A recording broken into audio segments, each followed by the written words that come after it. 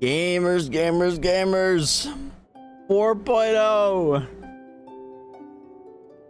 4.0.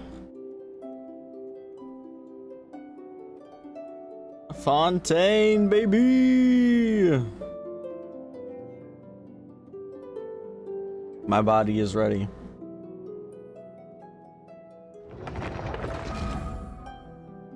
My body is ready.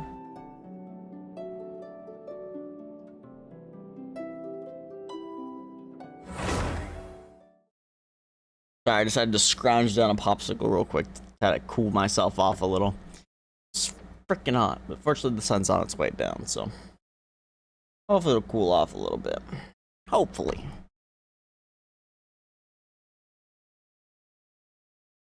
Man can hope.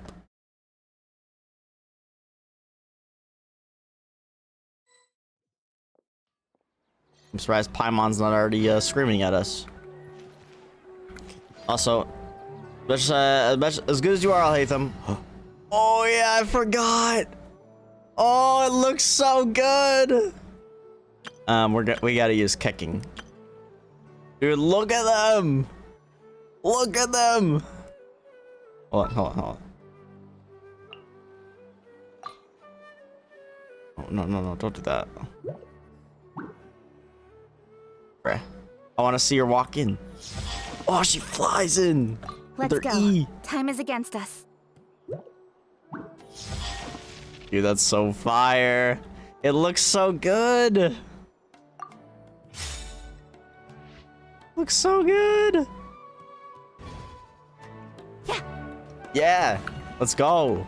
You know, we gotta do our thing where we check the graphics settings. Did they do it? Nope. I feel like they added something, no? No? Maybe? Feels like the list is bigger. Sound effects quality, maybe? Or special effects quality? I don't know, man. Anyway. Is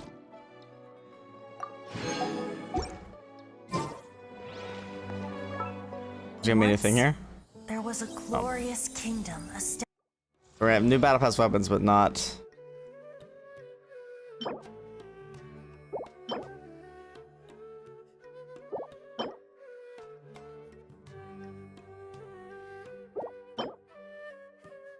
Dang, these all seem kind of decent on paper.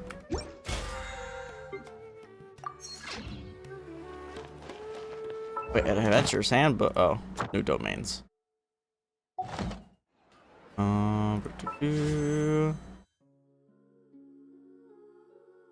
My stupid dog. Hold on.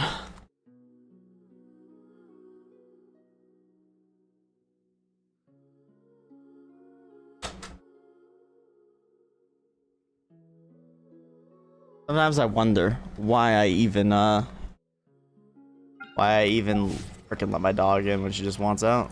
You know? Oh my god. Let the magic begin. Yo, Freelanut, PogChamp. Let the magic begin.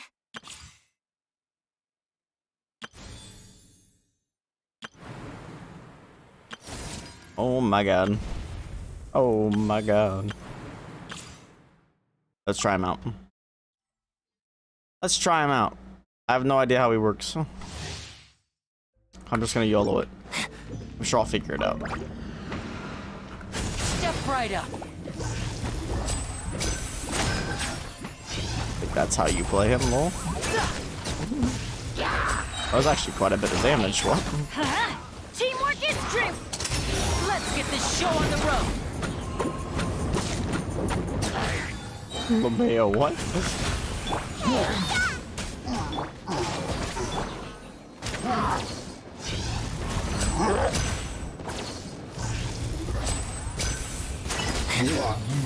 That's a lot of damage.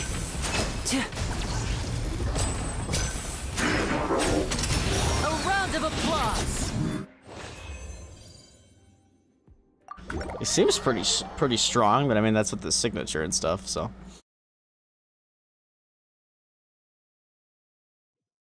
Who knows?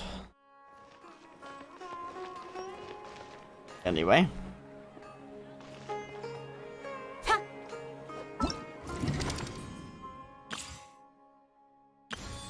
Where... our conquest? Aha. Here we go. We're starting in Caravan Rebot? Is this right? Okay. We're gonna miss the waypoint again. Oh my gosh, I can't click on things.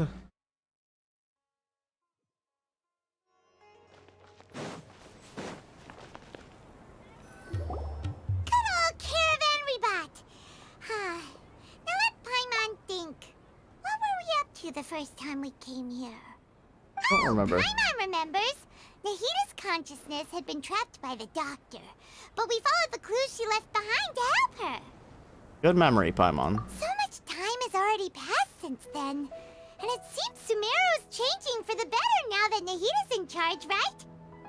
Paimon just hopes this peace will last a long time, and then Nahita won't have any more new problems to deal with. Yes, but as long as we're around. Guess you're right. We somehow always find ourselves right in the thick of it. Who knows what will happen next? Oh. Come to think of it, maybe it's all because of you. Maybe you're just a magnet for trouble. Bruh. I was just thinking that you might be the problem, Paimon. Huh? Me? Before Paimon ran into you, Paimon never ran into any trouble. At most, when she was super tired, Paimon got caught in some strange whirlpool and sucked out into sea. And even then, you fished Paimon out!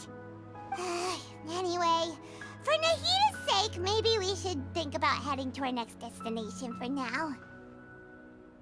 Next stop, Fontaine. Ah, look who it is. Running into you in a place like this? I can see you two still love wandering around. Oh, it's Dia! Since when are we just wandering around? We're usually taking care of some serious business. Even though it may have nothing to do with our journey. But never mind that. What brings you here? I just finished a commission in the desert for a usual client of mine. Nothing too interesting. Just escorting a shipment of goods. I'm on my way to report back. That's when I saw you two all the way over there, chatting away. What were you two talking about anyway? We're preparing to leave Sumeru and head to Fontaine. Huh? Oh, sus. You serious? Can't say I saw that coming. But you are travelers after all. It's in the name. Guess you'd never stay Traveler. for too long in one place. Bumping into you like this will become a rarity. I'm starting to feel sad just thinking about it. Hey, how about I gather a few mercs to escort you two? What do you say? Thanks, but no need. Oh, Paimon had no clue you'd miss us so much. But don't worry, we'll come back to see Hey, Ari, how are everyone you? when we get a chance. Sounds good. All you need to do to get to Fontaine is cross this stretch of desert and navigate some waterways. Knowing you two, I'm sure it won't be anything you can't handle. So, when are you leaving? We'll leave as soon as we've finished a few more preparations. Oh, Good. wait Good. a sec.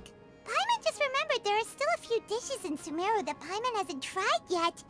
Now, where's that list Paimon made? Why is he sussing us out, bro? Got the Fontaine clothes, though. I see. Guess you won't be needing a going away party or anything. I've been pretty alright. It's Pretty sad alright. enough to see you go like this. Though, now that I think about it, Sumeru wouldn't be what it is today without you. Seems true heroes always prefer leaving quietly. By the way, should we go say bye to Nahita?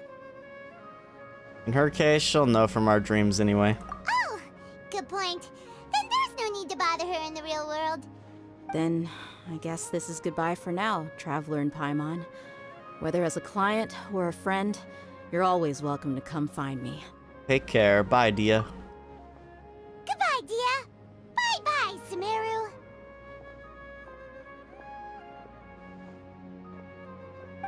Bye-bye, Sumeru. After selling matters in Sumeru, you approach the border with Fontaine.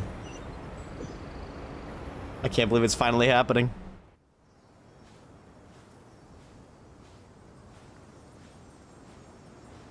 Oh yeah, there's a lot of characters now. Oh my god, there it is! Holy!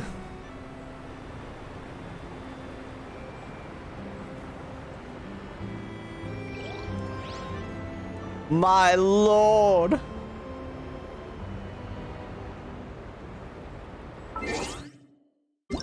Hold on, make sure the music's at 10. Good.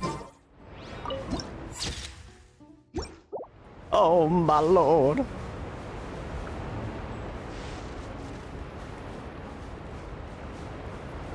How the heck do I get over there?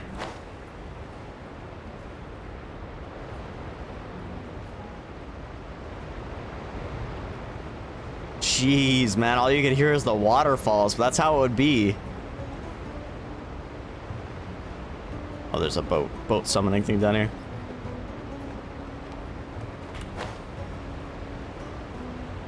My god, dude, that's massive.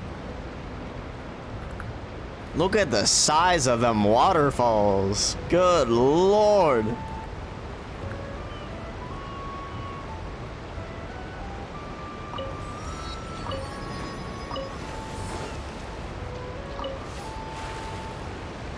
It's a cool looking boat.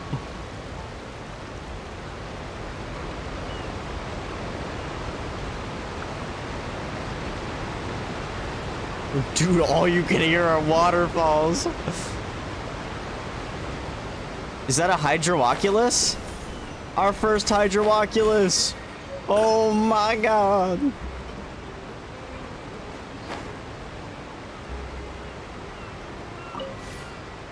But my ordering of characters is all messed up right now. Oh, I can't configure party members in the current state.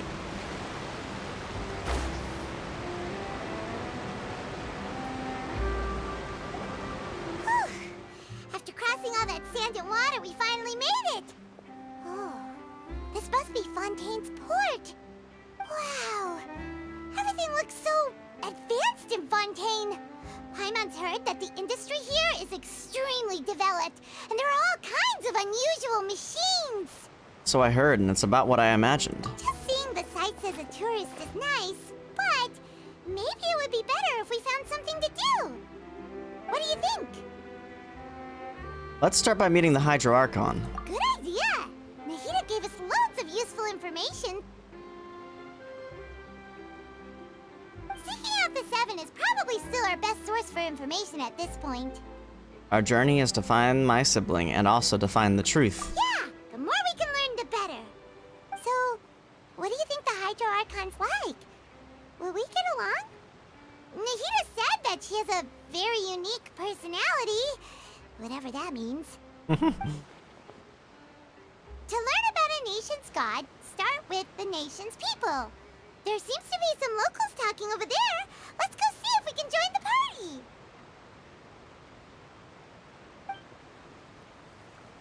Nod. If you ask me, it's a tragedy how things ended for him. Clearly, he was a pretty decent person. Yeah, Someone I didn't die? expect that kind of ending for him.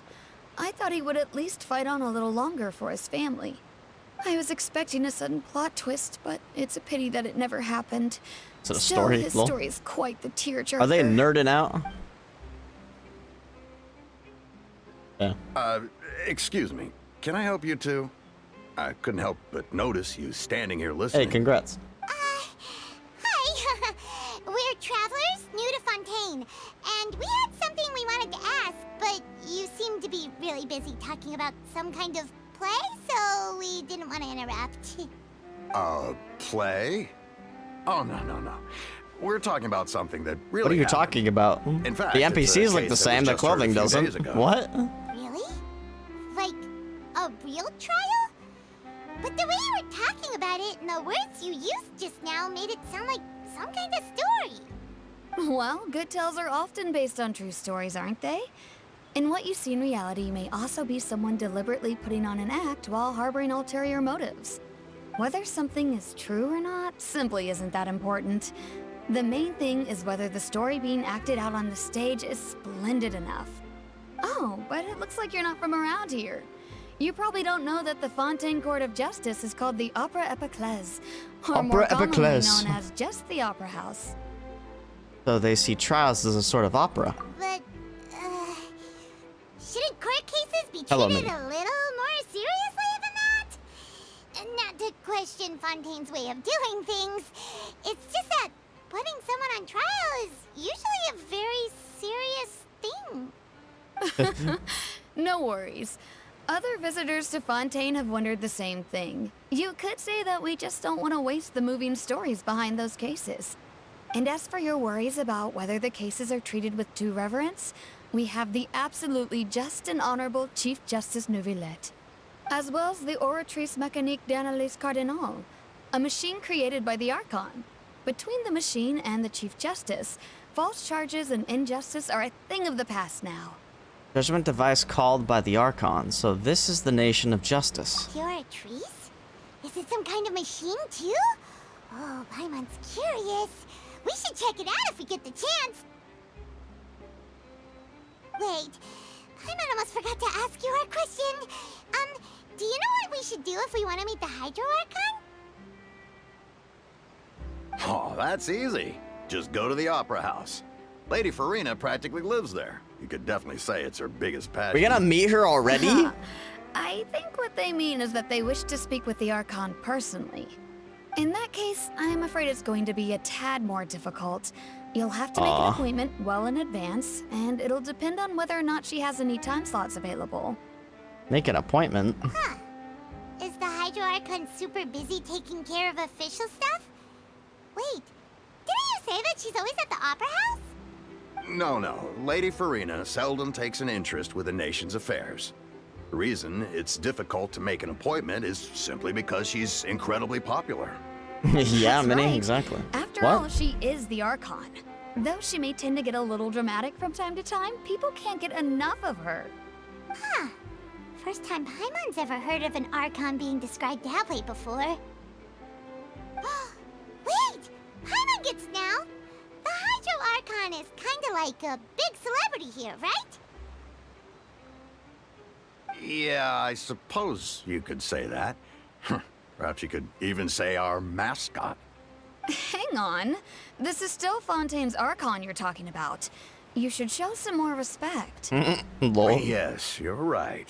I guess I should at least try to be a little more respectful in front of visitors. Otherwise, I might get arrested and find myself face to face with Monsieur Neuvillette. Neuvillette. Come on. Sure, there's a lot of laws here, but nobody's going to be arrested for saying something disrespectful about the Hydro Archon. Seems the people of Fontaine really like the Hydro Archon, but they don't appear to revere her. Alright, I think we get it. Thank you! At least we now know that we can find the Hydro Archon at the Opera House. Lumine, what are you thinking? But who knows how long making an appointment will take? Guess we could have a look around the city in the meantime. Hey! What are you looking over there for? There's a girl over there. She's been standing there alone for quite some time. Who? Huh. Oh! Maybe something's the matter. She isn't going to jump into the water, is she? Maybe we better go check on her.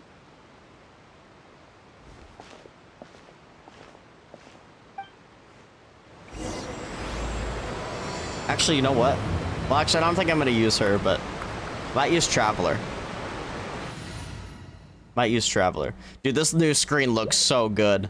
Gotta fix my party thing, though, because I messed it up. This looks so good. I love this shit so much. Might use Traveler. Actually, no, does Traveler have her artifacts on her, actually? Or even a sword? Oh, she does, not the right one. I was kind of thinking about making myself a little weaker so I don't one-shot everything. Alright, good night, Eri.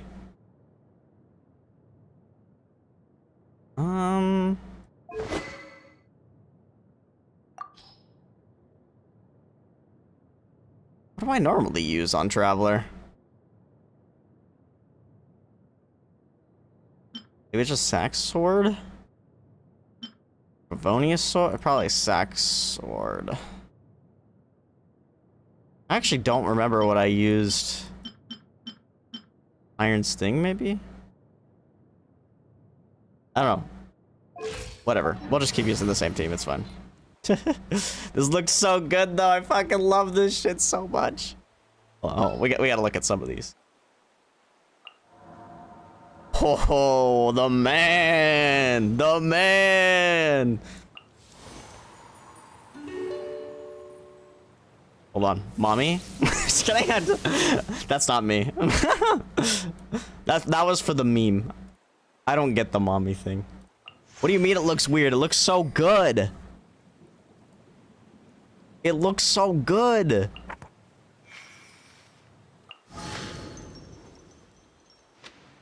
Yeah.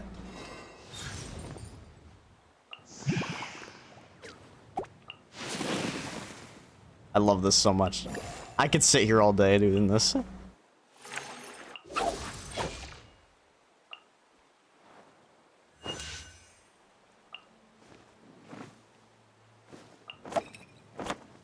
Aww.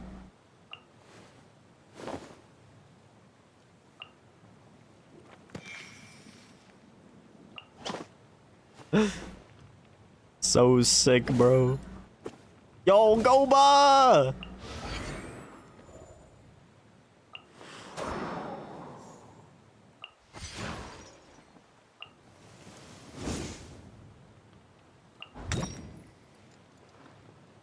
What the Sucrose doing?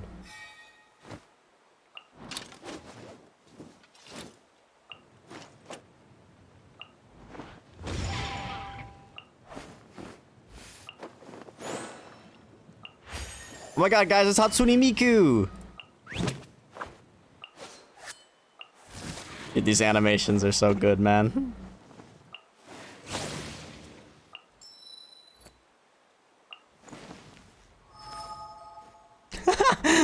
She goes to sleep.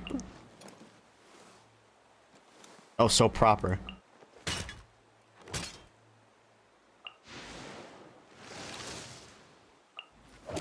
Wow, they even gave Aloy an animation.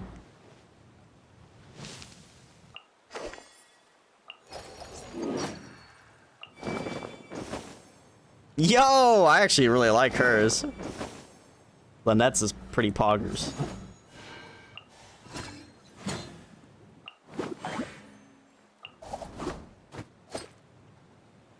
That's sick, bro. That's so sick. Incoming. Oops. I've been playing frickin' what's his face so long that forgot how to do things. Oh there, the wind and the waves are both placid today. That makes for less stories, but at least people will sail in safety. Stories? The harbor is not a place where waters and ships cross paths, but also one where stories begin. Many tourists, merchants, and even lovers of books from the land of deserts and rainforests come here. Many people love chatting with me because that would be the first time they ever met a Melusine? A Melusine? I don't know how to say their names.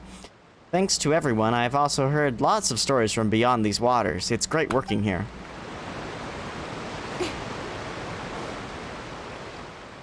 Whoa! A big lag spike there. I must have loaded something. Where's the statue? Up this elevator? Big elevator. Dude, first thing I can swim, I'm swimming with Kokomi, bro. She gets to swim. Mini. Bruh. Man, this is a long elevator. I guess the frickin' waterfall was tall as hell, though.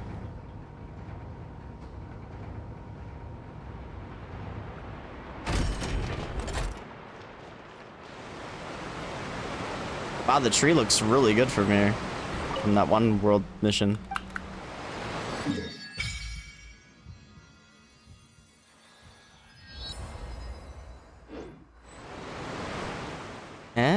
Did light just start flooding from that statue of the Seven just now? It's so weird. Did anything like this happen before? No, for a statue of the Seven to glow. Tabor, you didn't feel uncomfortable at all?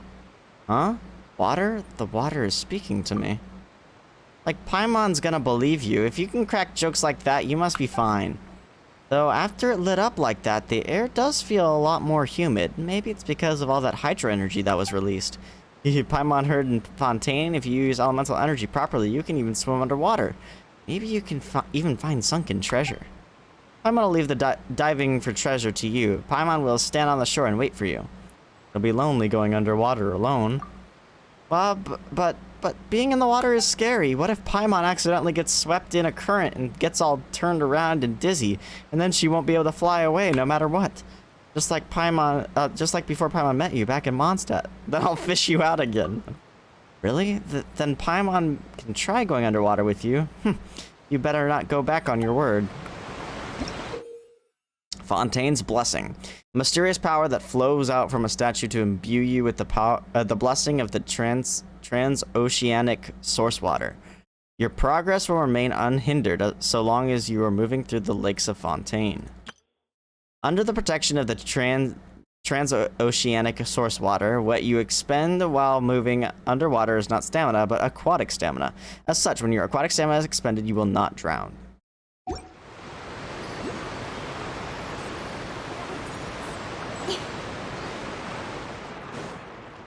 Oh yeah, let's unlock Water Traveler. Do I need to bring the Traveler out? I think I do.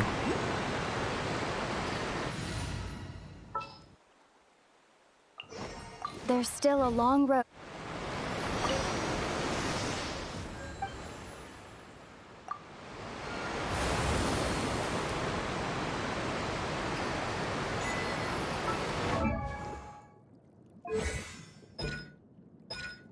Aqua Crest Saber.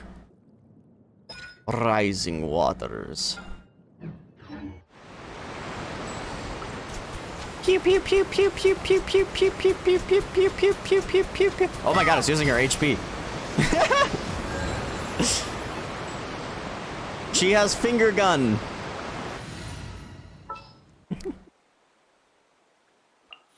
Something's come up. Yeah, me. What?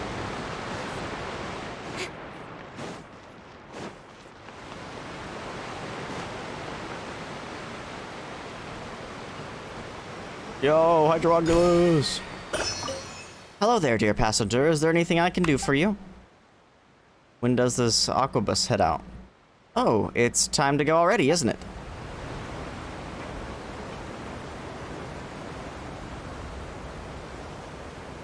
Dude. Welcome to the Clementine Line Aquabus. This boat tour will take you to the magnificent Court of Fontaine, the most important city in our nation.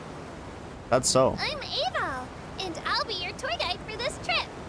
Even though I'm not as reliable as Elfan from the Navia line, I'll still do my very best. And if you're dissatisfied with anything, feel free to let me know right away. Oh, wait a sec. Please contact a staff member with your feedback after reaching the station, and we will address your concerns as soon as possible. Back on topic. The destination of this trip will be the Court of Fontaine. If you'd like to learn more about the latest technological developments in Fontaine, the hottest new trends in cuisine, or upcoming sensational trials, please subscribe to the Steambird. Already advertising the Steambird, huh? I'm gonna go talk to Charlotte, actually. Charlotte in this update. Yo! Waypoint.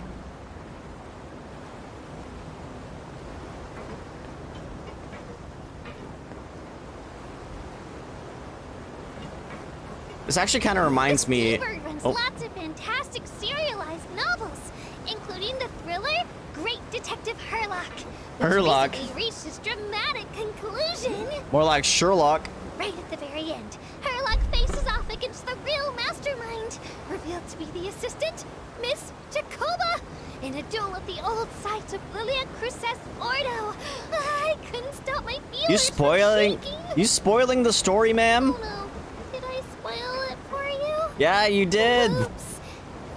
Anyway, coming up ahead on your left-hand side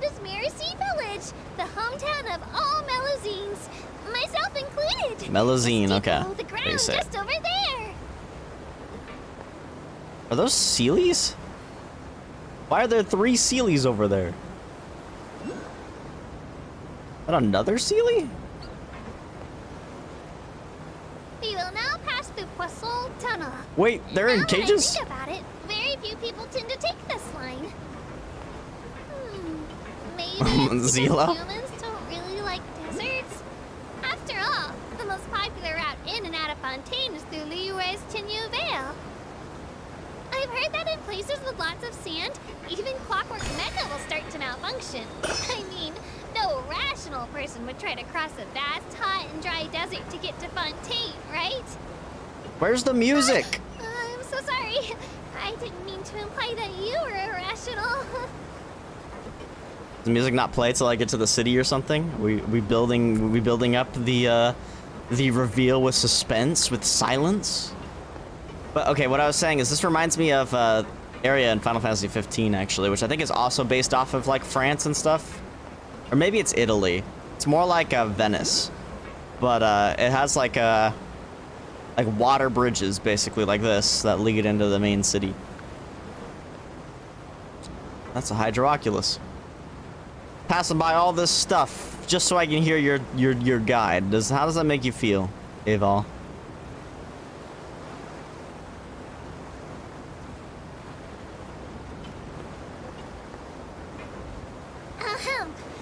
Looking ahead on your right-hand side, you'll see Aeneas, where the Opera Epiclese is located. Okay. Do you see that really I need to go there later. structure? I once asked Elfin, what's that big old thing? Well, I just realized I didn't talk to someone all the way back there. The meaning of things. But anyway, What are those birds? Elfin is a super amazing and super friendly Melusine. If you have a chance, you really should take the Navia line and listen to her tour.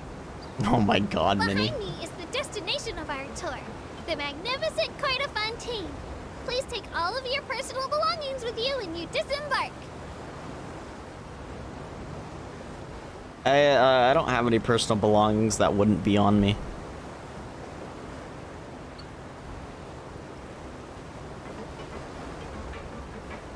Oh yeah, I didn't even talk to Lynette. Dude, I'm trolling. That's who I need to talk to too, bro. I just ignored Lynette. Okay, I'm gonna get the waypoint and then I'll go back. I'm assuming there's gonna be a waypoint. Hopefully a statue, actually. Looks like a statue. Oh no, I almost forgot. Ahem. While aboard the Aquabus, please keep your head, hands, and other body parts, as well as your canes, swords, cameras, and other personal items inside the boat at all times. My sword's not in the boat anymore. The Aquabus operator bears no responsibility whatsoever for any injury or loss incurred as a result of disobeying the rules. A little late for being right at the end, right? A bit late for the disclaimer. Exactly. Anyway, I'm happy you've had an incident-free journey today, and it was my pleasure to serve as your tour guide for this trip. Thank you! This was your first time, wasn't it? Business. You always have to seize the opportunity while it's there. Wait, what? No, stop. I feel like music's not playing because I haven't talked to frickin'... Oh my god. I'm trolling so hard right now. I don't know what floor I want to go to because I don't know what floor the frickin' thing's on.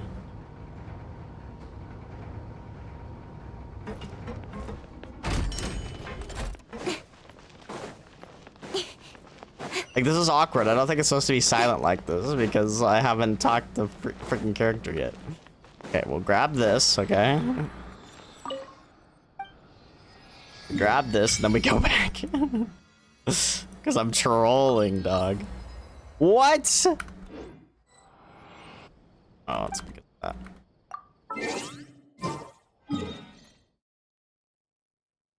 Okay, let's try this again. I bet that was supposed to be beautiful, that ride, you know? I bet the music was supposed to play, and I just ruined the moment for myself because I'm trolling. Actually trolling. Well, now what music's playing? Damn it. Damn it, Tabor. Why didn't you just talk? Dude, that's such a long drop.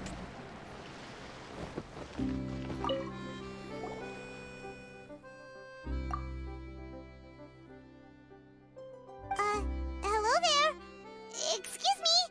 Are you alright? Huh? Ah, I'm fine. Thanks. Oh, okay then. We just noticed that you seem to be worried about something. About Why? many things, actually. But there's nothing I can do but just keep my troubles to myself. I was just reminiscing about a place my brother and I would play when we were kids. It was just atop that hill over there. See? You're pointing at the sea. Wait, are you saying that you and your brother lived in the water? Maybe they're mermaids. No people call the waters around Fontaine a sea. It's actually just an inland lake that's filled with fresh water. And no, I can still see that hill clearly in my memories. Now, it's been completely submerged. He would skip and jump, tossing sand in the wind. The sun shone bright. So this entire area down here wasn't filled with the scent of the sea. wasn't water before? But now, the water is gradually swallowing our memories. It won't be long before it swallows us. Damn, that's not cryptic at all. Sorry, Paimon doesn't really get what you mean. Ah, I don't believe we've had the pleasure of meeting. Are you Lynette's new friends? Oh, and you are? And we're already meeting them both. Thanks for looking after my sister. She often comes here to reminisce about our childhood, that's all. There's no need for any concern. Ah, allow me to introduce myself. I'm Linny, and this is my sister Lynette. If I had to guess, I'd say you must be travelers from abroad. Nice to meet you. Paimon is Paimon, and this is the Traveler. We just arrived in Fontaine. We were just talking with your sister.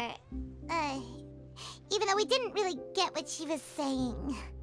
I see. It's unusual for Lynette to be so willing to talk with anyone. In fact, she seldom speaks at all. I'm usually the only one she ever talks to. Oh, really? Then you two are just like us. Paimon's always the one talking for some reason. There's hardly anything left for me to say with you around, Paimon. Because you always steal all my lines. So that's how you think it is? I Lol. also think my brother can be too talkative at times. Seems you were right, Paimon. We are quite similar. So, what did Lynette mean just now when she said that the water is engulfing your memories? And that it won't be long before it engulfs you too? Oh, that. It's from a prophecy that's been circulating in Fontaine for some time now. Well, I suppose prophecy isn't exactly the right word, because that implies a certain amount of uncertainty. There's no doubt about what's happening in Fontaine now. Oh, what's happening in Fontaine? Where to begin?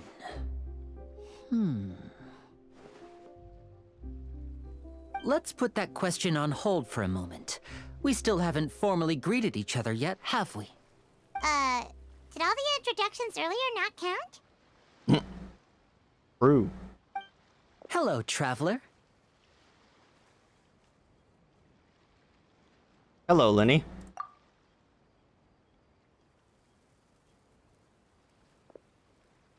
And hello, Paimon. Hey! Why didn't Paimon get a handshake? You're not poking fun at Paimon, are you? Please, don't take offense. Just consider it a sort of etiquette we have here in Fontaine when making new friends. You should remember it. It might prove useful. Oh, all right then. Well, Paimon's just happy to have a local friend now. By the way, we were just getting ready to go to the Opera House to meet the Hydro Archon. Would you be able to show us the way? So you're going to see Lady Farina? No problem at all. In fact, I was planning to go to the Opera House later myself. I'll gladly take you once I finish things Yes, here. please. Please, follow me. Take us. But where is Freminet?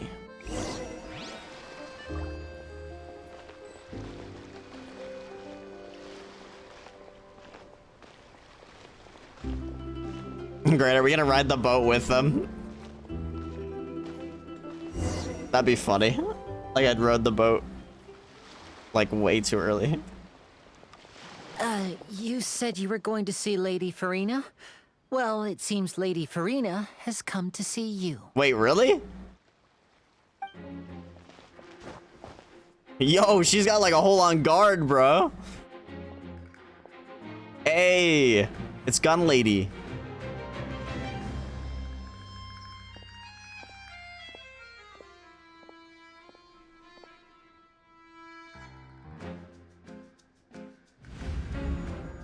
Oh my god. Huh. So, she's the Hydro Archon? But how did you know we were looking for her? My dear people, rich and poor, those with cup in hand and those with nothing at all, raise your glasses in celebration. If you don't have one, then just raise your hand in lieu. There she is. There she is, the Hydro Archon. As you can all see, 2 unfamiliar travelers have arrived in our nation. Come, let us make a toast in honor of this traveler and her companion who have journeyed here from distant lands.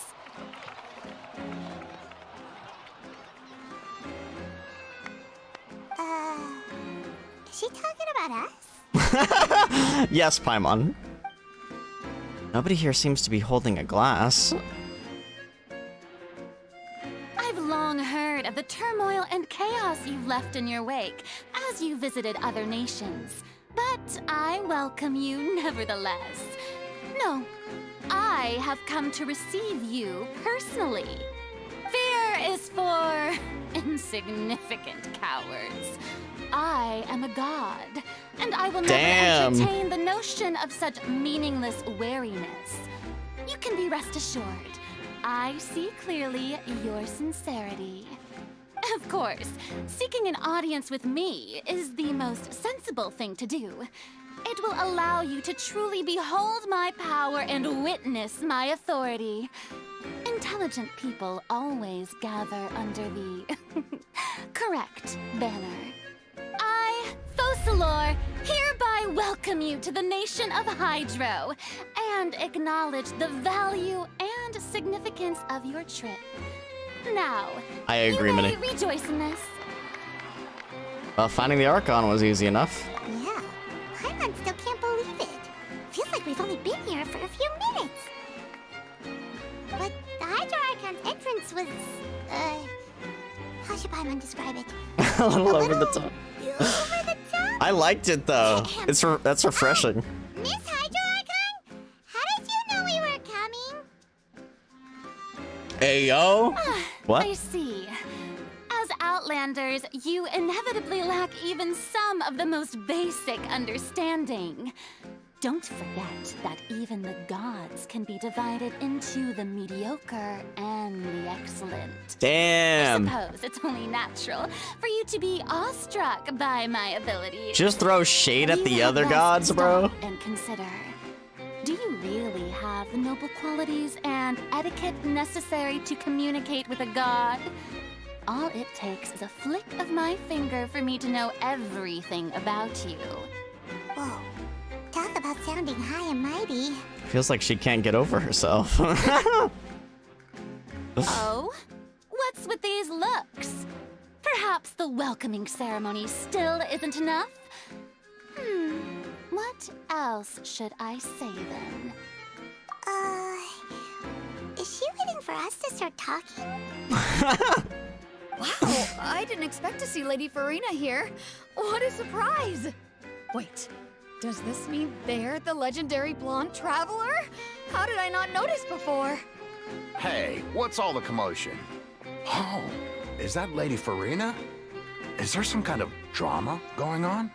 Of course. That's the blonde traveler, the one all those stories are about. Lady Farina came here to personally see her. Oh, I bet this is going to be the duel of the century. Duel? Oh, I've got to see this. I knew Lady Farina would never disappoint.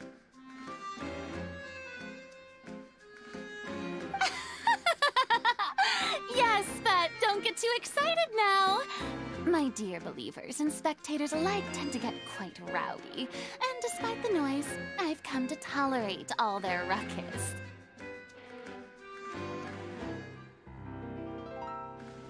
You may consider this my reward to all of you. I have determined that there will be an epic duel between myself and this traveler from another land. Dude, we're gonna 1v1 her? We're hoping to see. Now she wants to fight? Are we getting a little ahead of ourselves? Fighting gods, I've got a resume.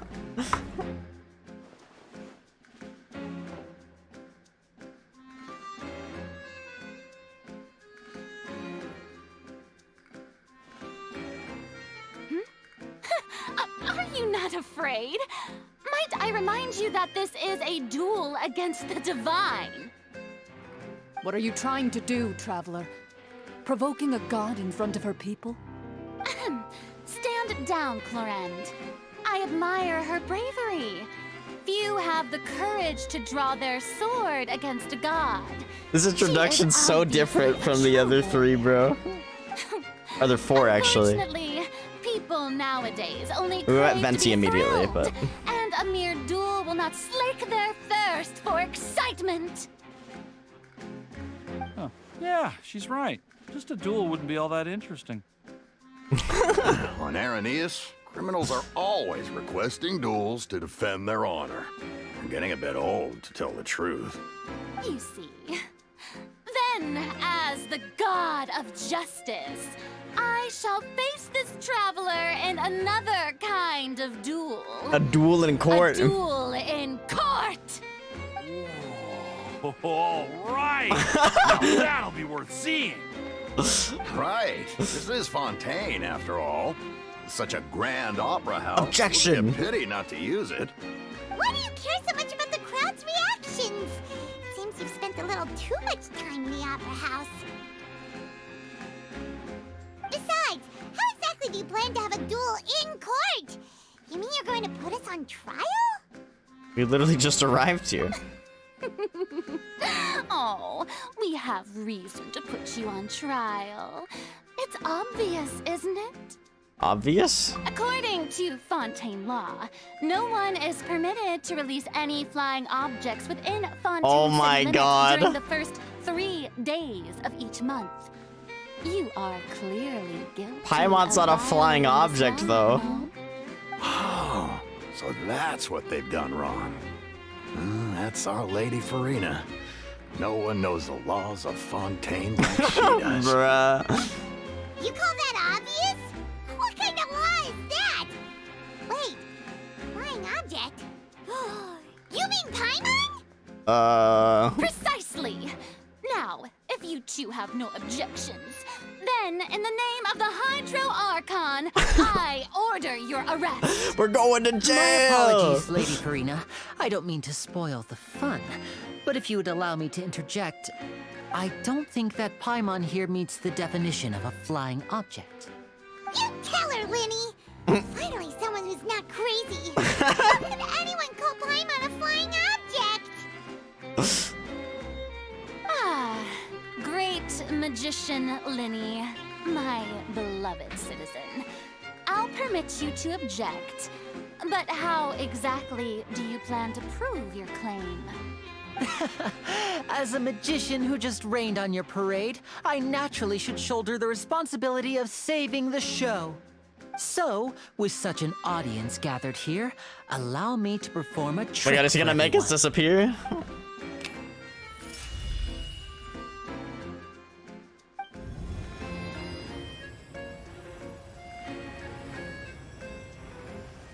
Yo, they're linked. Ta-da! What's that on Paimon's back? Hey, when did you do that? Ah, when Linny patted you on the back. Oh, so that was important. I had a feeling that was gonna lead to something because that was really weird.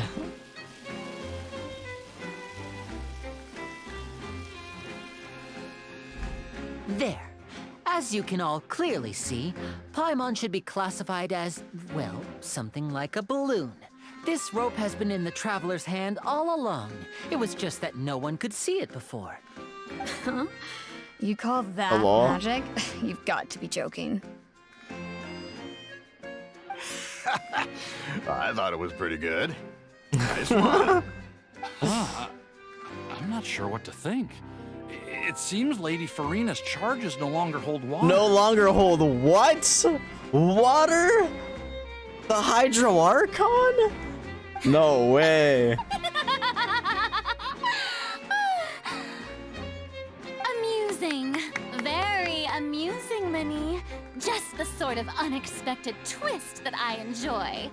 With you here, today's performance can finally be called complete. Performance? You see all this as a performance? In which case, consider the matter of your trial resolved. Oh my god, The Minnie. god of justice will not bring charges against an innocent person. But when there are valid grounds, I will not only judge travelers from abroad, but even the gods of other lands. Dude, I love this character. Upcoming performance at the Opera House, Mr. Linny and Miss Lynette. That's enough for now. Toodaloo! Minnie. I love her freaking guard too. Freaking hilarious, dog.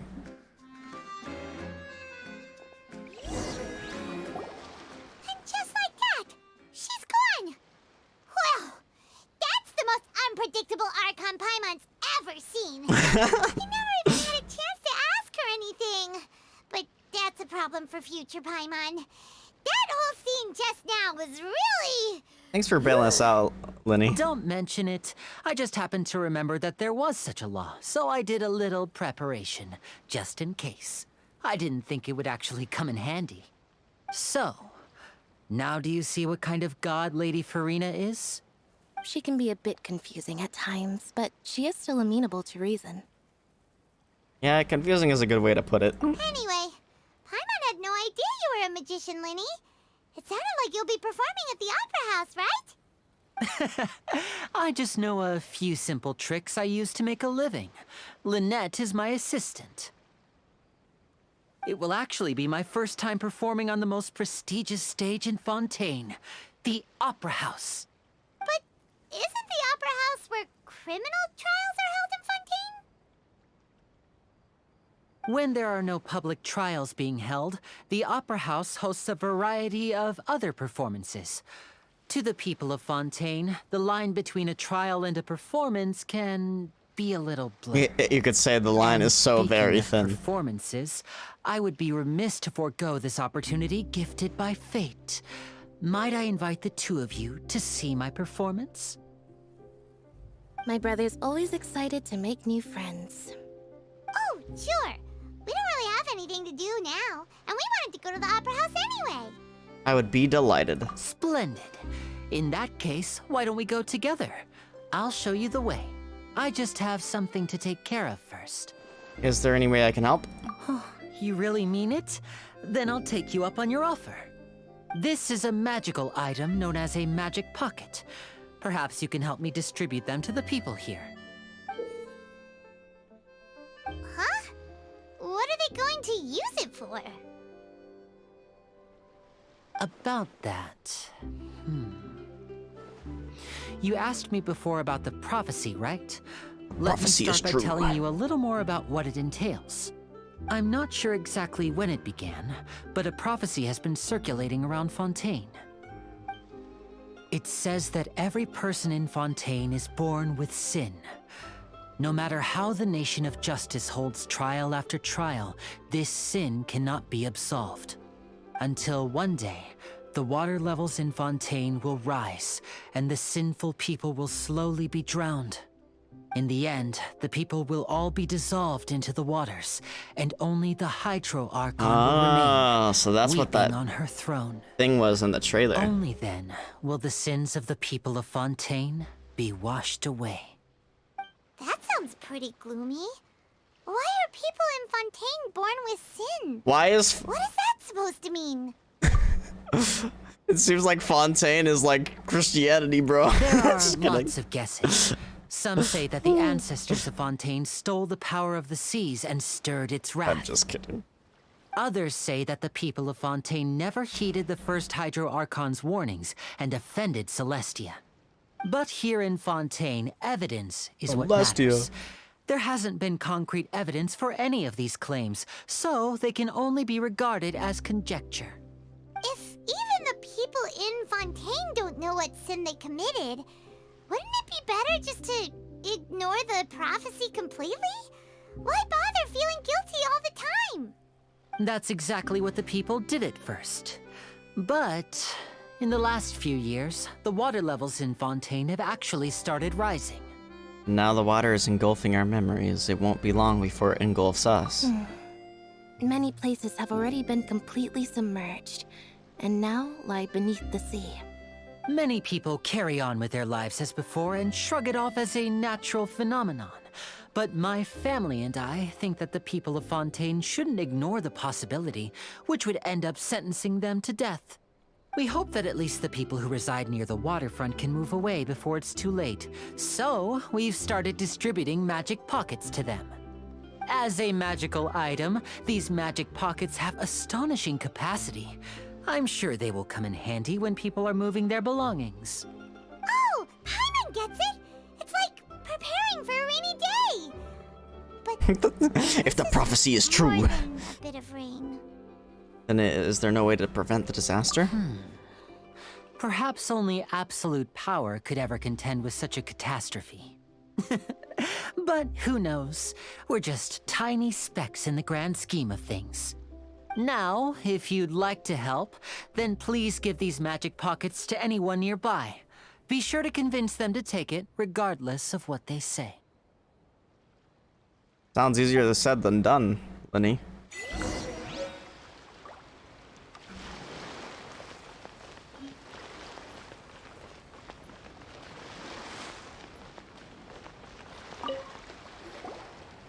So you're the blonde traveler that everyone's been talking about. Yes, sir. My apologies for not recognizing you earlier. Oh, a magic pocket? Seems you really thought of everything. I guess it's better to prepare for the worst and hope for the best. Thanks. Please, also thank the magician on my behalf when you get the chance. Will do. Look at all this stuff I was supposed to do before I rode that boat. My god.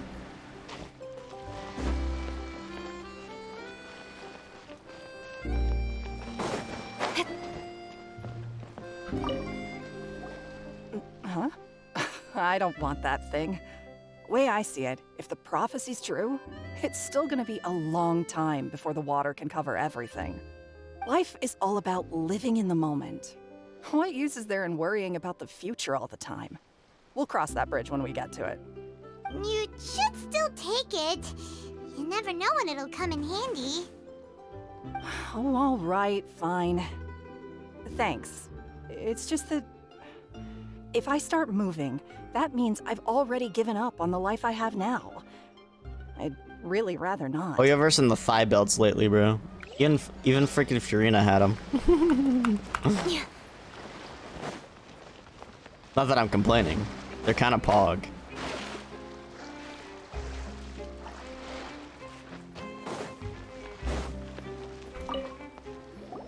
What's this? So you also believe in the prophecy. Keep it. I won't have any use for it. What? You mean you don't believe in the prophecy? No, I believe in the prophecy. But I also believe in another story. The story says that people nice once stash, lived bro. in the ocean. They were one with the ocean and couldn't live apart from it. But as time wore on, people desired to live on land and developed blood vessels, encapsulating the sea within their bodies. Thus could people set foot on land. So, if you ask me, when the water rises and takes us all, it'll be like we're going home. Oh, we hadn't heard that one before. But can't live underwater, they'll die. You should probably still take it. All right, I'll take it. I guess I just feel that being dissolved into the water doesn't necessarily mean death. Suppose that's one way to see it.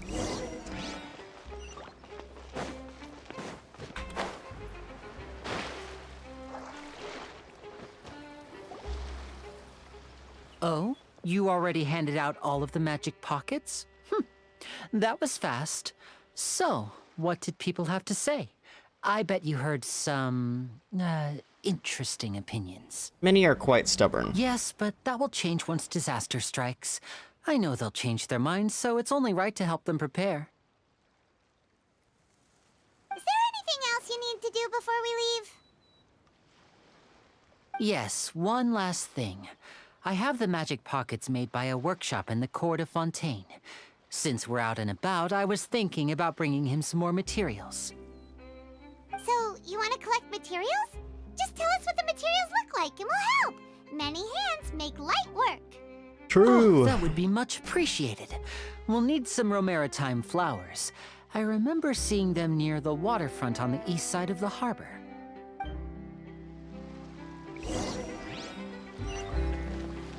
Wait to give her my gift. Hey, yo, what's your gift, bro?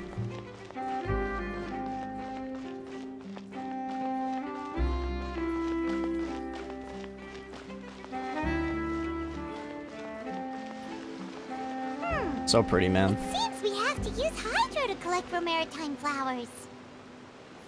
Well, a good thing I've got... What? Whoa!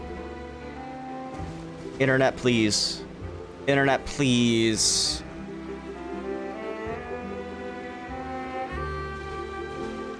Not now.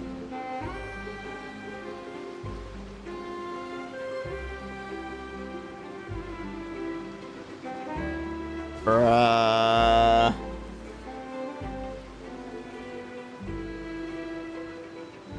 Make sure I'm not downloading anything.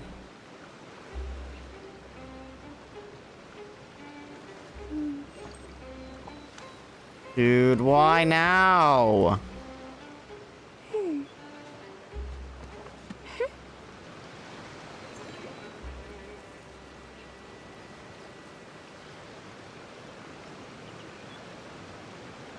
Not downloading anything. Dude. Oh, are we stabilizing?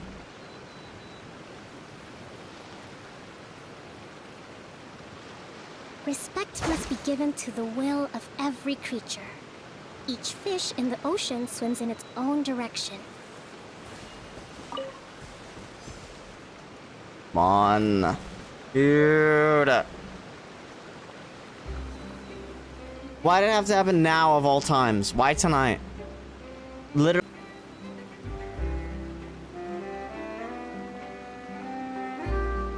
Pisses me off, man.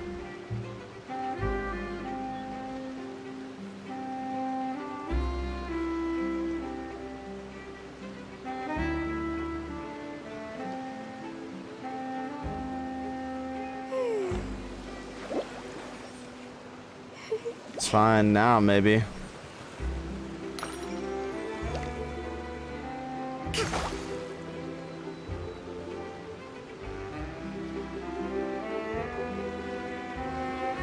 My ping's telling me otherwise, though.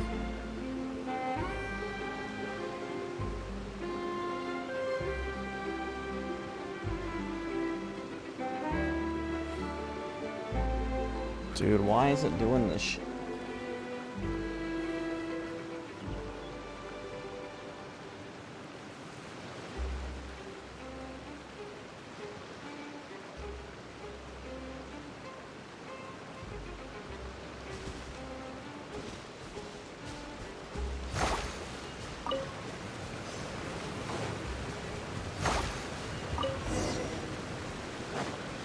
What are these? Marcottes.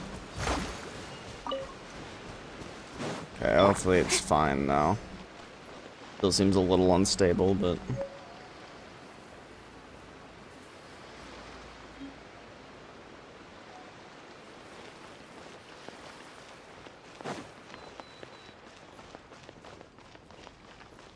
Yeah, I lost all my viewers. What? I love my internet sometimes. You made quick work of that. I can tell you're an experienced traveler. I've also finished collecting a few here. Maybe next time you'll feel like helping too, Lynette. No way. I'm in power-saving mode today. Otherwise, I fear I may not have any energy left for the performance at the Opera House. Power saving mode. Fine. Though the performance is still a long way off. Now that we're finished here, we should get ready to head back to the court of Fontaine. So, we're going to the court of Fontaine before we head to the Opera House? Good. Paimon wants a tour of Fontaine's largest city and try...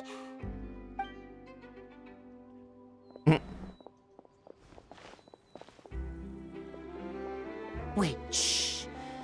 Have you noticed that person over there? The young girl. Huh? What's wrong with her? Paimon didn't notice anything. She's obviously a thief. Stealing. Magicians and thieves practice similar methods. We divert attention, and a distracted audience is one that won't discover what you're really doing. Watch her movements carefully.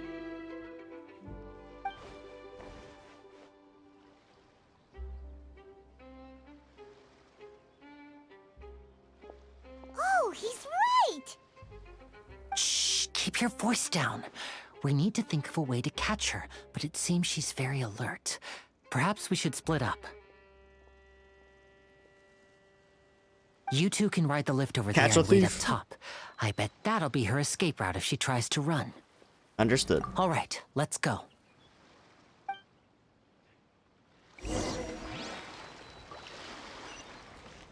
Go to the top of the lift to cut off the thief's escape.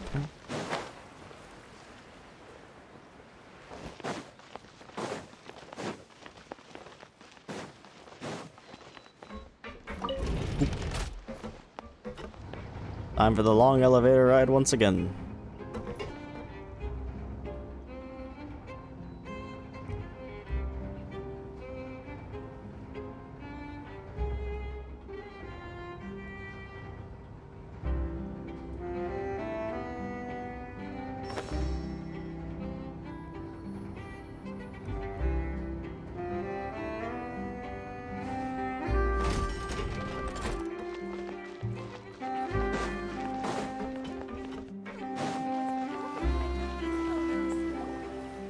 This is the spot where Linny wanted us to wait. Yep. There she is. Oh, look! Isn't that her? Ready to stop her. Oh no! Did she notice us? She started running the other direction! What should we do? Should we chase her? Her job is to block this path. The rest is up to Linny. You're right. She might also be trying to lure us away. You wait, but there's no sign of the thief. Nothing's happened for a while now. Paimon wonders if Linny caught the thief. There's no reason for us to stay here. Yeah, let's go. Either that or she jumped in the water and swam away. Lol.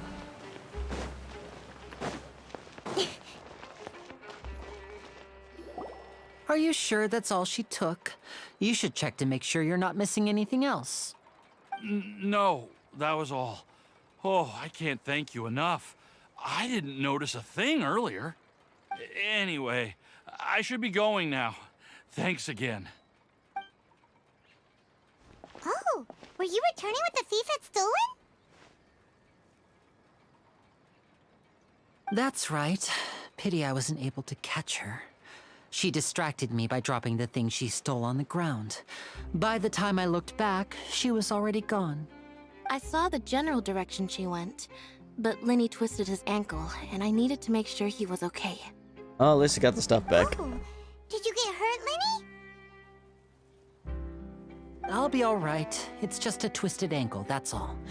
In fact, it's feeling better already. If you want to play at being a hero, at least try not to get hurt doing it.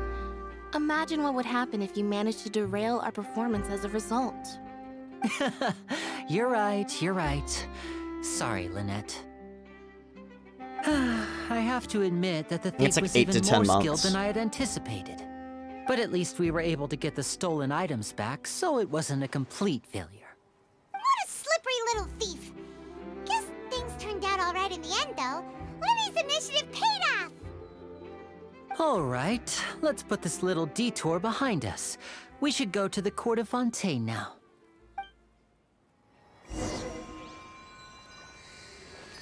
Oh my god. Now we're doing what we did earlier.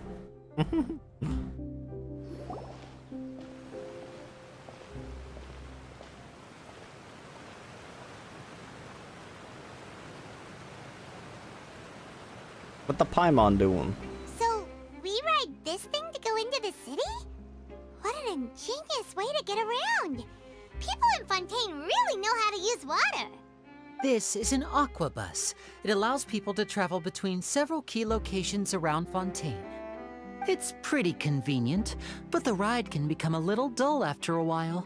The scenery is always the same. That's why it's better to travel with friends. So you mean it's still boring even when I'm riding with you? Damn. No, that's not what I meant.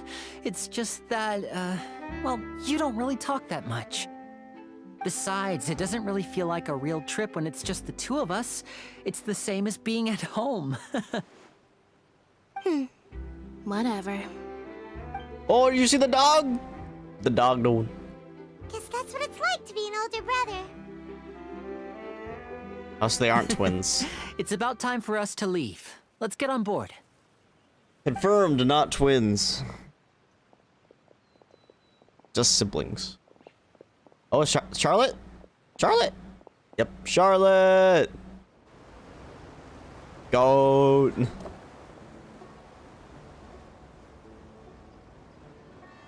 Huh? What? Hmm. Traveler! Paimon! Charlotte! It's Charlotte. Oh, I never guessed I'd bump into you while riding the aquabus. In the story of my life, this is big news. So, question though. If you didn't do the event, would her dialogue be different here? What are you doing in Fontaine? I didn't hear anything about you paying us a visit. Yeah, it's quite the coincidence. But as travelers, we're always on the move. It's not surprising that nobody knew we were coming. Though we still have no idea how the Hydro Archon knew about us. Oh, let Paimon introduce you to our new friends. She probably already knows them. Oh, no need for introductions, Paimon. I would recognize the great magician Linny and his assistant Lynette anywhere. I wouldn't be much of a reporter if I didn't know who they were. It's a pleasure to meet you. I'm Charlotte, a reporter for the Steambird. Oh, well, she knows of them. She doesn't know Nice them. to meet you. From the Steambird, huh? We've often relied on your paper to promote our performances. It's an honor to meet you. Now that everyone knows each other, Fontaine suddenly doesn't feel like such an unfamiliar place. So, what have you been up to lately, Charlotte? Any big news? Not too much. When there isn't any breaking news, I mainly cover the trials at the Opera House. You can still manage to keep readers' attention as long as you tell things from a clever enough angle, even if it's the same old topics.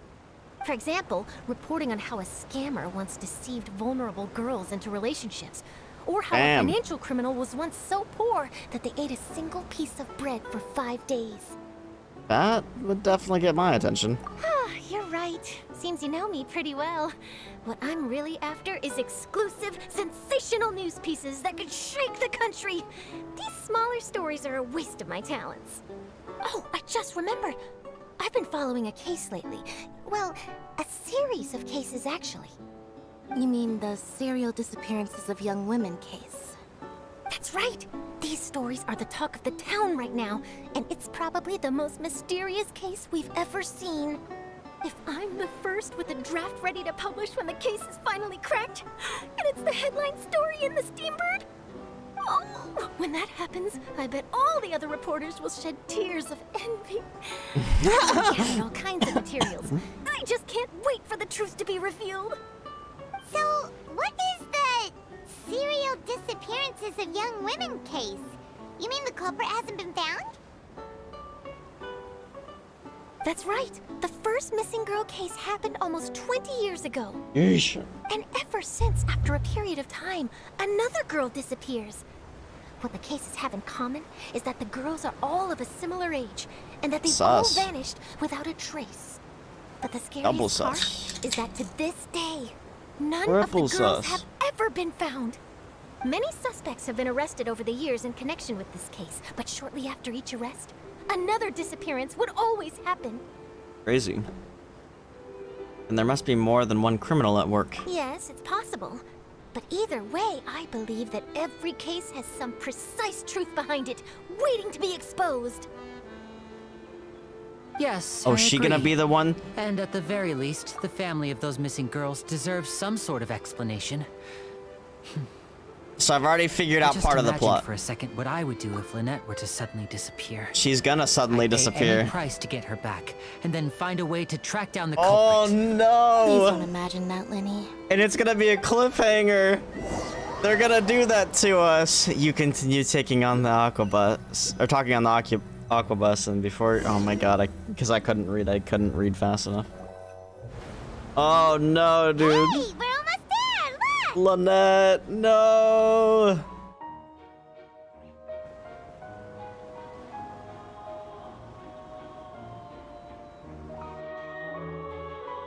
Oh my god, it's the song. Whoa, that depth of field though.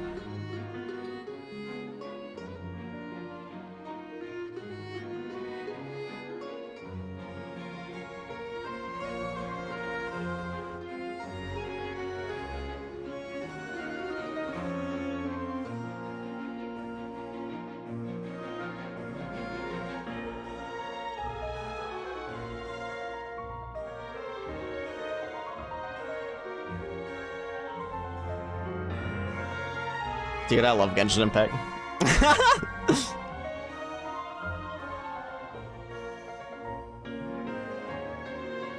Well, I really enjoyed chatting with you.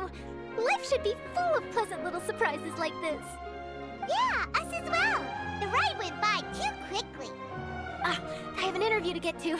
I should get going before I'm late. Okay, Paimon hopes we can chat again soon, Charlotte. See ya! Bye now. Oh, be sure to stop by and see me at the Steambird when you have time. What a tough job.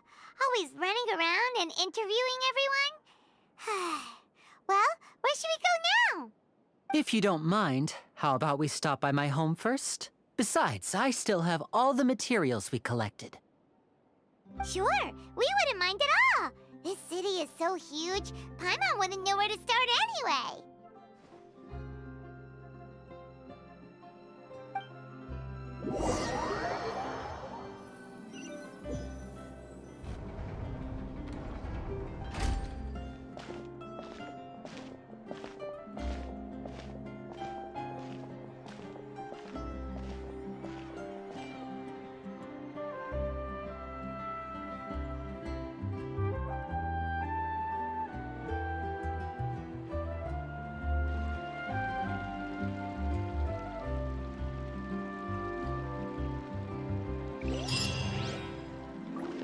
Yeesh.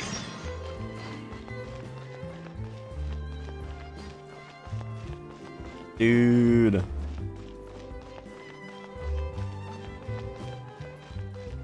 Oh my god, dude, it's so pretty.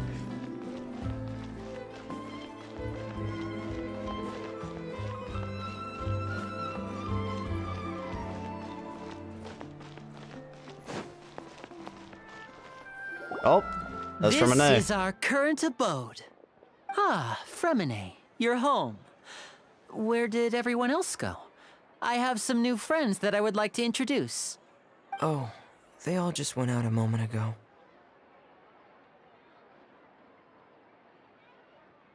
I see. Everyone is getting busier now that Father will be returning soon. I suppose that can't be helped. Father? What does Allow he me mean to by that? introduce you to my little brother, Fremine. He is a phenomenal diver. Hello. Nice to meet you. Paimon is Paimon, and this is the Traveler.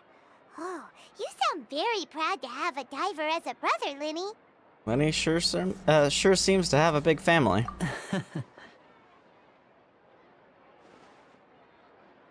Linny, could you come here for a moment?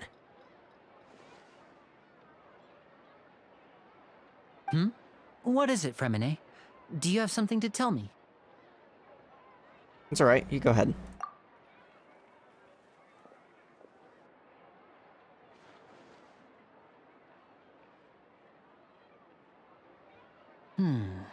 Okay, I see. Is everything all right? Oh, it's nothing. We were just discussing a little housework. Sorry for the interruption. Oh, before I forget, the Traveler and I collected more materials to make magic pockets. Were you able to get any, Fremine? Yes, I went diving and gathered lots of materials. I was about to give them to you. That's our Fremine, always quick with the underwater work. All right, I'll take these to the workshop. Rain?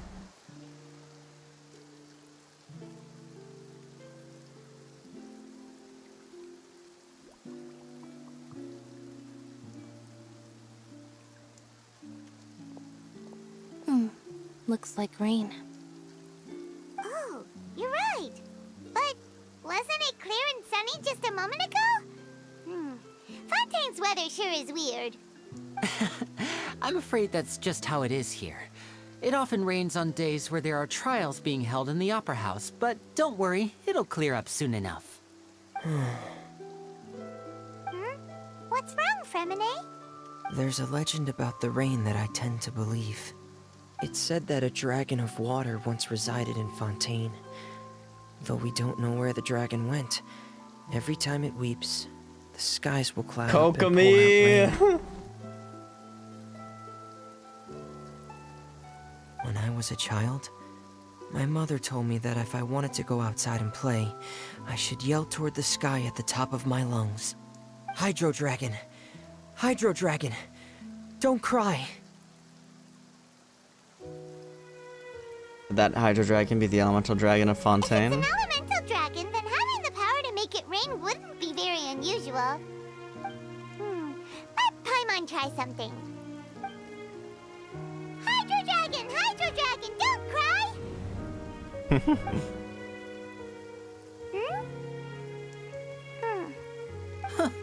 Doesn't seem to be of any use. It is just a legend after all. You know, you might be a more popular magician if you understood the concept of romanticism. Or could at least play along. Sorry, it might be because we've never met the Hydro Dragon. Perhaps it can't be comforted by the words of strangers. After some time, the rain stops. It rained for longer than I suspected. Oh, it's already getting late. Was there something you needed to do, Linny? Yeah, some preparations for the show at the Opera House. I need to find a way to catch the last aqua bus of the day. On the day of the performance, just ride the aqua bus to the island of Araneus. I'll have Lynette meet you at the fountain in front of the Opera House. Sounds good. You go ahead, Lenny. Oh, are you leaving now? What is it, Fremine? I'm in a hurry. Oh, I get it. You feel nervous delivering the materials for the magic pockets, is that it? Perhaps we could trouble the Traveler to help us take these materials to the Beaumont workshop and deliver them to the owner there? I'm afraid that Fremine can be quite introverted, and the boss there tends to be pretty talkative. Fremine has always been a little afraid of her. No trouble at all. Don't worry, we're on the case. We're already doing all their Sorry work the for them. inconvenience. Lol. I'm quite useless when it comes to such tasks. I'll think of a way to make it up to you.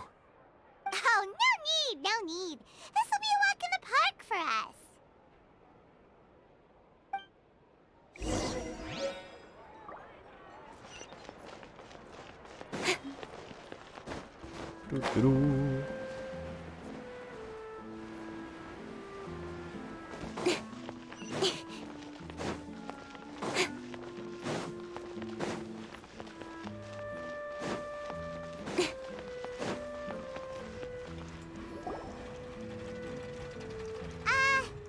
Hello? Is there anyone here? Wasn't even that far away, lol. Oh, hello there. New customers? Looking to Stowe. buy, or do you need something made? Or perhaps you're just looking for a chat with me. Reminds me of a character from another game. We're just here to deliver Not just the some name. materials. Here they are. They're for making... what were they called again? Ah, these must be for Magic Pockets. I could tell right away. I've already made several orders worth now. Do we need to pay?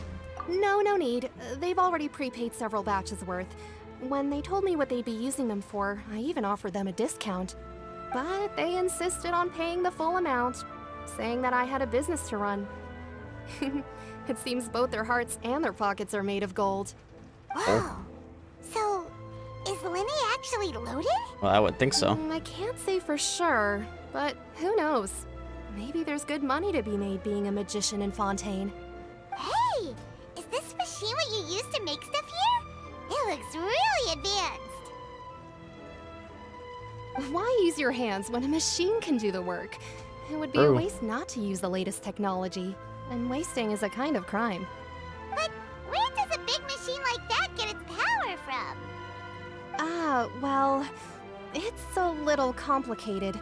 I'm not sure I can put it in layman's terms for you.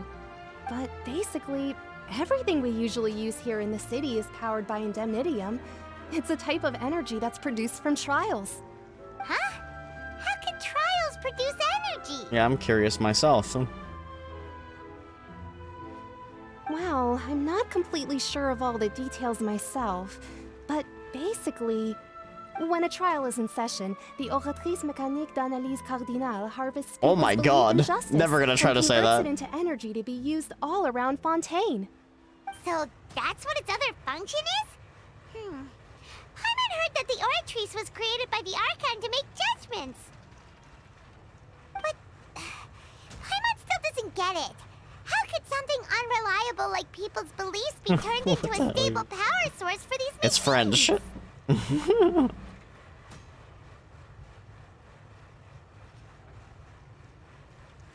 Well, Venti and Nahida both said the gods rely on belief to obtain power. Oh, yeah! So that means the Hydro Archon relies on the machine to take the energy created by belief and turn it into power for all of Fontaine, right? Even though I've never heard anyone really put it that way before, it sounds like it makes sense. Besides indemnitium, we have another type of energy called pneumosia. It isn't produced by the power of the Archon, but it is unstable by nature. Even now, it still cannot be widely used by civilians. I thought I'd find you hard at work, but here you are chatting the day away. Since you're already talking, I'm sure you wouldn't mind a few words with me. Sauce. You again? Didn't I already promise you that I'd have the more I owe to Confrérie of Cabriere by next month? Why are you hounding me now? Yeah, but how do we know that you won't go running off by the end of this month? I want 50% today. Wait, no, 70%. Damn, rude. You. Seems business isn't so great for the workshop. We've already finished our job and delivered the materials. Maybe now's a good time to leave? You're right. Hey, hold on. Child! Before you go around trying to collect payments, why don't you settle your own debts first? If Confrérie of Cabriere wants to poach clients from Northland Bank, that's fine. But I'm afraid you still owe the bank a hefty sum of mora. So why don't we work things out between us first, before you get back to your little conversation here? Didn't expect to see him so early. You're from Northland Bank. But we said we'll pay everything we owe next month. Why are you hounding me now? Traveler, Paimon! I didn't think I'd run into you here in Fontaine. What are the chances? We're surprised to see you too! What are you doing here in Fontaine? You didn't want to stay in Snezhnaya? We sure seem to be running into a lot of friends today. Long story short, I've already been in Fontaine for some time now. And honestly, things have been pretty boring. But it seems that fate brought our paths together today. Not only will I have some good friends here now, but ones who always seem to find trouble. Either way you look at it, it seems things are going to get a lot more interesting now. Pretty sure we'd want to avoid anything that you'd find interesting. Lol. Besides, our trip here has gone pretty well so far. Right, Traveler? I think we've weathered enough storms for now. Hey, you, Northland Bank boy. Northland Bank boy. Don't interrupt. It's not often I run into the Traveler like this. Why don't you wait for me over there for a while? Based. You kidding?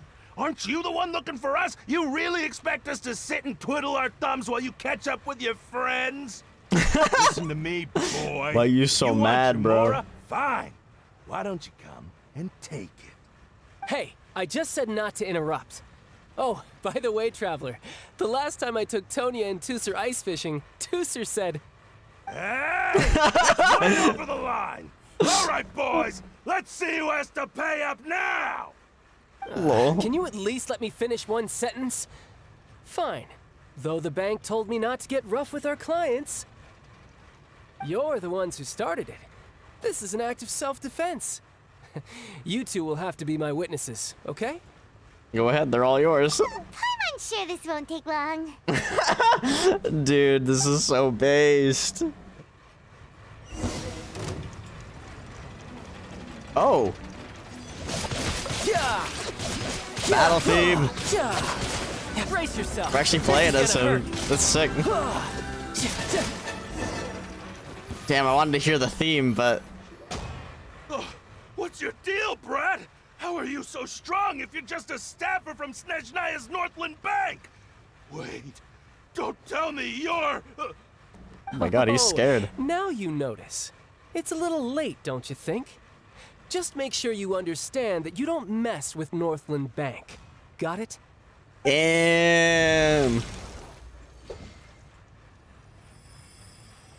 Huh? What? Now's my chance. Wait, did his vision just fail him? Oh my god, he just socked him, bro! Huh. That was weird. Dude, did his vision just stop working, though? What just happened? I'm not sure. It's as if I suddenly lost control of my hydro powers when I needed them. Maybe there's something wrong with my vision? Delusions messing with your vision? How did that happen? First time Paimon's ever heard of someone losing control of their vision. Never mind. It doesn't matter. If I want to stay sharp, I shouldn't be relying too much on my vision anyway. Besides, I always have my delusion in case I need it. You better not use your delusion too often. So what are you doing in Fontaine, child? And don't say it's work for Northland Bank. Well, I guess it's because I've been in a bad mood lately. You've been in a bad mood, so you came to Fontaine? I know, right? I agree, Paimon. I don't know. Maybe I still have a lot to learn about myself. But recently, there seems to be some sort of restless power stirring inside of me. Sus. And I don't know why, but every now and then I feel like I'm in a terrible mood. Maybe you losing control of your vision just now is connected with that power you're feeling inside. That is a possibility. So about this power, do you have any idea where it came from? I can't remember if I ever mentioned it before, but when I was 14, I fell into some unknown abyss. It was during that time I learned nearly all of my abilities. Oh my god, we're... The one who took me under her wing and taught me was named Skirk. She was always quiet and very mysterious. Nobody knew where she came from or what she had been through, and she was always very strict when teaching me combat techniques. But yeah, he was trained in the Abyss, so we're actually going to his backstory right now. I don't think Skirk was ever named, though. We knew that he was trained by someone. A lot of people were theorizing for a while that it was the Traveler, the twin, but I don't think I don't know. I don't remember exactly what, but it was an early lore thing. I asked her why she was willing to take me on as an apprentice. From what I could make of her answer, it was because I had awakened it, and traces of it remained on me. What's that supposed to She mean? said that all my combat training would be useful in the future. But what is it? What did you awaken? I'm curious She as never well. explained that. But my guess is that it's related to a dream I saw when I had just fallen into that abyss. Okay. In my dream, I was in the deepest depths of the sea, and the boundless seabed was all around me. But in front of me appeared a whale that was so massive, I felt like I couldn't breathe. Is that why you summon a whale? Whale? Oh, that sounds familiar! When we fought against you before, you summoned a huge whale that seemed to leap at us. Is that the one? Okay, this plot point's interesting.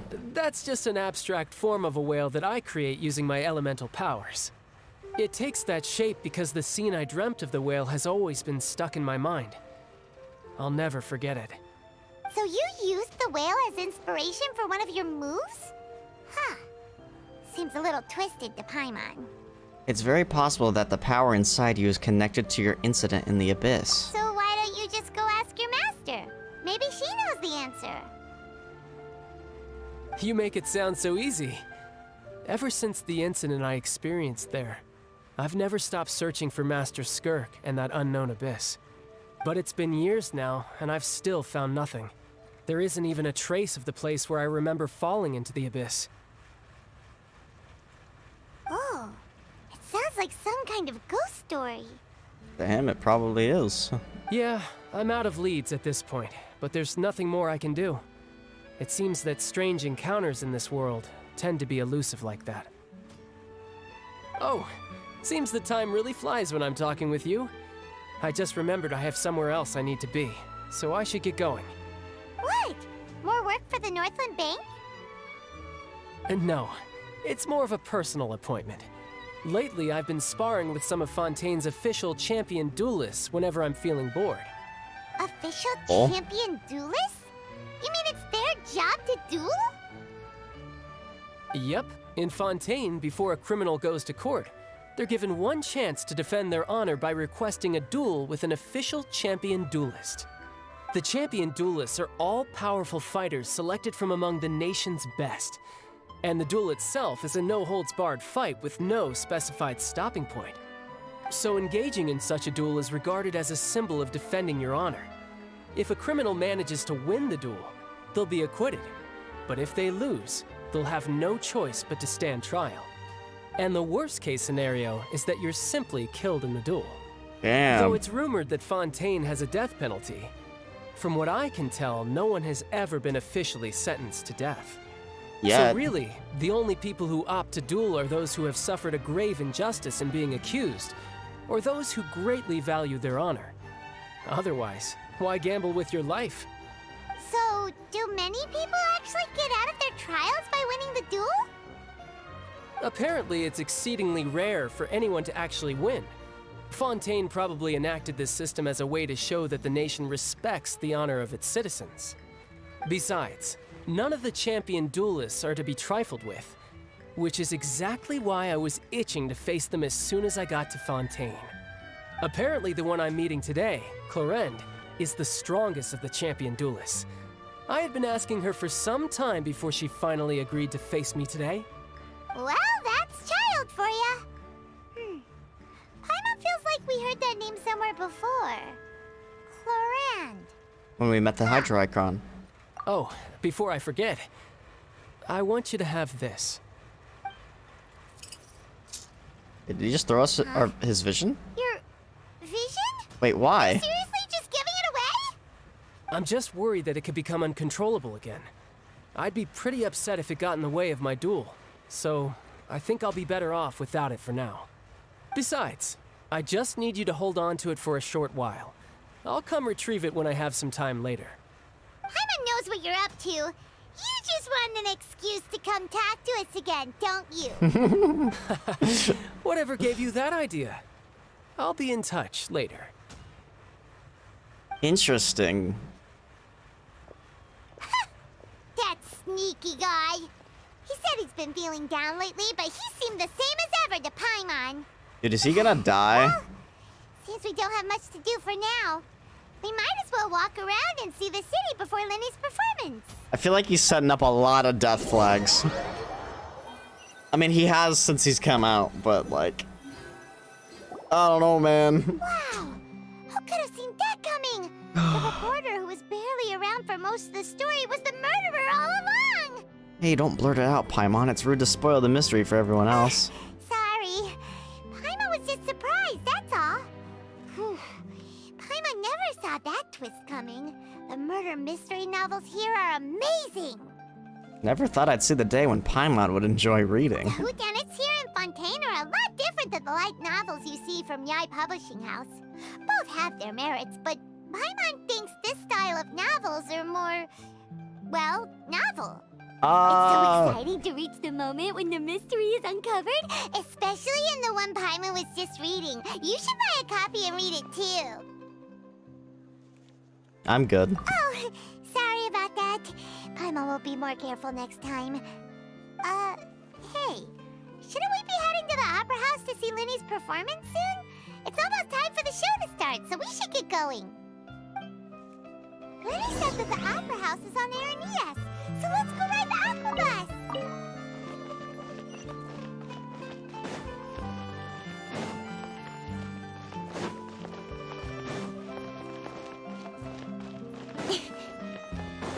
Oh, waypoint.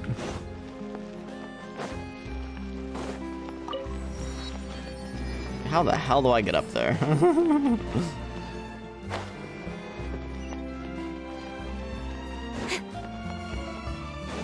Oh, is this the rep lady? Oh, were you talking to me? Sorry, I didn't see you there. Are you here to accept the commission regarding Tales of Humanity? Tell me about Tales of Humanity. One of the primary reasons we had for establishing our newspaper was to ensure that information flows and that everyone can understand what's happening around them. Slowly we moved, not only attempting to let readers know, but to also let them express themselves. Thus, Tales of Humanity was born. Everyone can write it right into this column, and similarly, everyone can read it. As for the results, well, you've seen it, haven't you? Our prints are practically drowning in all matter of content.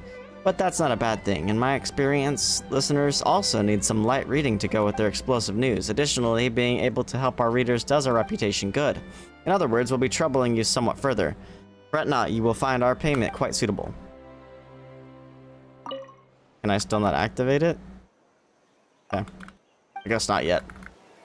This seems to be the rep area. I'm not too sure. And I'm not sure. It looks like the blacksmith somewhere over here. I guess I could go. Actually, I probably haven't unlocked them, so it's probably not going to make a difference. I don't know how to unlock them yet. Dude, look! What the dog doing?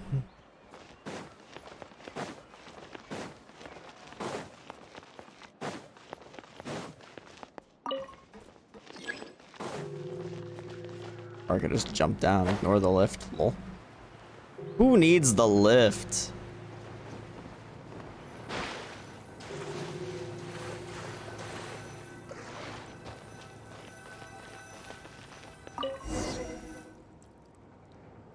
Welcome to the court of Fontaine. Please watch your step. Elfane. How do you do? When does the... immediately. You gonna give us a little, little story? Little... Welcome to the Navia line. I am Elfan. The boat will be departing imminently. Please do not stick your head, hands, or other body parts outside the boat. The Aquabus operator is not responsible for any accidents or injuries resulting from doing so.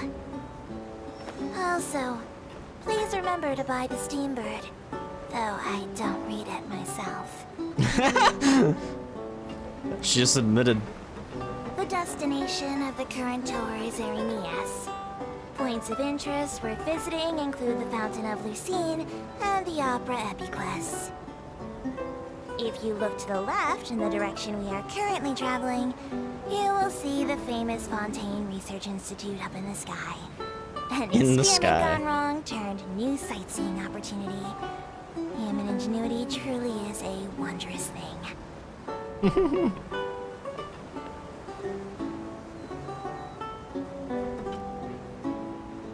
What's that?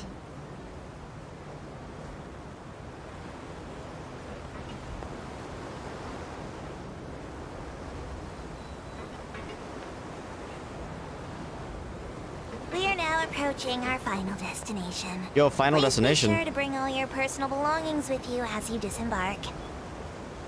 Even Yo, though the I fountains. won't take any forgotten items to the lost and found, the paperwork is rather annoying, as Melusine hands are not suitable for grasping pens. Unfortunate. Please be careful when disembarking. It has been my honor to be your tour guide this trip. Thank you. Thank you.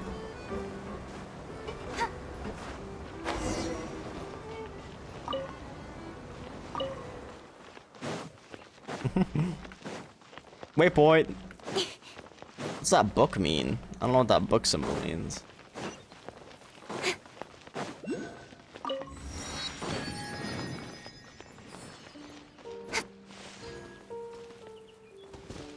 Yo, what's this? Yo!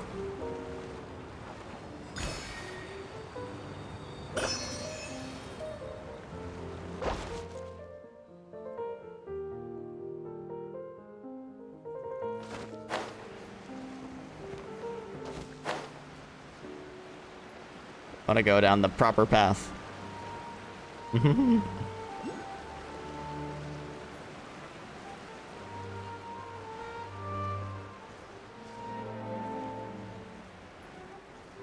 Lion! Holy shit. That is a lion.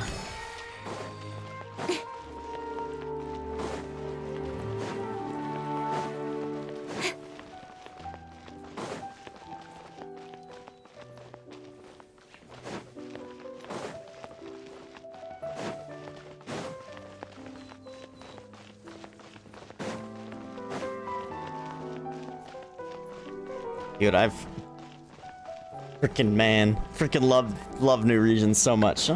Always puts a smile on my face.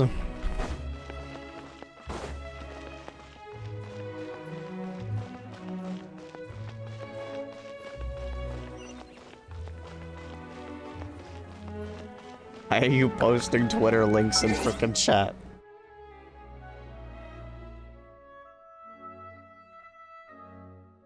Who that?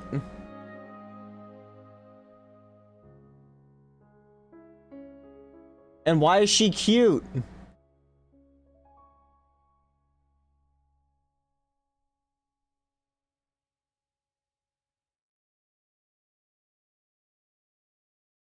Great, so there's gonna be 2 waifus next update? Is Numby a frickin' trotter? Well, that's what I mean. 1.4, sorry. Not 1.3. I already know 1.3's characters, because they've already been announced. Bro, what? Yep, I'm gonna have to spend. Because I gotta pull all the waifus. NW.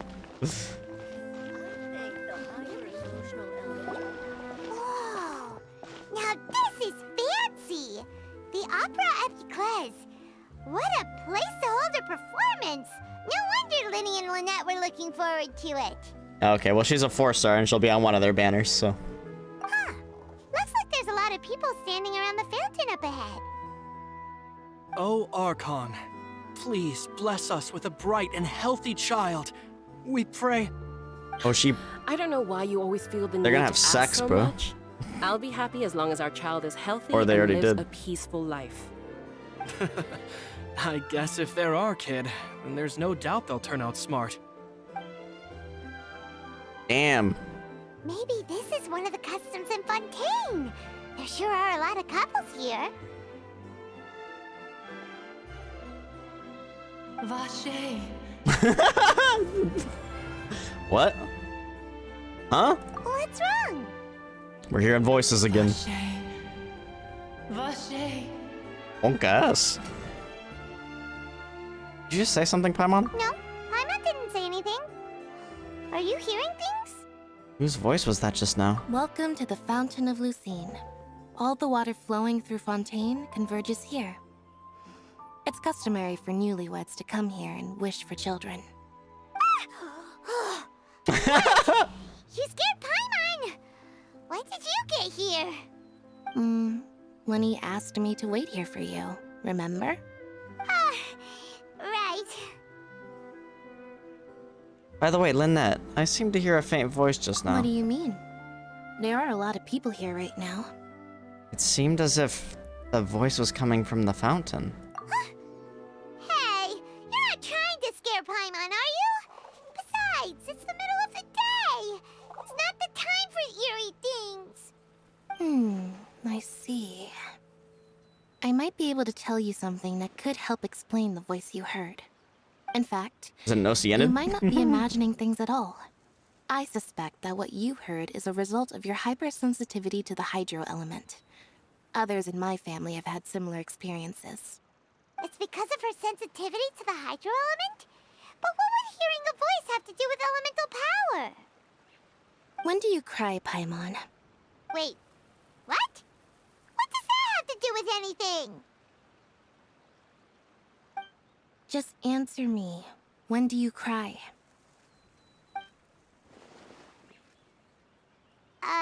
When Paimon's really sad? Oh, and when Paimon's super happy. Oh, and also when Paimon's really, really scared. Lol. And you should understand that tears contain your most intense emotions.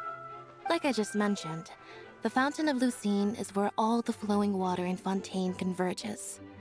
Even the tears that fall to the ground will eventually gather here. So maybe what you heard was the intense emotion coming from someone's tears. Huh, that's an interesting explanation. So, what did the voice say? It seemed to be calling out someone's name. If you were hearing their emotions, then Paimon wonders what happened to them. Rather than worrying about them, we should worry about my brother first. Don't let that calm look of his fool you. Look at them pigeons. He tends to get pretty nervous just before a performance. So chatting with Lenny might help him relax a little before he goes on stage. Oh, right. That makes sense. Let's go in and see Linny.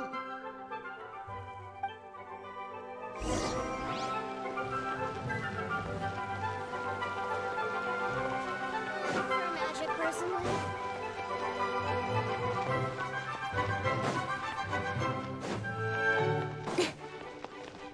Opera Epiclese.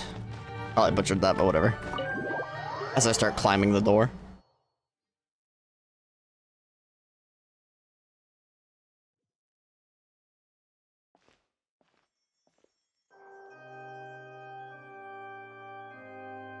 Traveler and Paimon, good to see you. I knew you two would come. Hey, yo. Are you kidding? We wouldn't miss it for the world. We've been looking forward to it. I can tell, judging by how early you've arrived. It's so dark in here. But you're actually right on time. The audience still hasn't started entering the venue yet, which means now is the perfect chance for us to take you to the best seats in the house. Wait just a moment. I'll fetch the tickets.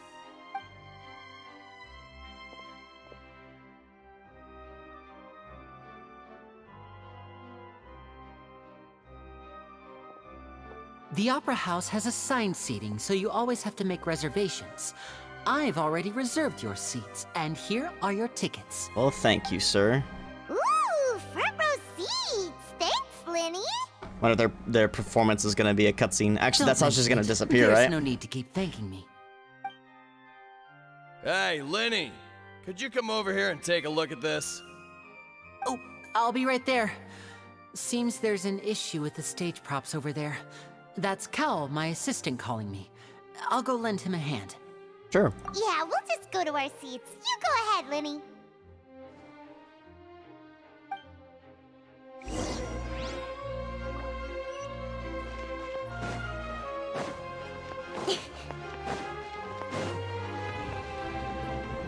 Yo. Yo.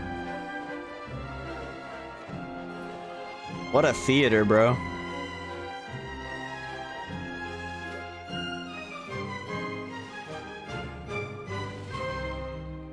Oh, these should be our seats. Come on, let's sit Paimon, you're so loud.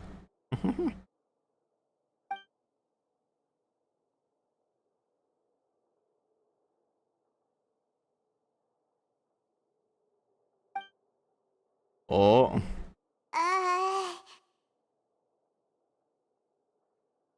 Hey,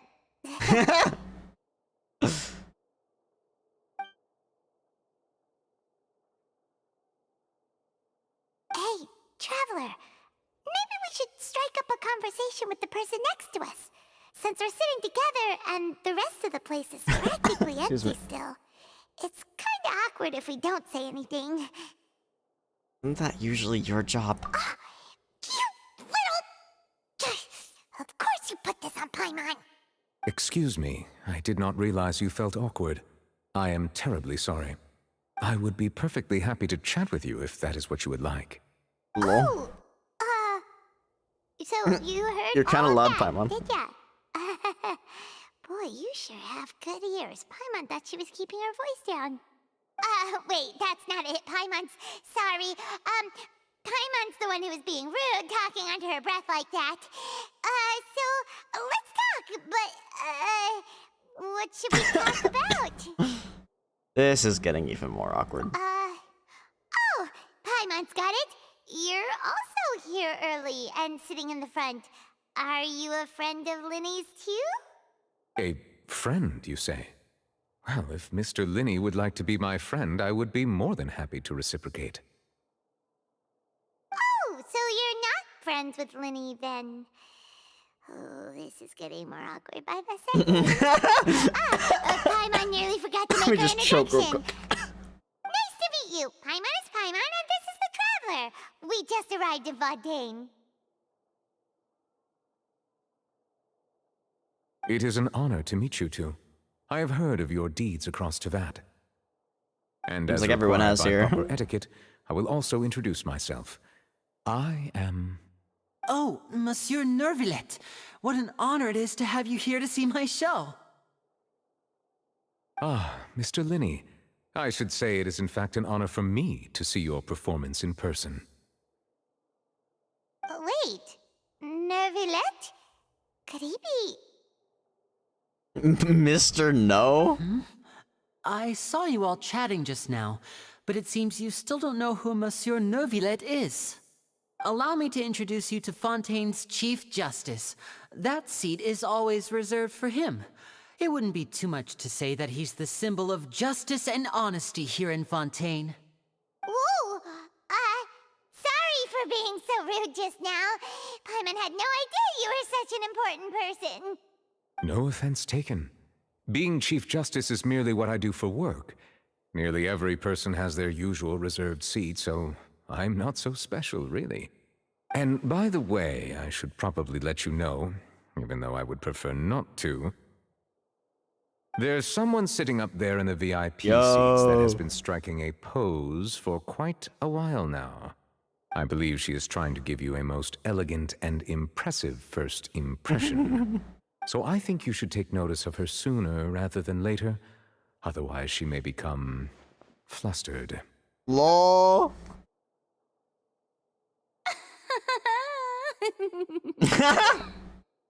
Dude, I love her. Oh, it's Farina, the Hydro Archon.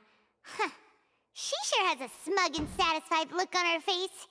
Guess she has no idea that you saw right through her act. Very good. That is for the best. No need to pay her any more attention. We may now enjoy the show. Huh? So is this what things are like between the Chief Justice and the Hydro Archon? All right, please wait just a moment longer. I've pretty much finished my preparations, and the performance will start as soon as the audience has made their way to their seats. Yay! The show's finally about to start! Paimon can hardly wait! Paimon's never seen a real live magic show before! The crowds enter the venue and the curtains open for the show to begin. Oh! They're dimming the lights! The show must be starting! I'm on shush. Sorry. Paimon will try to stay quiet. Welcome, one and all, to the Opera Epiclese. I am the star of today's show, Linny.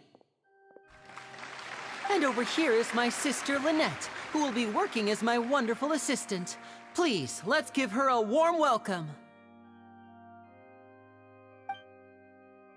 Hello, everyone. I know she may seem to be a little sleepy right now, but that's just a sign that she's nervous. Damn. Now, some of you may be thinking, two vision holders who can freely manipulate elemental powers performing magic is not true magic at all. So, I would like to take a moment to assure you that elemental powers will have nothing to do with what you will witness on the stage today.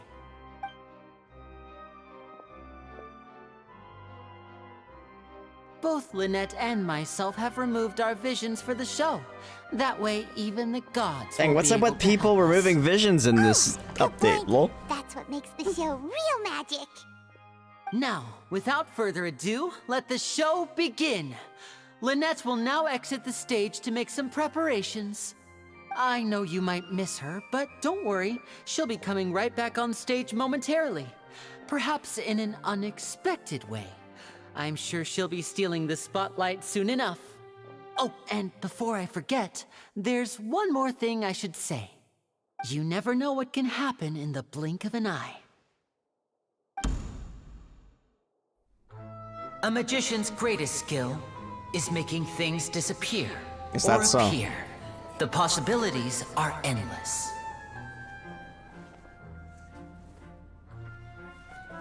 Except when she disappears, it's not going to be of your own doing, is it?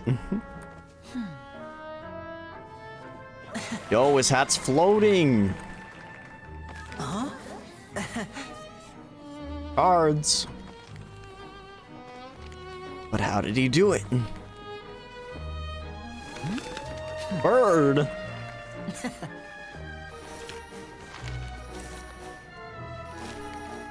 But this isn't what you came for. These little tricks, you've seen them all before. True. So it's time for something truly extraordinary, don't you think? This one's a little tricky. Yeah? What you doing? You just let a bird out of his hands, bro. There's Lynette. Using this water tank, I shall make my sister vanish completely, right before your very eyes. Yeah, but I feel like this is gonna go right into the plot if we listen to the stuff that they said earlier.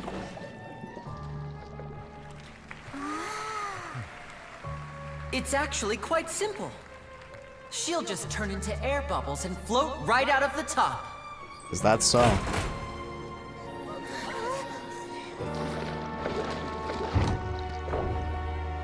Oh no! I told them to check all the props carefully. Oh no, what?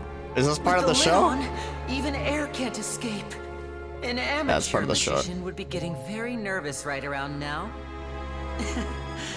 Luckily, it's me on stage, so let me show you what a true virtuoso can do.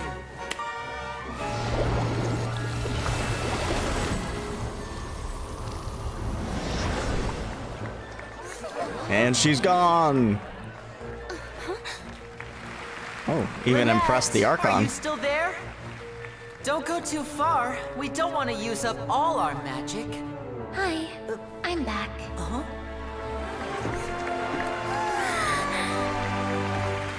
But how? Okay, well she didn't disappear like I thought she might. The way I thought she might. Irina liked it.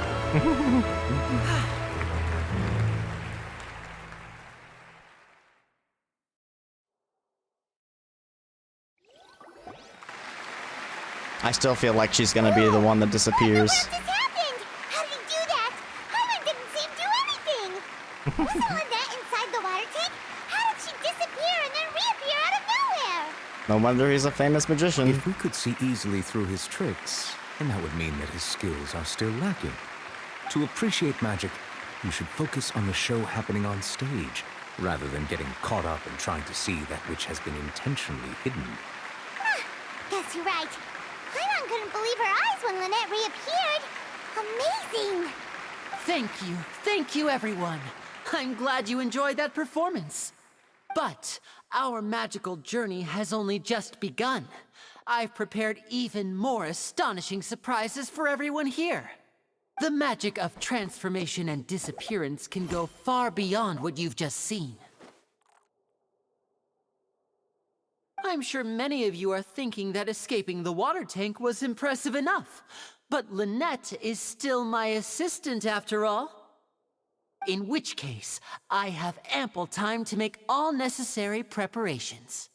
So, for my next trick, I will require the participation of one lucky audience member. Please, that would be me. If my assistants could bring out the magical boxes now.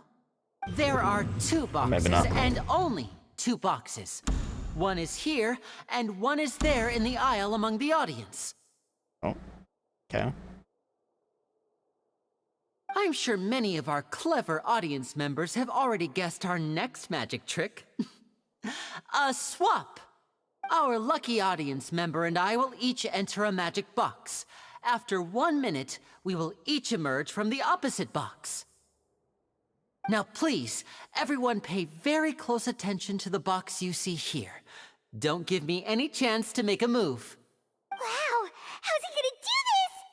Hey, Shut up, Paimon. do you think this is all magic tricks, or does Lenny have actual superpowers? Let's watch and see. The lucky audience member will be generated by this random number selector.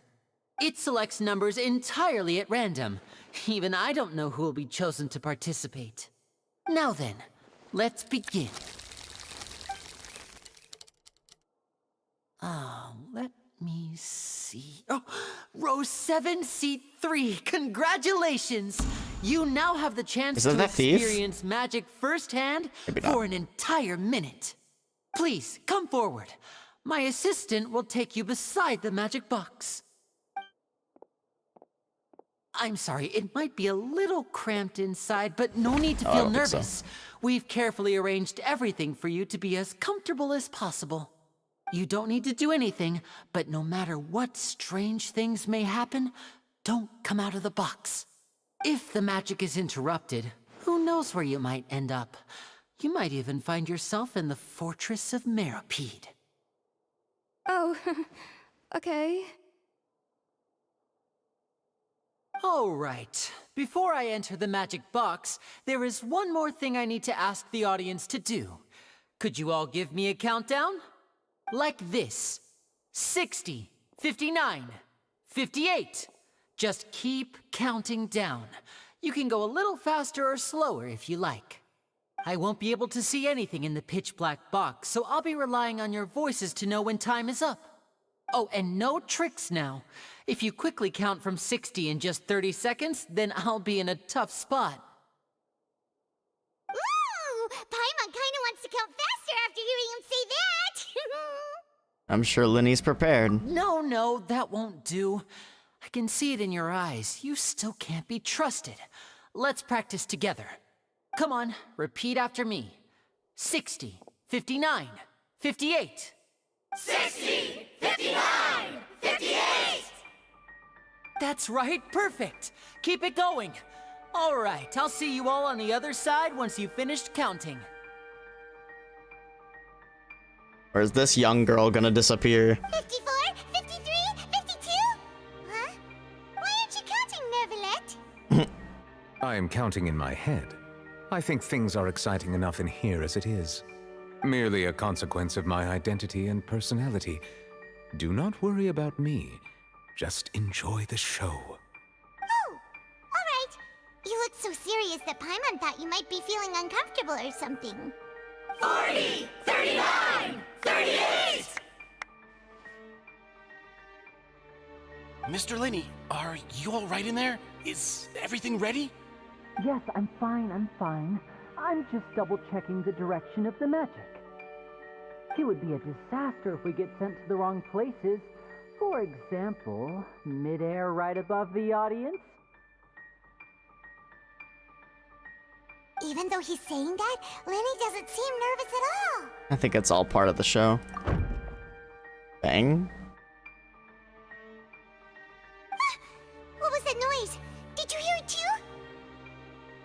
Did it come from the stage? Not sure. Anyway, it doesn't seem like anyone's worried about it. 25! 24! 23! What's wrong, Mr. Linney? I can still hear you moving in there. I seem to have accidentally knocked over a decoration. I'm trying to fix it, but it's pitch black in here. I can't tell left from right. Never mind the decorations. There's no time for that. The show is what's important.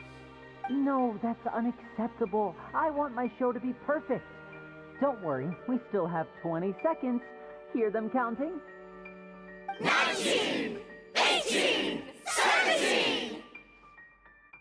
It seems things aren't quite going as planned. I apologize, everyone. It feels like you're all starting to count faster, but that's all right. I know it can be tiring to do such a long countdown. 10 seconds and change is still plenty of time. 10! Oh boy, what's gonna happen, bro? Almost there now. Whew. Swapping two people is harder work than you might think.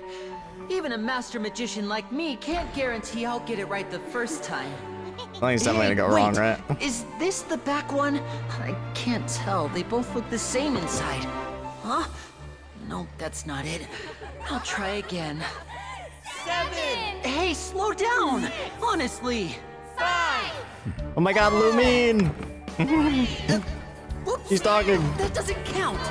0!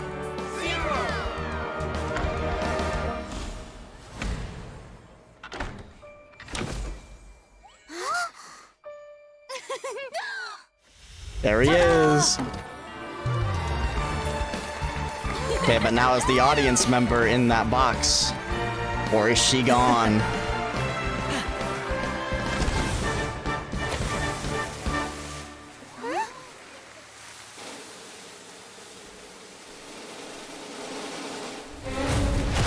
Oh.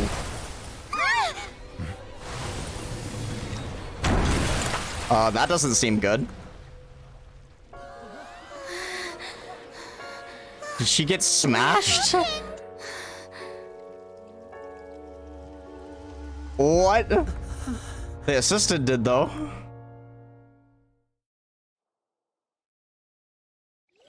Uh-oh. Huh? Is this part of the show? Mr. Linney, you're going to use magic to fix the stage now, right? What happened? Uh-oh.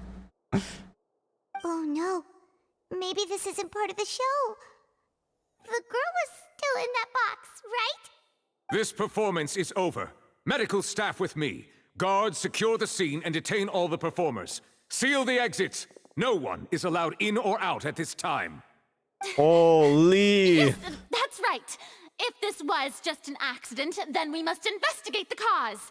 But if this was all part of some scheme, then those accountable will not escape the judgment of the God of Justice! No need to be alarmed, you two. We'll get to the bottom of this soon enough. Yeesh. I expect something to go wrong, but not that. Unfortunately, the person who is in the magic box has been pronounced dead. His name was Cowell, one of the assistants in Linney's magic troupe. Apparently, the fireworks on stage Cowell's ignited dead, bro. the ropes that were suspending the water tank, which then caused the tank to fall onto the stage.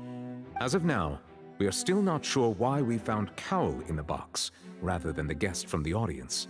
And after an initial search of the area, the guards have confirmed that the girl is nowhere to be found. Yeah, so the girl still did disappear. It was not merely some mishap with the performance. And there are many indications that it is connected with the case of the serial disappearances. Yep, okay, there it is. The serial disappearances case? That's the case that Charlotte mentioned before. And to pull it off like this in front of an audience, including the Archon and Chief Justice. I know the truth. I can see through the whole thing. Really, using such a shallow and obvious mystery as his finale, did he really underestimate us that badly?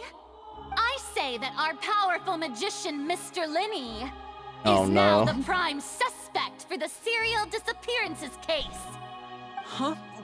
Why me? This whole thing was an accident.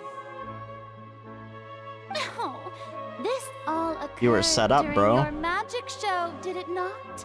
The missing girl disappeared after being chosen, did she not? The deceased is one of your assistants, is he not? Now that I think about it, that whole speech about magicians making things disappear was nothing more than a provocation, a bald-faced challenge.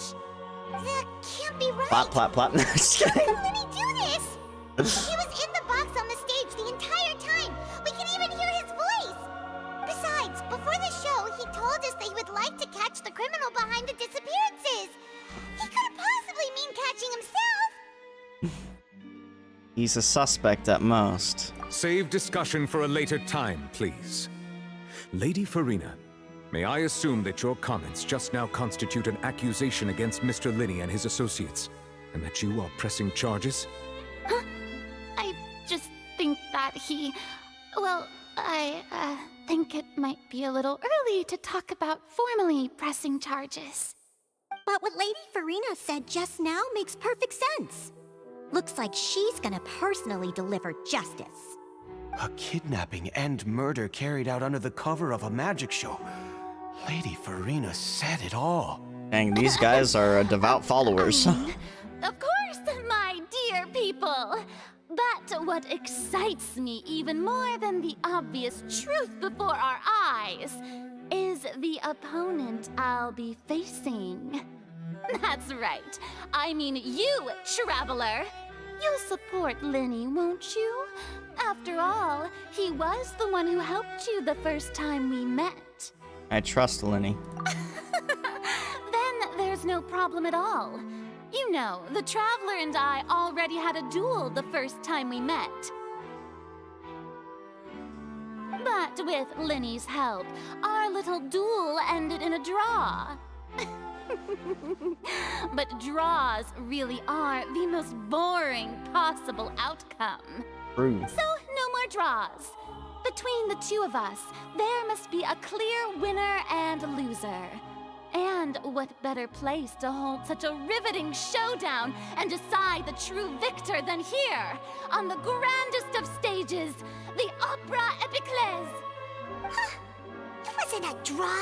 She obviously lost last time. I understand. Charges have now been pressed, and as such, a trial is in order. Well, Traveler, seems Lady Farina has set you in her sights. But putting her dramatic rhetoric aside for a moment, I would like to ask you, are you willing to act as Mr. Linney's attorney and defend him in this case? Yep, Lumine, attorney at law. Very well.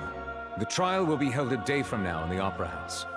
Both sides may investigate the scene to build their cases and search for the truth.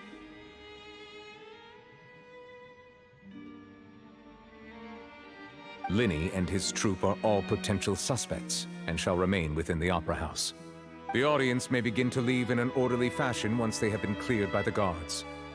A day isn't that long. Let's see what kind of case this big shot Outlander can build in such a short amount of time. I'm really quite Dude, the laughs. Love them. Love them. Everyone is dismissed and the audience begins to leave along with Farina and N. I'm not even gonna try, bro.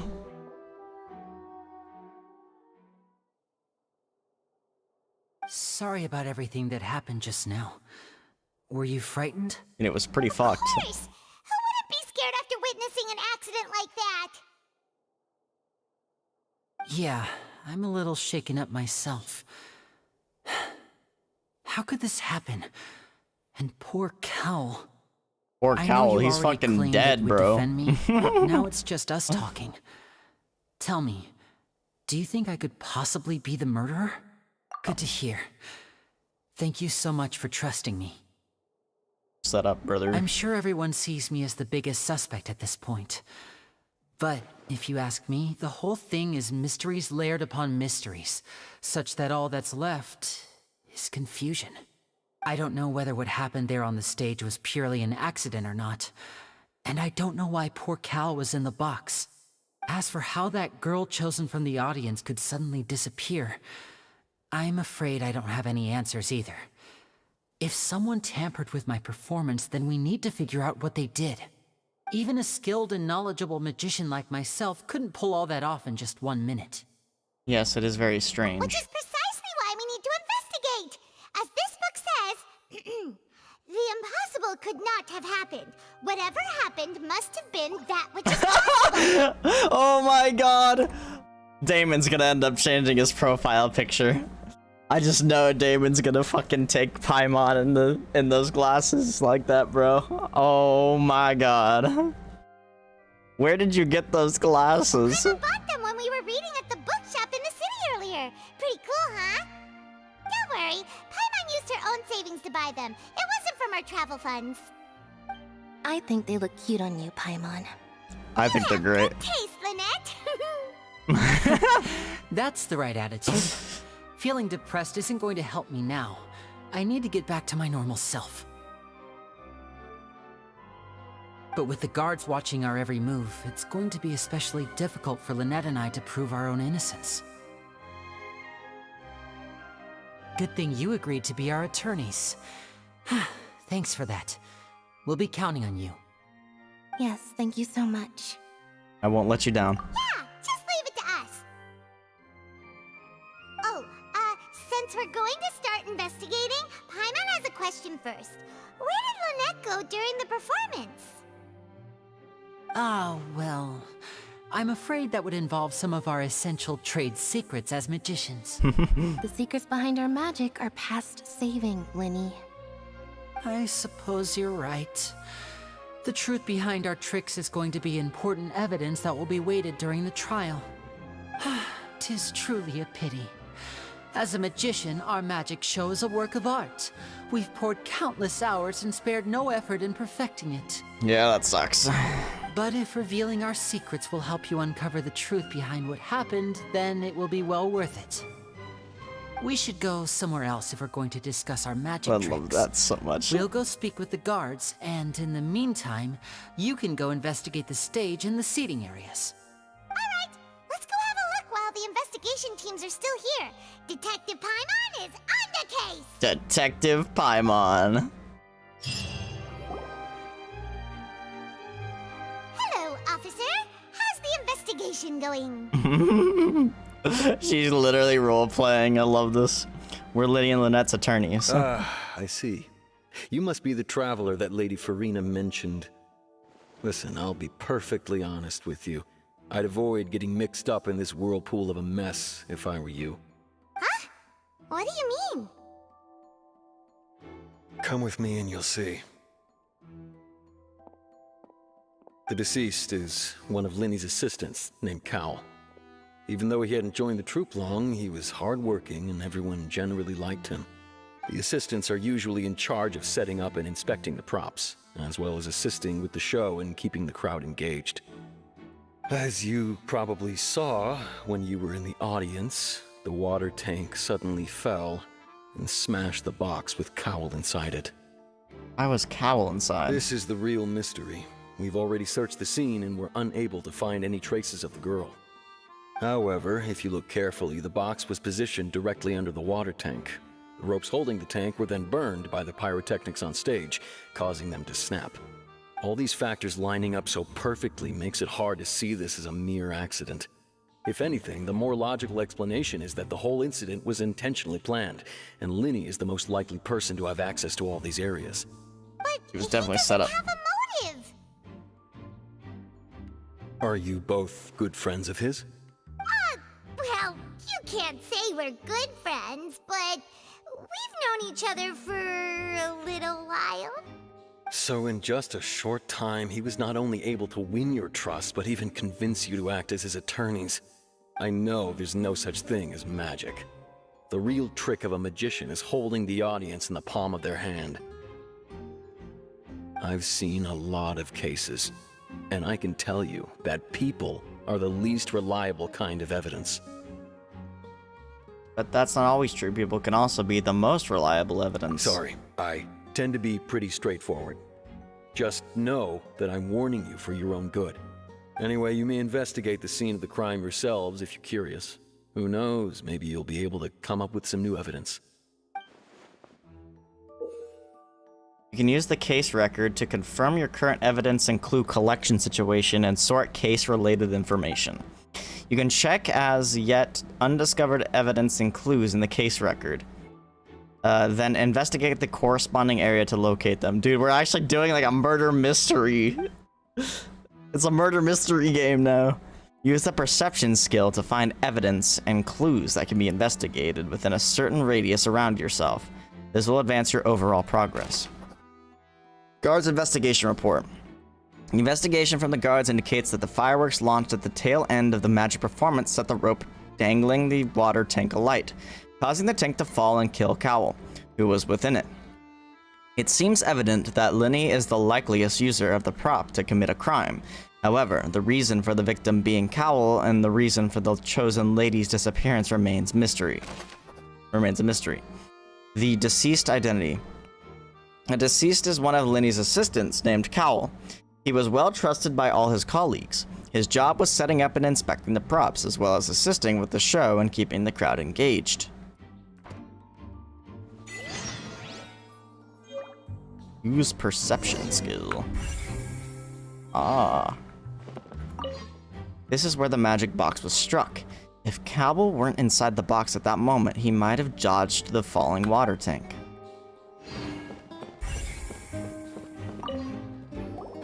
So this is the rope that broke and caused the water tank to fall. The rope looks pretty durable. How can it be burned through so quickly by fireworks? So either Linny didn't realize this was a safety concern, or... Why are you suddenly so serious, Traveler? At the thing in the top right now. I'm just looking at where the rope snapped. Whoa. Look! This bit is made from different material! Most of it was burned away, but there's still a little bit of it left. It seems to be flammable. Huh. So if a rope meant to hold something was made with that kind of material in it, then that means... Wait, why don't you write all this down? Let's take notes. I love the Paimon glasses.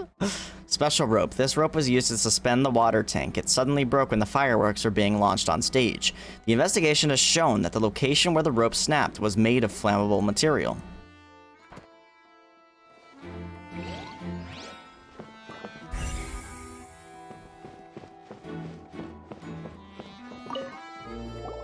Hello there.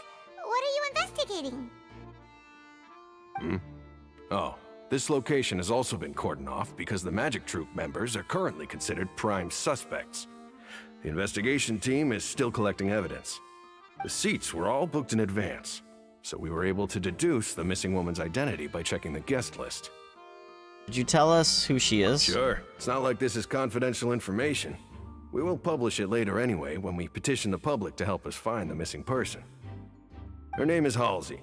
She's a painter from Fontaine who's made a bit of a name for herself. Halsey, like the singer? Apparently, she wasn't a regular at the Opera House, but she'd been feeling some pressure with her work lately, which made her decide to come see the magic show.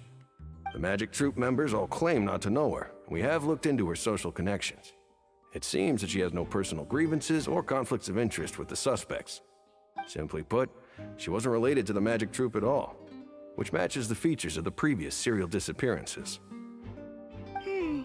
Were the victims of previous cases also chosen at random? That's how it seems to us, in any case. Apart from the fact that they were all young women of around the same age range, there really weren't any other connections between them. Okay then. Thanks for letting us know all this. No need to be so formal. If you do happen to see the missing girl, please be sure to contact us. It is of utmost importance that we get to the bottom of these disappearances. Information about the missing lady's identity. Halsey is the missing person. She's a famous painter and came to watch the magic show in order to take a break from her own creative work. She isn't known to have been entangled in quarrels with any of the members of Linny's magic troupe.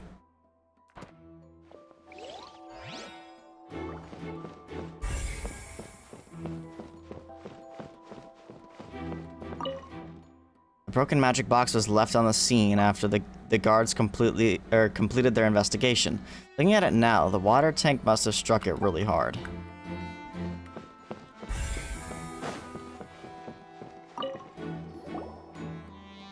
The investigation team has some new findings. Turns out there's an issue with the random number selector after all. See, Oh, it was rigged. Told you. What if the machine picked some big guy's seat? You think the murderer would have still made his move then? Sorry to interrupt, but we're helping Linny and Lynette with their side of the investigation. What were you saying about the number selector? There's something wrong with it? You're trying to help them? That'll be a tall order. Linny used the machine to pick a random member of the audience during his performance, right? The lucky girl that later disappeared. Well, we thought there might be a serious problem with the machine, so we had it taken away for further inspection. It turns out that the seat number it picked wasn't random at all. The machine picks that same number every time. I'm sure you already know that you have to make a reservation in advance to get a seat, regardless of whether it's a trial or some performance. In other words, Linny knew who would be sitting where from the very beginning. Well, Linny might have not known. That much checks out. Linny reserved our seats for us too. Bet you see why I was saying it'd be tough to make a case for Linny. Thanks, sorry to bother you. Even though it's bad for Linny's case, Paimon had better write it down. Random number selector. This device was used during Linny's magic performance to choose a lucky member of the audience. However, the guards have found that it will generate the exact same number no matter what. Clearly, someone has tampered with it.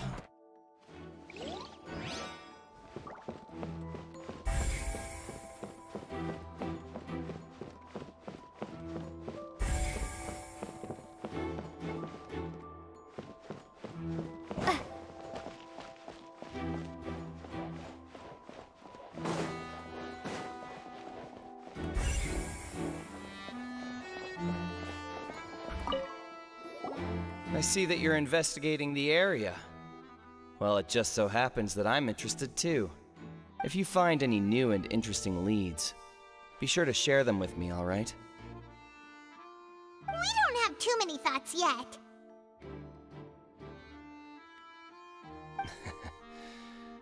Then why don't I tell you my hypothesis first? Yeah, drop some frames, it looks the way like. I see it. And I'll start it with that loud thud. The thud? Oh, you mean the sound that happened during the countdown? Yes, exactly. It wasn't terribly loud, but I suspect that most people heard it. It's just that everyone was awaiting the results of Linny's trick with bated breath, so no one paid it much mind. But now that the incident has happened, the thud has become an important clue. That makes sense. So, what do you make of it? I'm of the opinion that it may have been the sound of Linny's accomplice, Lynette perhaps, jumping atop the water tank or something like that. And when the pyrotechnics went off, she cut the rope, sending the water tank crashing down. But Damn. wasn't the noise we heard too loud for that? Perhaps the balance wasn't right, leading to a particularly rough landing. Then wouldn't the water tank have started to swing a bit in that case? Oh, that's true. Alright, good night, Minnie. Suppose I must reconsider. That does remind Paimon, though. What was with that sound? Strange sound during the magic show. During the switching performance, there was an audible thump that many audience members heard.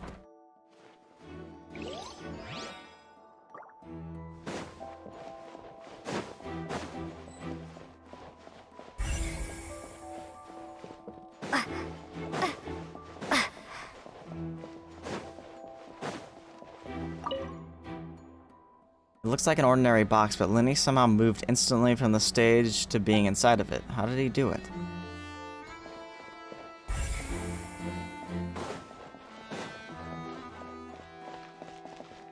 Linny's still talking to the guards. It seems he'll have a lot of explaining to do. I think someone will be assigned to monitor us later, but that's alright.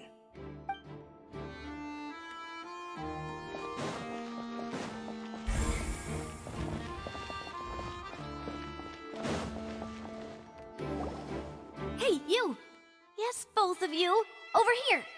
Oh. I've been keeping an eye on you for a while now. My god, look at the drippy guys. Huh? You mean us? Lol. That's right. If I'm not mistaken, you're also among those who wish to cut down the thorns and pursue the truth. No? And by the looks of it, you're not from Fontaine. Well, you're right on the more about that one, but who are you? Have you never heard of the Spina di Rosula? From mediating What now? disputes and providing protection to solving conundrums, you name it, Spina di Rosula does it. And I, Navia, have the honor of being its Navia. renowned president. Yo, them eyes though.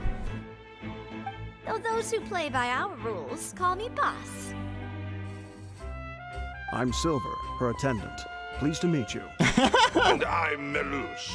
Demoiselle's various daily needs and affairs are under my purview. Huh? This update's so goated. Mademoiselle? What gives with the names? Well, I am the second generation president. Malus and the others are still used to my previous title. My apologies, Demoiselle. Should you prefer, boss, I will endeavor to use that instead. I love this guy's voice. No need. You don't have to call me boss. Just Navia is fine. Okay, if you say so. Not that we're members of Spina di Rosula anyway. All Sure. merely trifling details. Never mind. Now, back to the situation at hand. As usual. Hold on.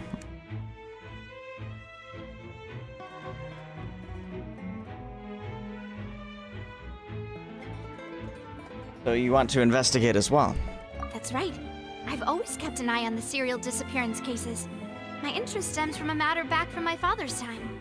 Judging from the look of things, I find Linny an unlikely mastermind. Really? We think so too! That's why we're looking for clues now. But how did you come to that conclusion? Intuition, naturally. My unparalleled intuition. Okay. Farina sure was quick to point the finger at Linny without any decisive evidence whatsoever, wasn't she? Yep. But that's not uncommon for her. If you remember, the justice had to interrupt her and ask if she was pressing charges just to keep her from getting carried away. Anyway, a trial begins the moment someone levels charges. And, of course, there was no way Farina was going to back down in that situation. Sounds more like you just don't trust the Hydro Archon. Lol. Well, what's your opinion? I must admit that she can be interesting at times, but liking her doesn't mean that I'll blindly agree with her. When you put it like that. All right, I've answered your question. Now, it's time you answer mine. Okay. Wait a minute, did that answer count? Well, I say it does. But don't worry, you won't hear any pointless questions from me. In your opinion, do you think it's right to treat a trial like it's an opera?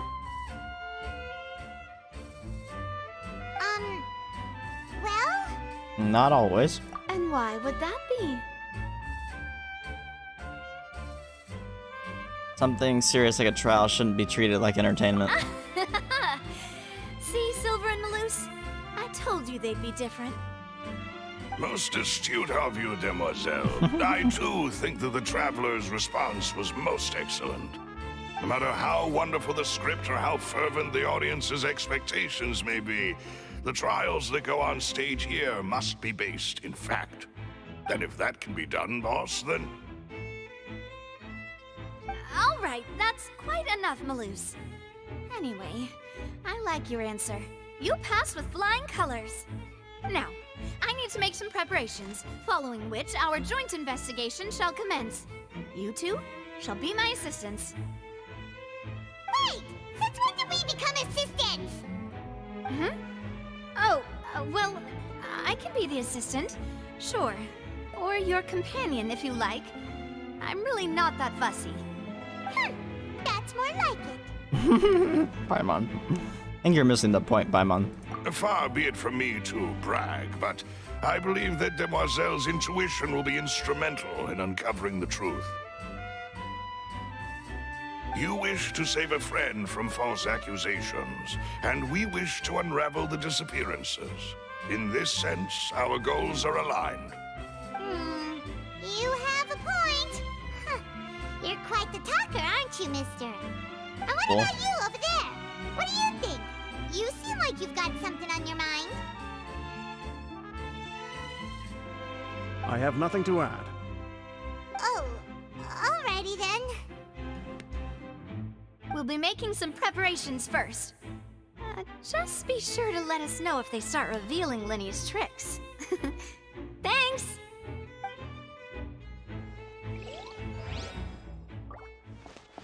Alright.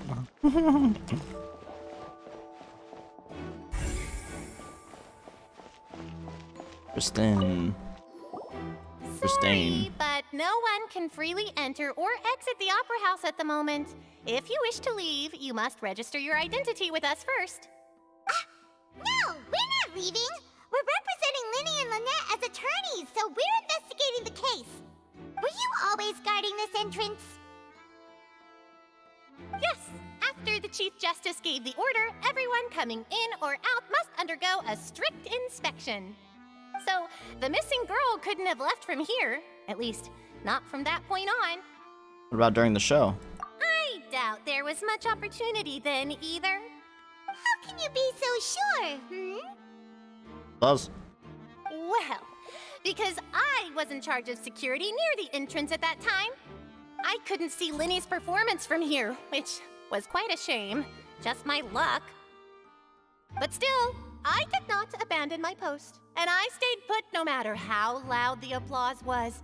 If someone had so much as even approached the door, I would have noticed it, let alone if they had tried to leave. We Melusines are good at that sort of thing, you know. So, it's safe to say the girl couldn't have left through here. Alright, thank you for your help. This will be useful info.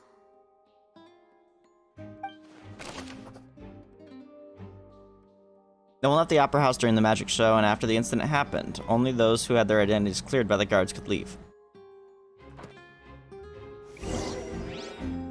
We've checked everything of note here at the performance venue. Paimon wonders how Linny's discussion with the guards is going. Let's go see, shall we? Ooh, things are getting interesting, huh? We're about to see how magic is made. Understood. Then I will be going with you. Just so you're aware, I will be monitoring your actions and making notes as necessary. Very good. Thanks for being so agreeable. I'd pull a rose out of my hat as a gift for you if I could. You may spare the pleasantries. I'm just doing my job. You've arrived. Who's this? Me? I'm Spina di Rosula's guardian angel. If you've got a problem, I've got the firepower. It's like a mob boss, Sorry, bro. I got a little carried away there. Call me Navia. I'm a partner of theirs, and will be helping investigate this whole situation. And these are my companions. Would you mind if they join as well? Fine by me. Oh, new helpers? I would be most grateful. Well, let's just say we're tagging along. It's not every day you get to see the secrets behind magic performed on such a large scale. I appreciate your kind interest. Come with me. We'll be heading below stage.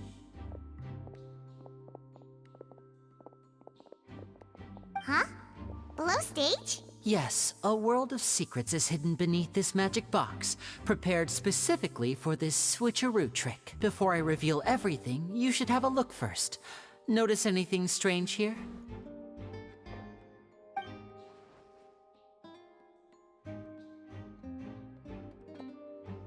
I'm not trying to be dramatic. Remembering the details of a trick will help you understand the methods used to perform it more easily. Huh. Weren't there balloons and other decorations here? Where did all that go? Ah, good eye. That said, you're still far from discovering the answer. The back of the door isn't the same. The back?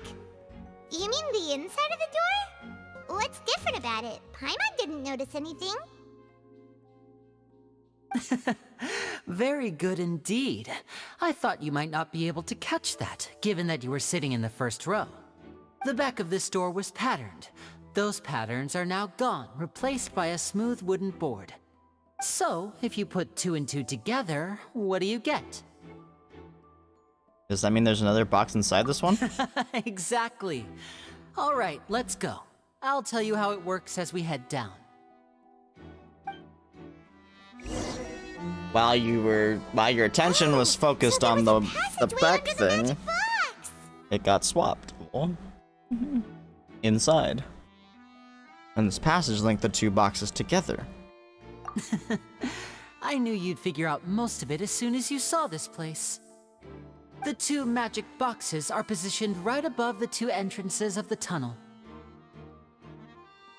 See this flatbed trolley? The box with the lucky audience member in it would be shuttled over to the other side using the trolley. This trolley can raise and lower and even rotate, ensuring that the box will face in the right direction. I see. So that's the purpose of the box inside another box. Precisely.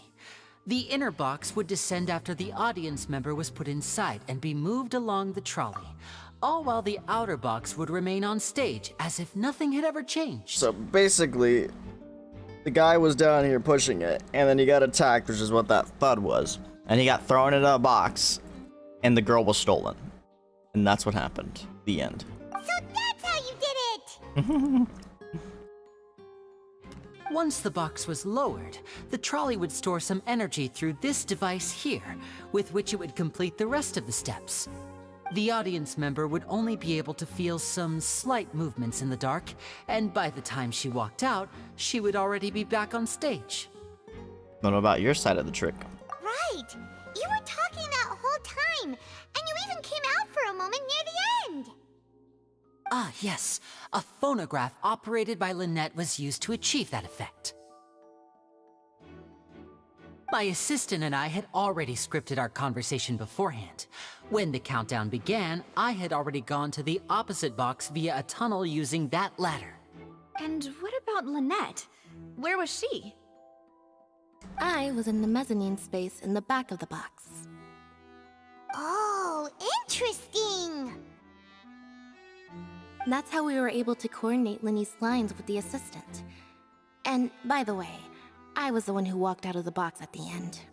I mean, we are twins. All it Okay, takes they is are a change twins. of clothes and no one can tell who's who. And that's my favorite part of this trick. Only Lynette and I can perform it. So that's how it all worked!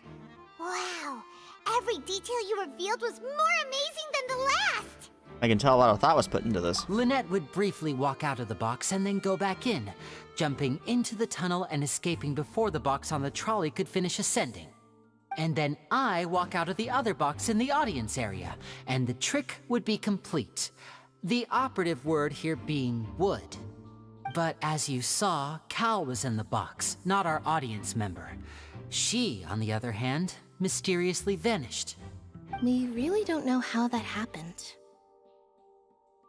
If not for that interlude, this would have been an astonishing trick. I probably never would have figured out how you pulled it off. And yet, to think that someone was able to use this magic trick to commit a crime. Could we have a look around? I think we can come up with some more leads. This is the scene of the crime, so Linny and Lynette are not permitted to stay here. I'll escort them back up. Yes, of course. No need to be so strict now. I won't disappear into thin air, you know. Oh. Thanks, everyone. We're counting on you.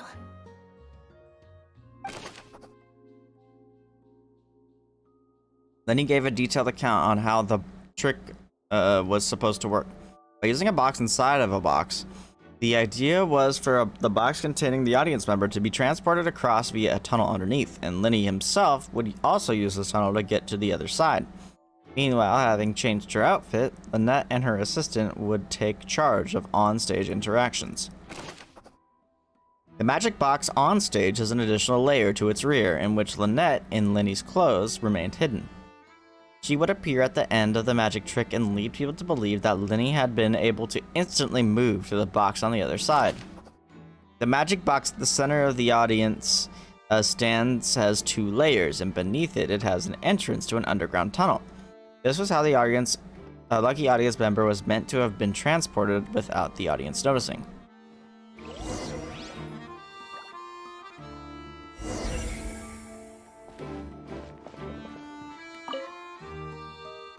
A ladder is required in order to return the magic box above. To the magic box above.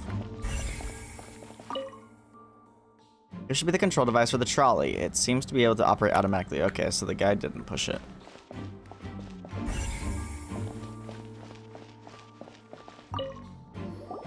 The floor is wet. Please be careful not to slip.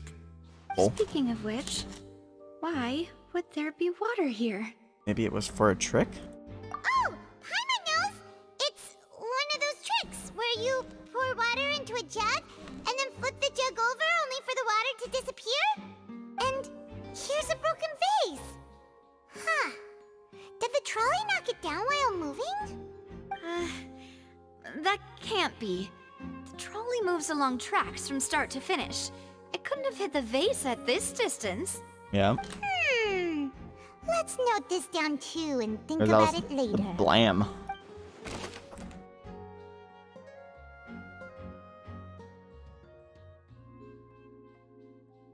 There are many pieces of a broken flower vase on the side of the tunnel.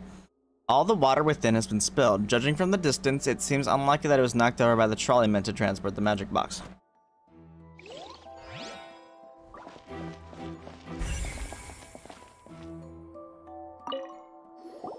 Oh, these are the clothes that the lady chosen from the audience was wearing, right?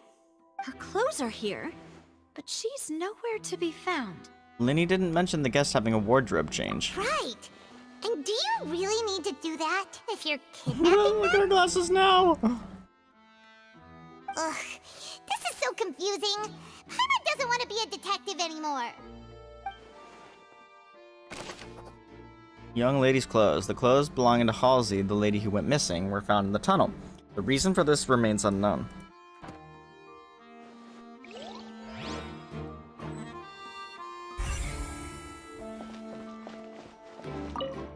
High precision is required to complete this magic show, and the tracks are perfect for making the trolley stay on its designed path.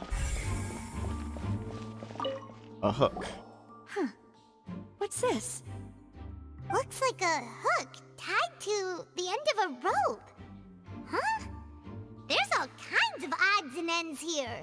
Lenny didn't mention this earlier. Perhaps it was a prop for a different trick. But why would it have been left here? Whatever it is, let's make a note of it You should first. hook up to the freaking thing and burn it.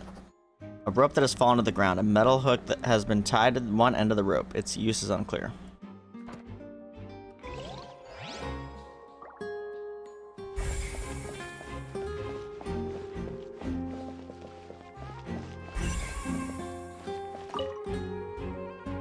All kinds of props and costumes are haphazardly stuffed inside. Event sus. The trolley is crucial for transporting the magic box to the other side. The culprit must have used this to execute their plan. Venting. What is this place? Looks like a vent. It seems someone could fit through here. Huh. Could this have been the suspect's escape route? Alone, perhaps. But if they had to pull another person with them, the space would be too narrow. But there are no other ways in or out of here. Other than those that go through magic boxes. Oh, you're right. Let Paimon write that down. The tunnel vent looks like it could allow one person passage. Barely, but leaving along with the missing lady seems like an unrealistic prospect. Seems we're just about done investigating down here. Yes. Let's head back up. Oops.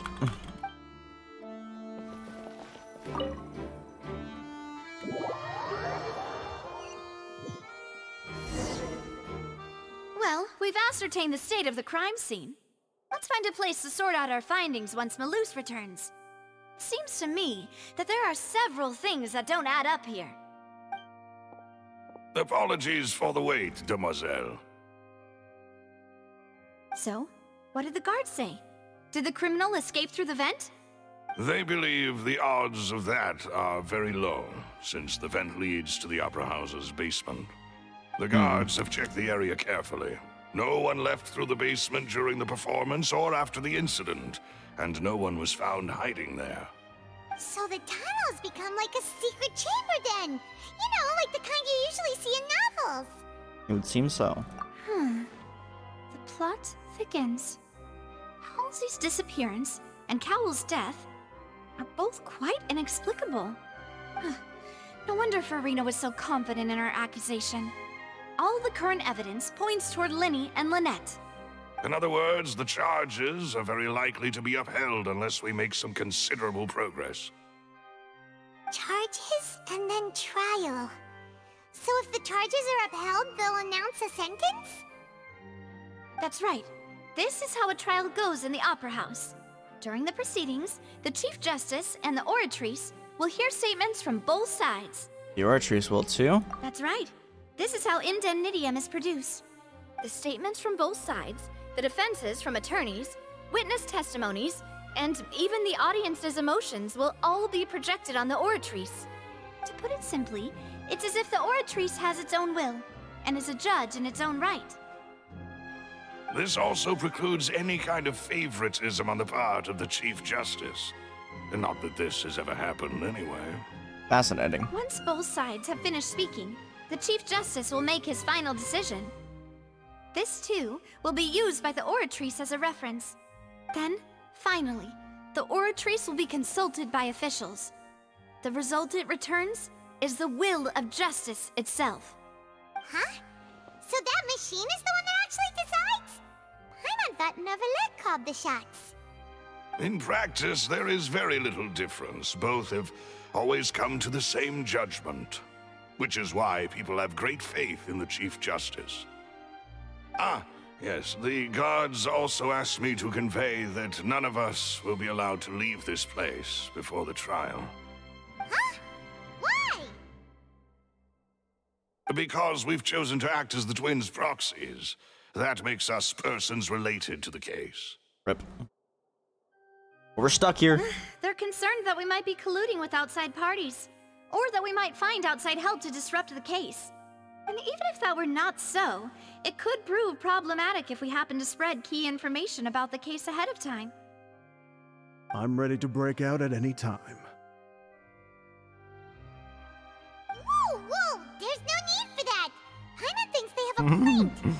That said, are they providing food? Lol, Paimon. Of course. I just hope you don't mind the lack of options. I'm afraid that catering to all tastes is not in the cards, nor is any guarantee of balanced nutrition. Now's not the time to be picky. In that case, let's just sort out our findings together here. Pity. I was hoping to take you to try some of Fontaine's famous desserts, too. I mean, what better way to properly think through our findings than over some tea and sweets? Lol. Huh. Breaking out suddenly doesn't seem like such a bad idea after all. I'm on. Just kidding! Just kidding! Paimon will still do her best, even if there are no snacks. What do you mean, no snacks? Of course we'll have snacks. If we cannot buy some, then we'll simply make some. Huh? Here? But how? Understood, demoiselle. Everyone, please come with me. Is there a kitchen here?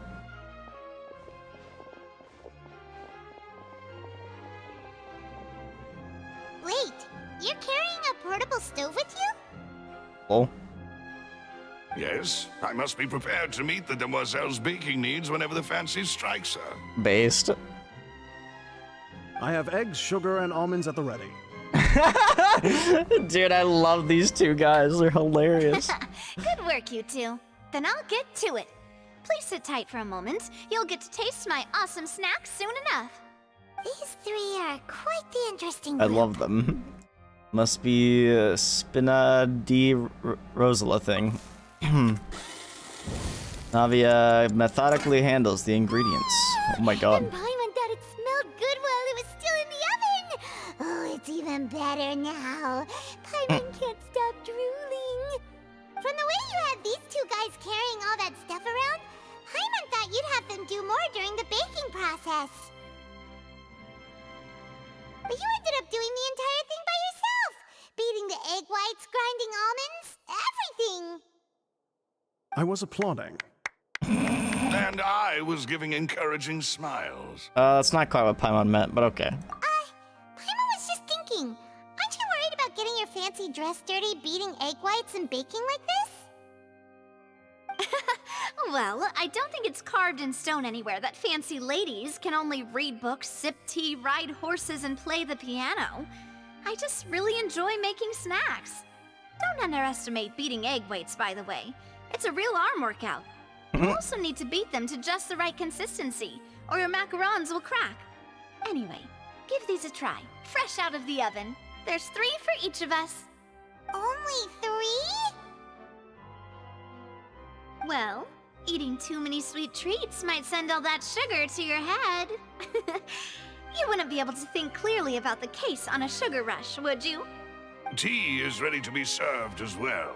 This is Demoiselle's favorite, strong black tea with a floral fragrance that clears the mind and lifts the spirit. Thank you. No need for concern. I'm merely doing as I should.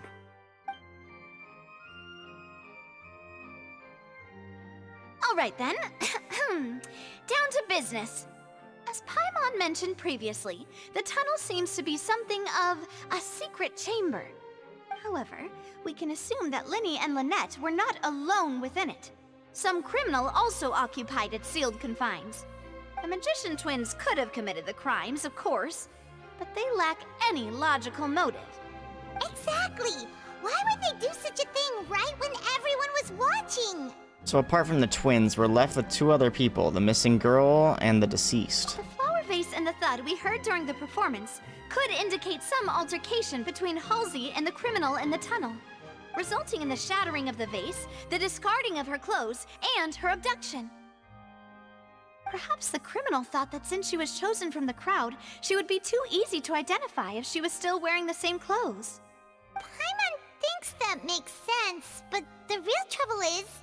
There's no evidence that this 3rd person even exists. True. None of the clues we found thus far support the existence of this 3rd person. But the only people left to consider are both technically victims, whether it's the missing girl, Halsey, or poor Cowl. Huh. Could Halsey have secretly made modifications to the magic props in order to murder Cowl before making her escape? But she had no way of knowing how the magic trick worked. That's right. And even if she had tampered with the setup, she would need to understand the entire trick to pull it off. Nor does she have any motive. The guards said that she has never had any dealings with the magic troop's members. Were we not thorough enough in our search? From the sound of things, this is turning into an impossible case. Your macarons are amazing though, Navia. They smell great! They're nice and crisp and super sweet! They are my specialty after all. And I see you've already had 5 of them. Lol. What? 5? Oh, that can't be right. Paimon only counted 3, honest! Please don't worry about it. At my age, a few less sweets might actually be a good thing. Lol. No! Being greedy is one thing, but Paimon knows how to count. Besides, Paimon knows that if she ate too many, then others wouldn't have enough. It's fine if you ate them, you ate them. But she didn't. Paimon doesn't usually deny shit like that. She's not lying. Wait, even you don't believe Paimon? How could you? If Paimon ate those 2 extra macarons, then may they turn into stone in her stomach! All right, we get it. Well, I suppose one of us might have gotten too engrossed in our chat and eaten them by mistake. No big deal. Malus, set up the stove again if you would. Huh? What are you doing? Making sure everyone gets 3 macarons, of course. Oh, there's really no need to do that. Exactly. We don't want to trouble you. As you wish, demoiselle. And I have the egg, sugar, and almonds. Well, this really is your hobby, huh? Navi does a second round of baking. However, the discussion that follows does not yield much progress. Well, that's it for snack time. I'm going to have another look around the area. I don't know what we're looking for yet, but we've still got some time. As attorneys, I suggest the two of you think the case over again. It would be awkward if you got all tongue-tied on stage during the trial. Alright, thanks for your help, and for the snacks. It was nothing. A small task for the Spina di Rosula. Silver, Malus, it's time to go. I'll be back if I find anything new. Probability of third person being involved. Neither Cowell nor Halsey had a motive, but after having talked to Navia, the likelihood of a third person being involved seems very low too. Alright, it's time to put our heads together. We've got to get our defense ready for the trial. Oh, it's probably gonna be a long and difficult case. There's no point in worrying about that now. We just need to prepare. Here, take Pylon's notes. They should help you review the situation. Okay, hold on. I'm gonna be right back. I'm gonna use the restroom.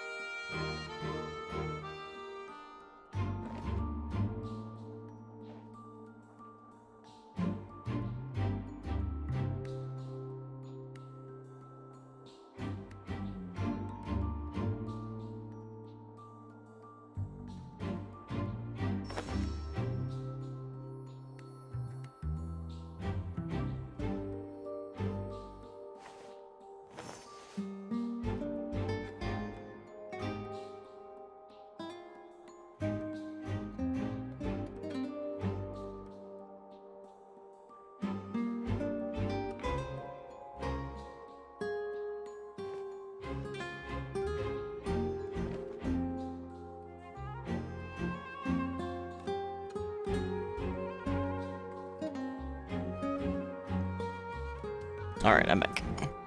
Wait till the following day, 8.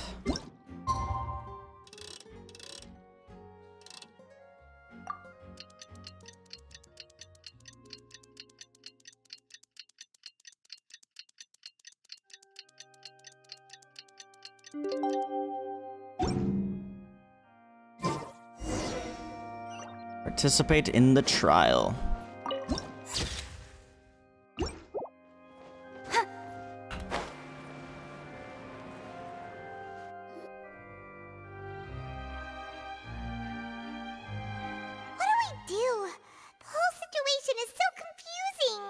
I do have some thoughts, but let's take things step by step. Good plan. Impossible things don't just happen. We'll get to the truth one way or another. Just relax. Even if everyone else suspects Lenny and Lynette, at least we will be supporting them from the stands. Besides, I doubt Farina understands any more about what happened than we do. Hopefully. Thanks, Navia. Well, we'll be going then. Best of luck to you. I'm on in Lumine, attorneys at law. We have this. Opium.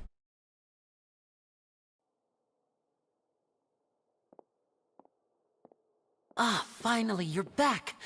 Well, how did your investigation go?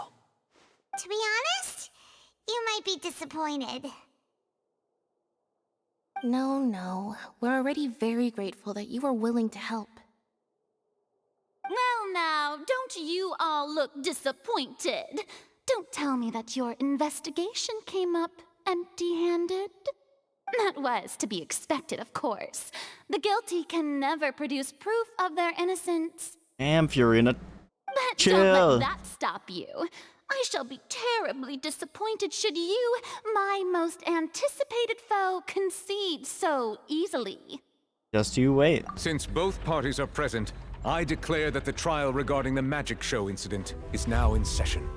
Firstly, in order for the audience to understand the causes and results of the incident, could we please have Mr. Linney explain the trick? Yes, of course.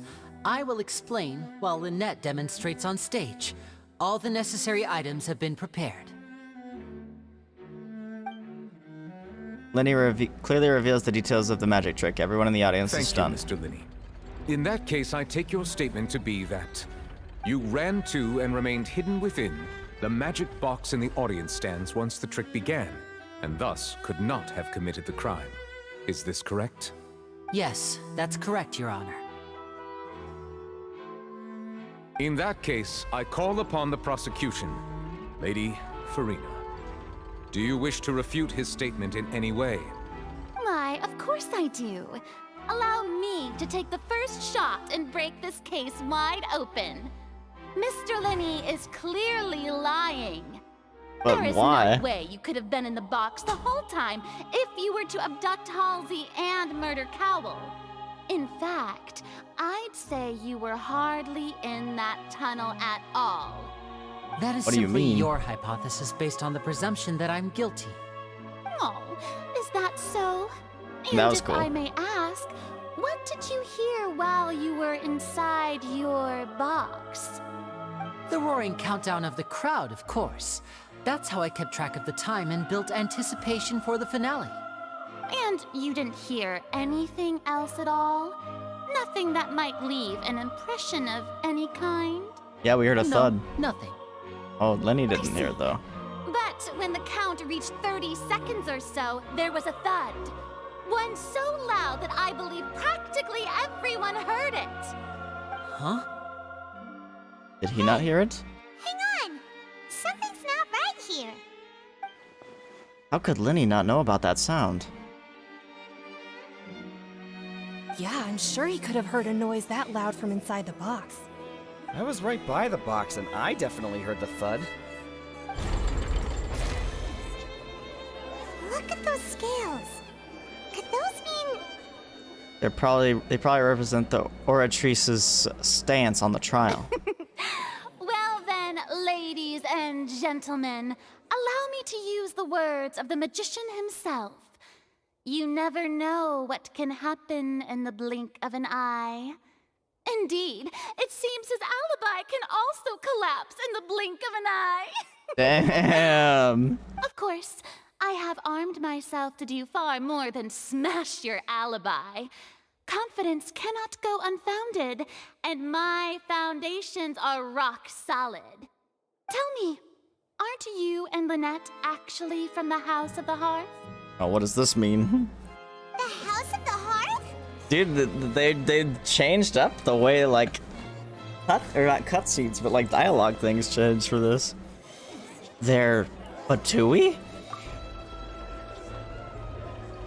No wonder they did something like this. So the serial disappearances were the Fatui's doing. Now it all makes sense. I've got a feeling that what happened on stage probably wasn't just an accident. Uh-oh.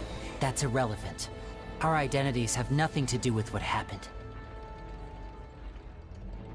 Indeed. Then Yo, that was perhaps you sick. could tell us everything that happened during that 1 minute. Your first priority is to prove yourself innocent after all. I'm sure there is little that needs to be kept secret now. Unless your script already has holes in it. The Outlander is speechless. My, oh my, don't they look flabbergasted? Now comes the infighting and discord, I suppose. This was almost too easy. Good thing I made all those preparations. Seems the all-nighter I pulled last night is really paying off. About to refute her hard. Hey, Linny! That she's gonna crumble. Why didn't you tell us this before? Lenny and Lynette are Fatui? Order! Order! Mr. Linney, allow me to re-establish the facts. Lady Farina has raised 2 points. First, when the thud was heard in the Opera House, you were neither in the box nor the tunnel. Second, you and Ms. Lynette are both members of the House of the Hearth. Are these claims true? There's no doubt about a magician's ability to con others. Given how Linny has concealed his identity, this could all have just been set up beforehand. Plus, Child is here in Fontaine, along with other house operatives. Must be some scheme at work here. I've been a victim of such schemes before, and now... Please answer my question, Mr. Linney. I'm sorry. Yes, they're true, Your Honor. I didn't expect that. What a twist. I knew it! Well, that's it. We might as well move on to the sentencing already. What should we do now? Permission to speak, Your Honor? Granted.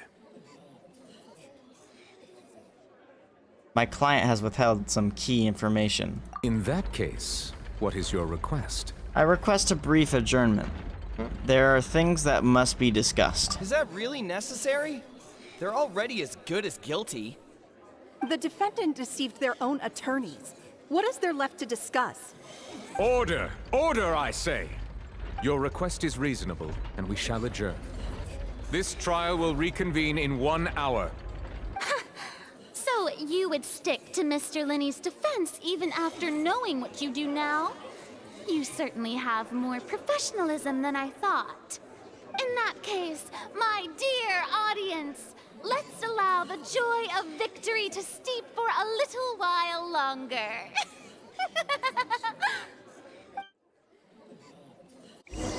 Damn. While court is adjourned, you meet with Linny and Lynette backstage in the Opera House.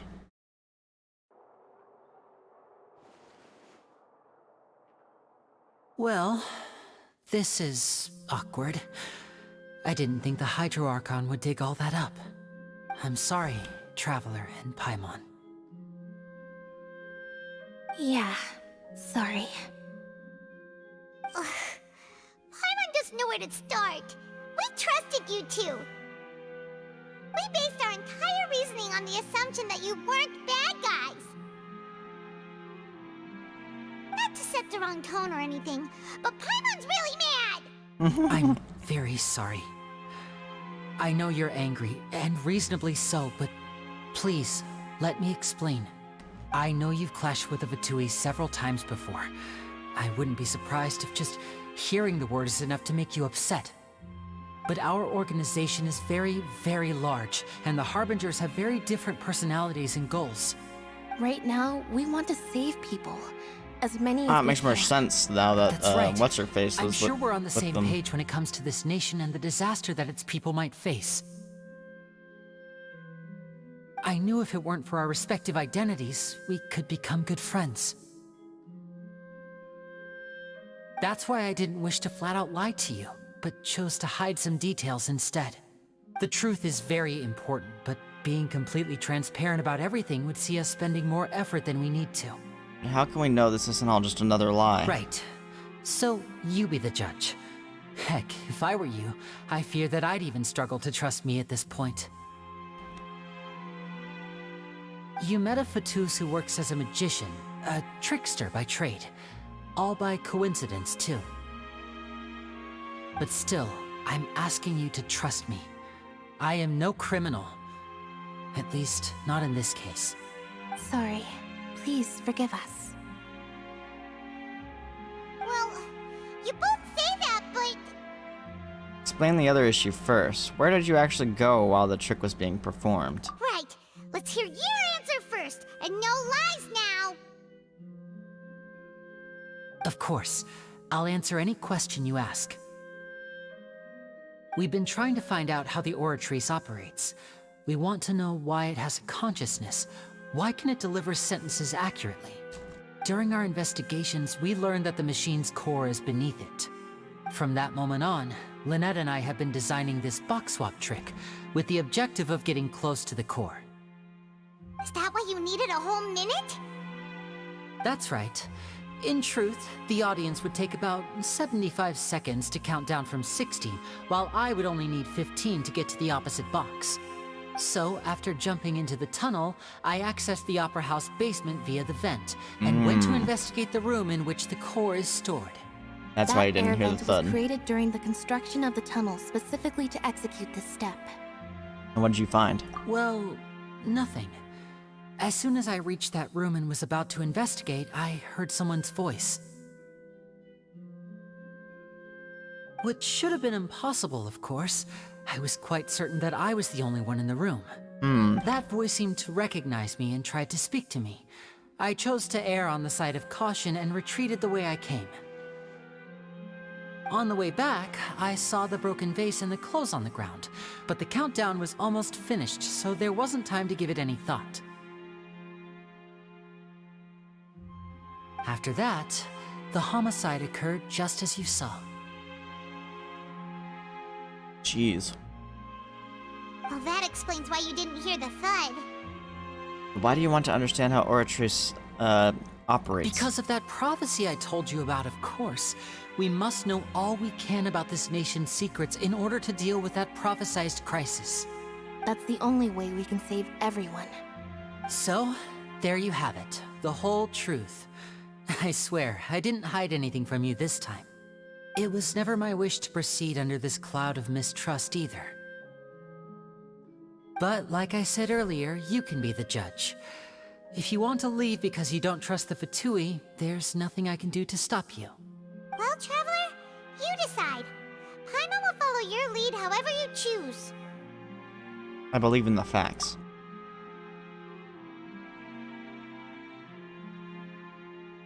I'll defend you from these charges. Okay, thank you. Thanks for giving us a chance. The current problem is that the scales are tipped pretty badly against you two. Literally. If we want to refute the Hydro Archon's accusations, we're gonna need a seriously watertight defense. Actually, we already have the key evidence we need. Huh? The adjournment's almost over. Let's go back. Oh, Paimon thinks she gets what you mean. Lenny's statement. Lenny claims that he headed to the chamber containing the Oratrice core upon entering the tunnel. He did not witness the crime taking place and thus did not hear the thud. Lenny claims to have heard a mysterious voice within the chamber that houses the Oratrice core, within the Opera House's underground structures.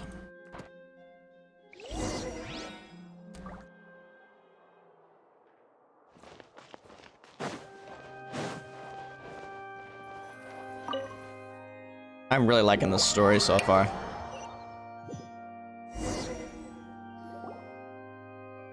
The brief adjournment ends, and the nail-biting trial reconvenes. Both parties have returned to their positions. Let us continue the trial. When last we left off, Mr. Linney acknowledged the new evidence presented by Lady Farina as fact. Therefore, Lady Farina may continue stating her reconstruction of the events. Ugh, that took long enough. Now then, if everyone would lend me their attention. At this stage, let's revisit that scene from Linny's perspective. Based on the opposition's account of events, you can identify loopholes in their statements. Use evidence and clues obtained during the investigation to refute any erroneous assertions of fact and replace them with new inferences. Use your refutations to convince the audience and obtain more support from the people. The Oratrice will display such shifts clearly. When you find and refute all incorrect content, you can complete the cycle of refutation and unveil the truth. Yo! As the countdown began, he entered the tunnel. When the flatbed trolley passed, he opened the box and got into an altercation with Halsey, which caused the loud thud. He did not realize that this sound could be heard by everyone in the opera house, which is why he claimed earlier that he could not hear the sound. Finally, he used the vase to knock her out, before making her change clothes to prevent others from recognizing her. At this time, Cowell arrived in the tunnel, having heard that strange noise, and caught Linny red-handed. So Linny proceeded to knock him out too before stuffing him into that box. Afterward, Linny passed What a narrative the she's created. Halsey to his accomplice through the magic box in the audience stands, before operating the devices such that Cowell's death would be ruled an accident. And there you have it. That's the truth behind what happened. Does the defendant's side have any objections to Lady Farina's description of the events? The key to refuting Lady Farina is the order of events. What Linny experienced and what he saw.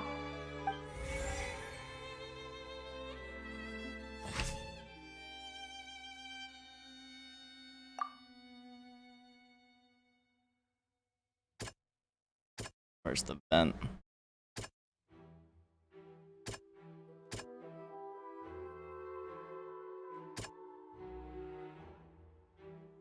Oh, okay.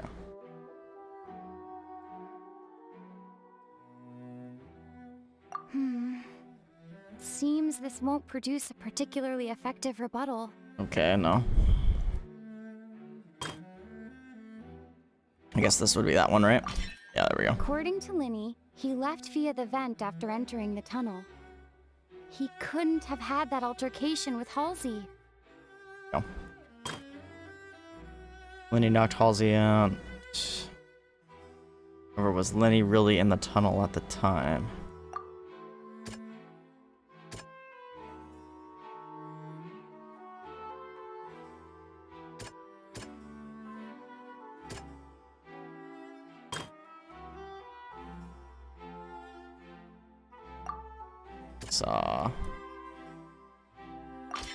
Linny did not take part in the underground altercation. He only witnessed traces of the aftermath.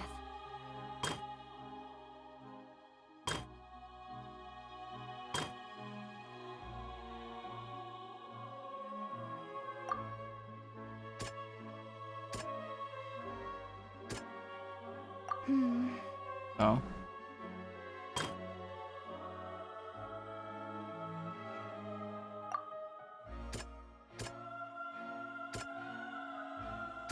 What?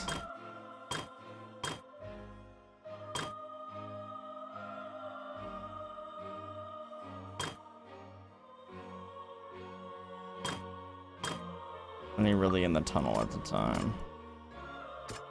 Surprised it's not that.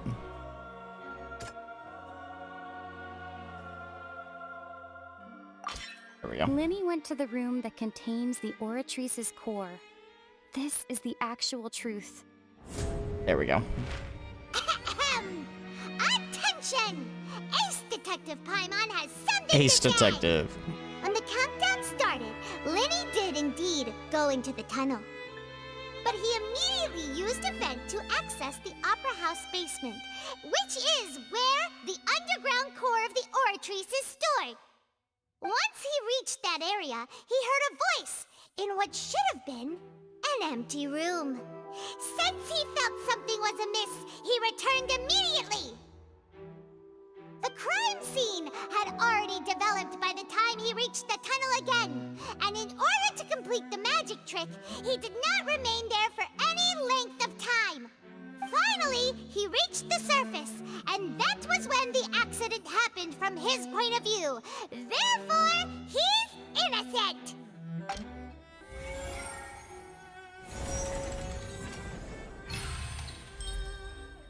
But they could think he's lying still.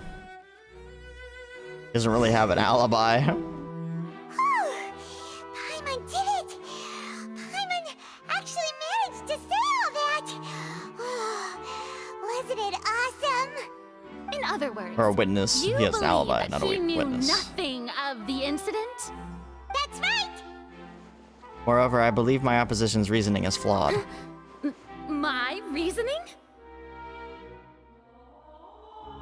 The onstage equipment was clearly tampered with in a premeditated fashion. If that's the case, then if Cowell hadn't entered the tunnel, who was the entire setup meant to kill?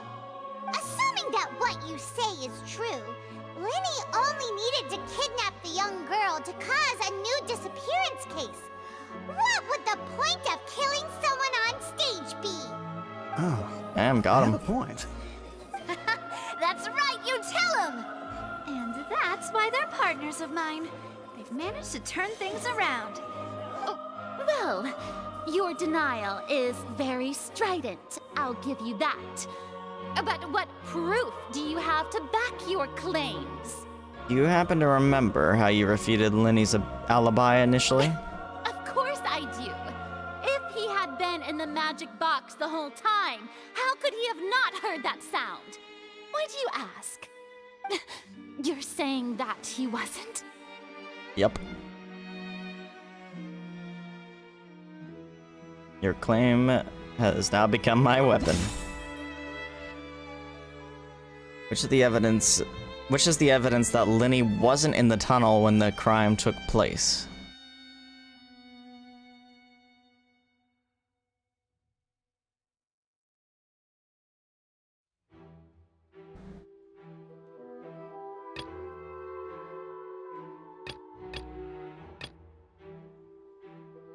Do.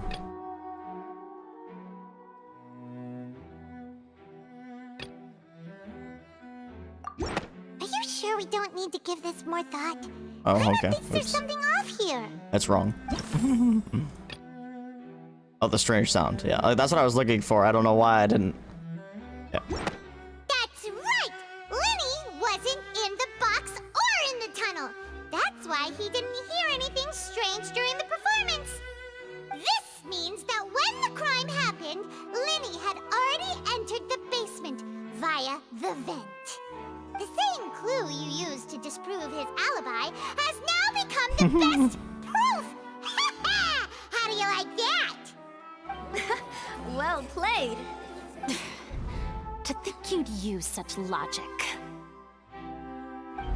Well then, if it wasn't Lenny who committed the crimes, then who was it? The murderer was...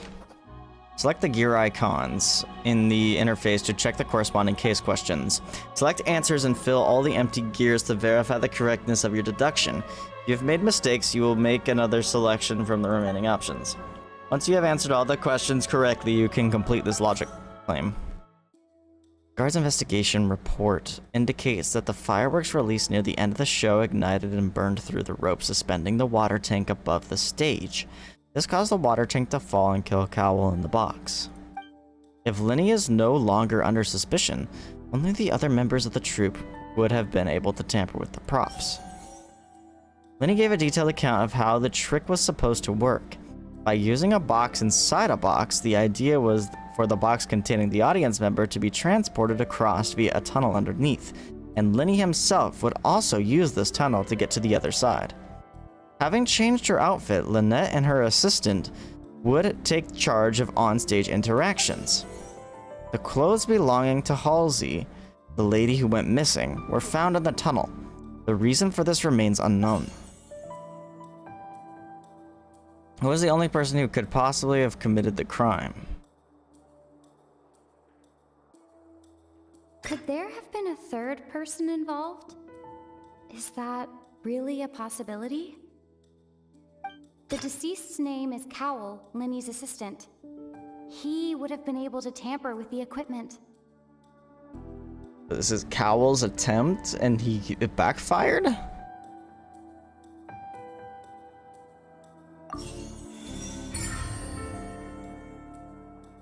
Hypothesis correct. Huh? That can't be right. Are you serious? The killer was, in fact, Cowell, the deceased! Oh, is that so? How interesting! Let's hear your reasoning then. What I must do next is recreate the truth. What Cowell did, and how he went from would-be perpetrator to victim. How can we envisage Linny as having been unable to interfere with the crime? Linny was not in the tunnel at that moment, which gave our criminal ample time. How can I prove that there was an altercation in the tunnel? The sound we heard may have come from a clash between the missing Halsey and the criminal. Who is the prime suspect currently? The deceased's name is Cowell, Linny's assistant. He would have been able to tamper with the equipment. Where did the missing Halsey go? She became water. Maybe? Theory? It would have been tough for both people to fit into that vent. No one entered or left the Opera House through its entrances. So, where would the Halsey's clothing was in the tunnel. So, there must have been some fear that she would attract attention. I don't actually know what the answer is to this one. No one entered or left the... Maybe? Nope. That last one. Halsey's clothing was... I know, it's whatever this last one was, I guess. It would have been tough for both people to fit into that vent. They would likely have bumped into Linny as well. Yeah, which is where she didn't go in there, but okay. Wait, what? Oh, I don't have the piece of evidence. Criminal must have understood the methods behind Linny's magic trick and must have... Oh. Leaving aside how he died, Cowell had all the means to commit the crime at his disposal. The strange noise could likely have been the sound of Cowell and Halsey struggling. Linny was not in the tunnel for 1 minute. This would have given time for Cowell to bring Halsey out of the magic box in the audience stands. But according to the guard's testimony, no one entered or left the Opera House. So even if he had taken her, there'd be no means of exiting. Exiting from the box would have been in full view of the audience, pretty much guaranteeing that they would have been discovered. What's wrong, Traveler? Are you still having trouble figuring things out? Where in the world did Halsey go? I see how it is. So this was all just a bluff. And here I thought you had something to show for it. But it seems you're still far from the truth. I think she's the water. Was there water in the vase? That is integral information. Look, since we're at a dead end, why not consider a different track? Just like the trick as it transpired, the end result must have been utterly different from the magician's initial design. If only we knew how Halsey disappeared. Well, that would be nice, but the tunnel only has 3 exits, and none of them seem very likely. And it's not like this is a magic trick where you can just make a real live person disappear. You know, like you did from that water tank, Lynette. Magic escaping the water tank. Wait, could it have been the water? Excuse my interruption, dear opponents, but do you not see that the crowd is growing impatient? There is no greater sin in this opera house than an awkward delay in the performance.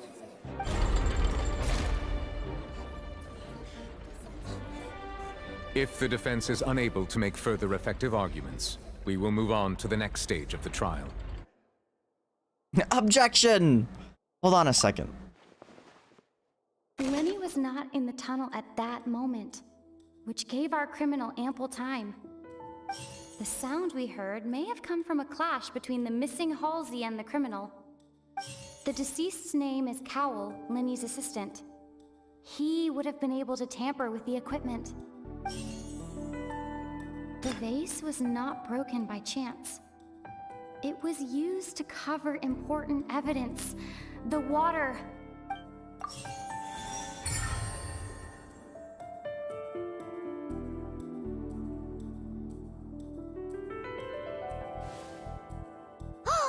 Paimon gets it! It all comes together if Halsey disappeared instead of being kidnapped. Lynette escaped from the water tank, vanishing gradually and leaving only clothes behind.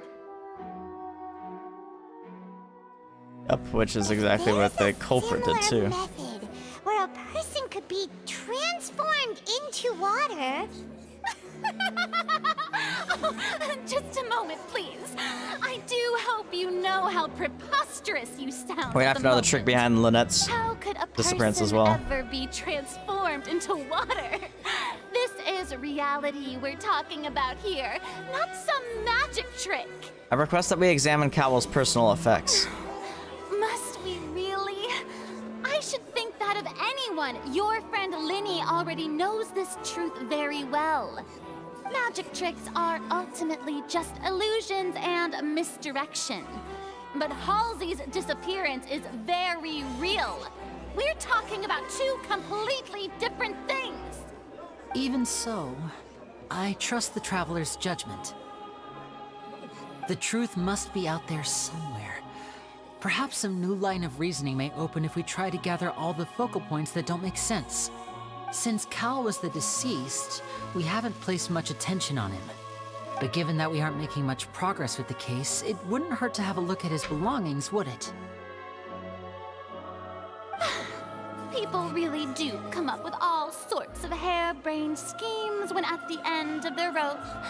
The way I see it, your suggestion that we broaden the scope of our investigation is nothing but a tactic for stalling the trial.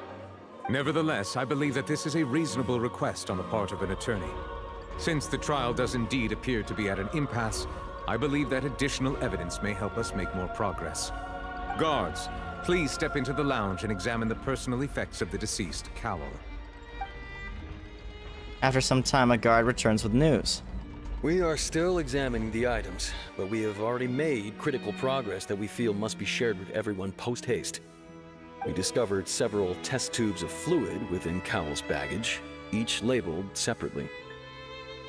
Okay. The notebook in his backpack claims that these fluids are... From the primordial sea. Water from the primordial sea. The primordial sea. The note's contents also indicate that Cowell belonged to an organization that sells illegal drugs and that he had an accomplice. The notebook has many entries concerning safe usage of these fluids, in which the keyword dissolve appears many times. One of these tubes was labeled Opera Epiclese, along with yesterday's date.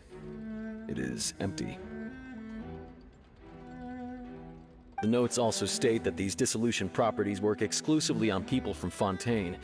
It's likely that Halsey was chosen as some sort of test subject. As such, we believe that the defense's hypothesis is, in fact, supported by sufficient evidence. You've got to be kidding! People dissolving into water? Could something so ridiculous actually be true? Wait a moment. This reminds me of a certain prophecy, but it's just a coincidence, isn't it? Huh. If people can become water, does that mean that the water tank's real use was as a means to hide water stains? And if Cowell was targeting that girl... Wait just a minute. Could that mean... You two, with me, quick! Demoiselle, wait! What about your partners? Let's go. Just trust me. Order! Order! Damn. It is undeniable that further examination of the deceased's personal effects has yielded some surprising results. But we cannot yet verify the veracity of these clues. Still, let us assume that these clues are indeed authentic, albeit with the understanding that Ms. Halsey has yet to be found. Guards, please continue examining the items along these lines. Mr. Linney, it appears your hypothesis is supported by the evidence, so please continue speaking. Of course. Thank you, Your Honor. If we uphold this hypothesis, I believe that many of this case's seemingly unrelated clues can be connected together. Right! Like the metal hook! That one didn't make sense at all. Let's think about this. Cowell's methods must have something to do with that water from the primordial sea. The liquid that guards found in Cowell's luggage seems to have the ability to dissolve Fontainians into water. Who's the prime suspect? The deceased's name is Cowl. What did the culprit use to control the timing of the dissolution? The water from the primordial sea should already have been prepped before Halsey entered the magic box. Wait, the timing of the dissolution? What does that even mean? Lynette was in the magic box on stage the entire time. Did she have something to do with this?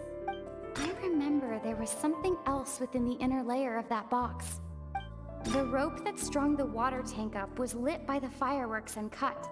As such, the focus here is on the water and not the tank.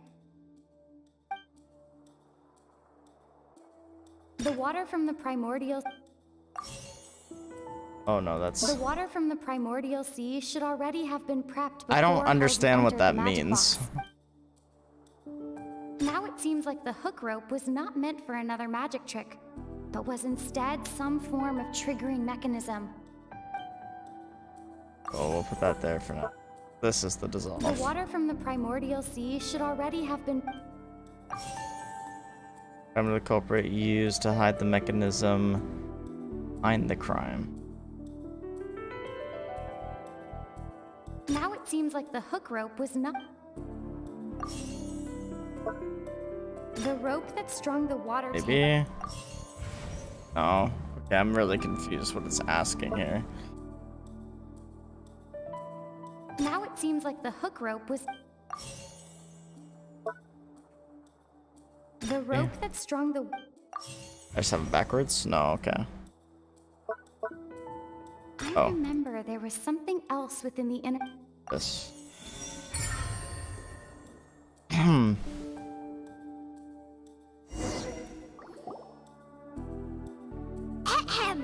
It's Ace Detective Paimon's time to shine again!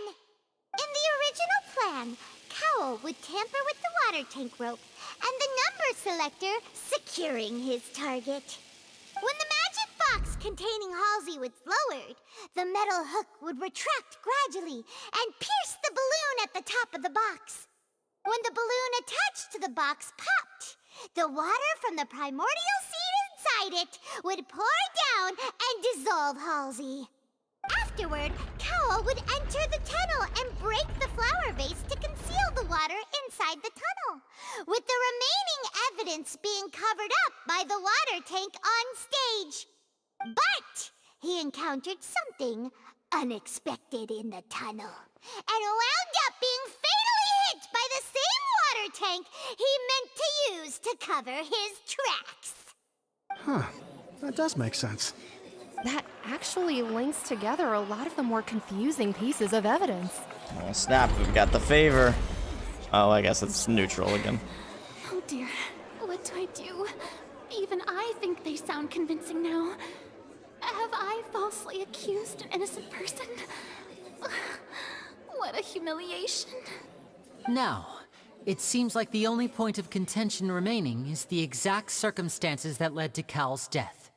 His notes mentioned he had an accomplice who could be related to the situation. On that note, the guards have just contacted me indicating that they uncovered new evidence. I shall now invite him on stage to share it with us. Thank you, Your Honor. We were just inspecting the luggage of the other people involved in this case. And we found an identical sample of the water from the primordial sea among Linny's personal effects. Yeah, but isn't that... What? Oh. That can't be. Oh, I see. Well, Set up, how question mark? wonderfully comedic to have your own counterattack only to come back and wound you. Does this not clear all doubt? My dear citizens, my loyal audience, allow me to present my reasoning and bring this performance to a swift close. Boy, here we go again. Linny did not need to take part in the dissolution of the young woman at all. Indeed, he did leave the scene via the vent. Having made modifications to the props beforehand, his accomplice Cowl then caused Halsey to vanish using the water from the primordial sea. But upon his return, in cruel avarice, Lenny desired sole credit and prepared to do away with his partner in crime. Ultimately, he knocked Cowell out, and the tool meant to cover the crime up also became a murder weapon. Now, as much as I regret having come to such a viciously straightforward conclusion, it does seem that the famed Fatui is quite the cold-blooded and ruthless organization. Am I right, Mr. Lenny? We've used up all the evidence we collected. There's no way for us to make a rebuttal here. Is this the end of the road?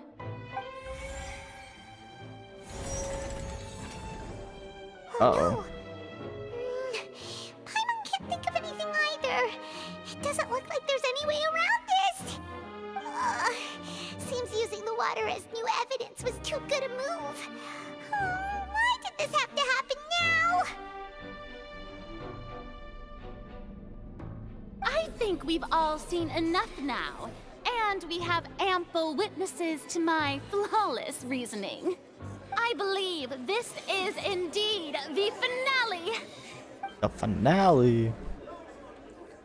Now then, my good, noble Chief Justice, should we not, in your view, move... Excuse me, everyone, but I must interject.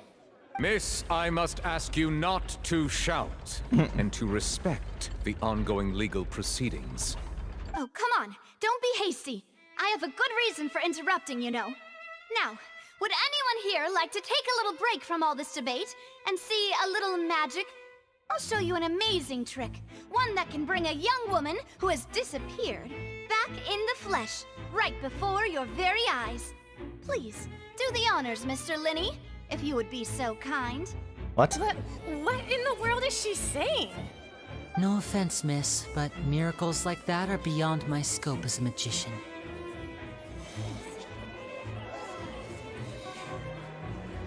Come on now, don't be silly. Magic is all about misdirection, isn't it? It often conceals the truth while presenting a fascinating illusion. But once everyone believes the illusion, can't magic reveal the truth to them once again? And wouldn't such a trick be the most marvelous finale to today's performance? Come on, Lenny and Lynette. Give it another go. Don't worry. Spina di Rasula has made the necessary arrangements on your behalf. But, as the magic makers and stars of the show, I think I should leave the final performance to you. What is going on?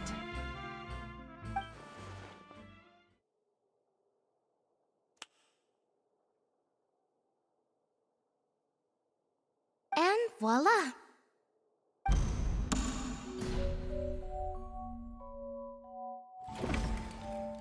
Oh snap.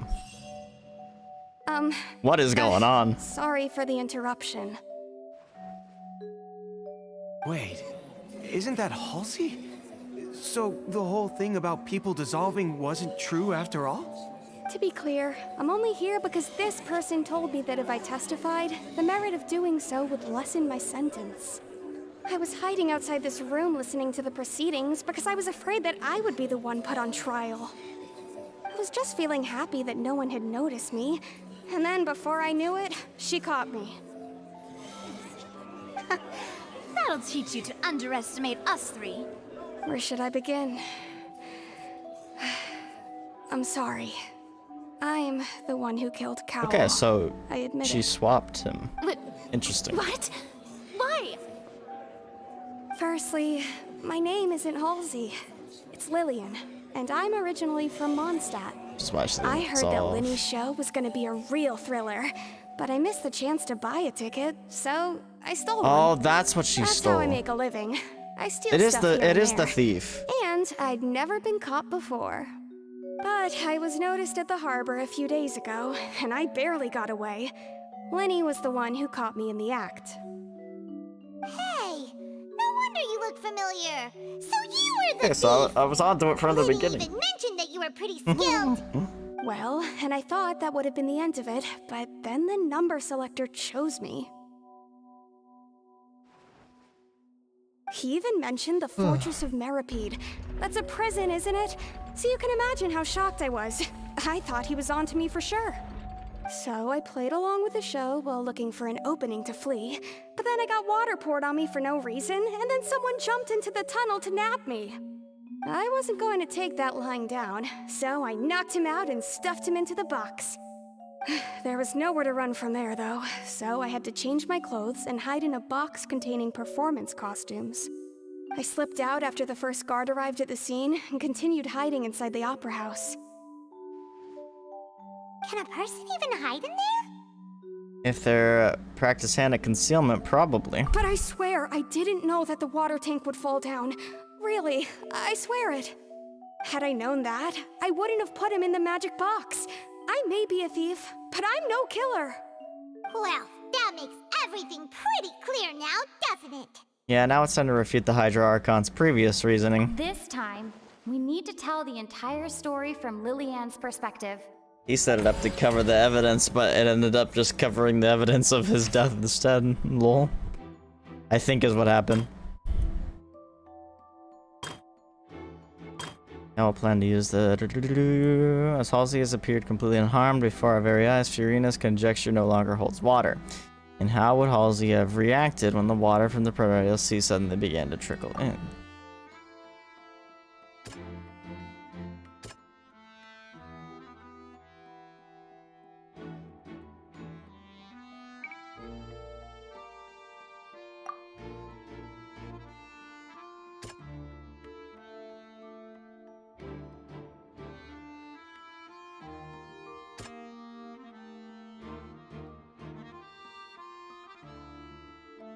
I'm not sure on that one.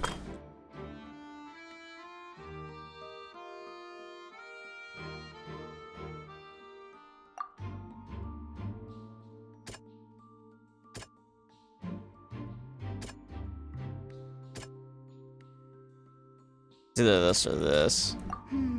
Nope. Yeah. The flower vase was not broken to cover anything up, but was smashed during the struggle between Lillian and Cowell.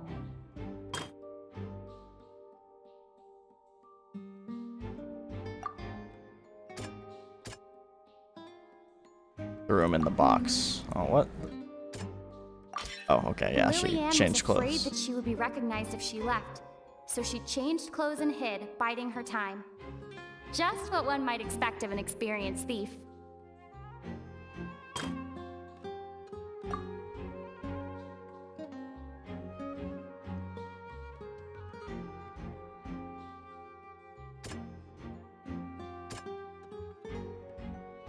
Oh, okay, the thump was her strange getting sound out. wasn't from a fight. It was Lillian's attempt to break out when she was frightened. There we go. And it's Ace Detective Paimon time! Having been selected out of the blue, Lillian panicked.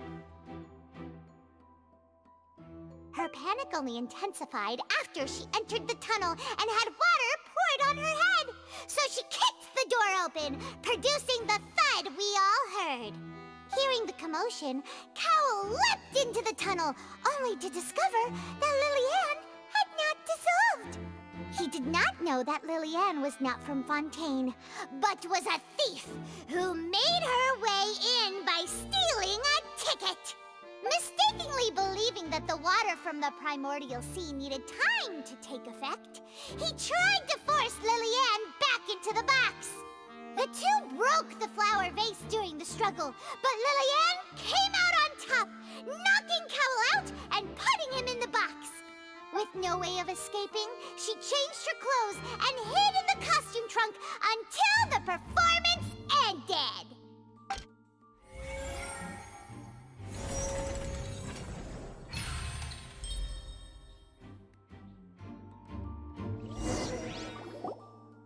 Damn. She knew that she would have to go through guard inspection if she tried to leave afterward. So, she has been trapped in the opera house these last 2 days. She had already become desperately hungry by the time we were chatting over macarons. So, she swiped 2 of them right under our noses. Talk about a sneaky thief. She took the macarons. In the tunnel have now come to Foreshadowing. What's the steal? What's the thief, bro? That's the whole story. Bravo! Bravo! No! Now then, Lady Farina, do you wish to speak against the defense's statements? Please answer the question, Lady Farina. Also, if I may add, the trial has not yet ended. As such, I request that the prosecution not leave the room before the proceedings have concluded. Dude. What? Are you reading my mind now? No. He's like her I dad or have something. No further arguments. I admit defeat. But really, could you at least have left me with some dignity? Wow. Look at that. She's like a deflated balloon now. If there are no objections, then as the Chief Justice of Fontaine, I shall once again repeat the full sequence of events. The actual perpetrator of the serial disappearances, Cowell, selected his next victim from the audience reservation list. With some modifications to the selector, he could ensure that the pre-selected young woman would be chosen. To cover up any evidence while committing the deed, Cowell thought of allowing the water tank to fall, which would conceal the water left behind after the young woman was dissolved. He also tampered with the rope suspending the water tank, using the fireworks at the end of the performance to cause the tank to drop and hide the watermarks. He poured the water from the primordial sea into a balloon during the preparation of the magic box and stuck it to the box's lid. Finally, he passed the prepared hook on a rope through the gap in the magic box's door when bringing the young woman to said box. When the magic trick officially began, the ticket she box stole containing was the from woman a was lowered Fontainian. into the tunnel, tightening the hook rope and bursting the balloon containing the water. If all had gone to plan, the young woman would be dissolved at this time. However, Lillian was not from Fontaine, and thus fled the box with a loud noise. Realizing that there was trouble, Cowell entered the tunnel and met Lillian. Thinking that the waters had not yet taken effect, he decided to proceed. However, his opponent was more capable than he thought, and he was overcome, knocked unconscious, and placed into the magic box, and thus became his own final victim. Lillian, according to her own statements, then changed clothes and hid until the performance ended, before hiding in other parts of the opera house. As for Linny, he was in the underground structures within the opera house, and was thus ignorant of these happenings. From this reconstruction of events, we can conclude that Linny, the accused, is in fact innocent. Og. W. While there is much in Linny and Lillian's conduct that should still be investigated separately, this case, at least, can be handed over to the Oratrice to make the final decision.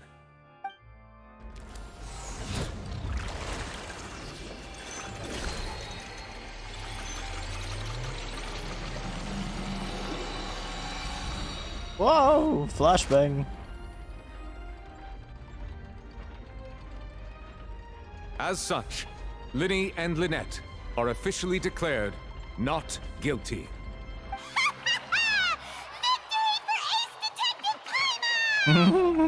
Great work, partners. She's so pogged, Thank bro. you all. Thank you so much. Let's not celebrate just yet. Next, I think we deserve an explanation, Guard Vaughn. How did you find the water from the primordial sea in Linny's baggage? Right! Your discovery caused me to make a serious mistake, you know. Or was that not a discovery, but false evidence that you dare to bring before this court? I suspect that the accomplice mentioned in Cowell's notes was not Linny, but you, yes? Odd. I'm sure you know what you must do to lessen your sentence. Speak quickly! Unless you want to earn yourself a one-way ticket to Coupon Town. I was just following orders.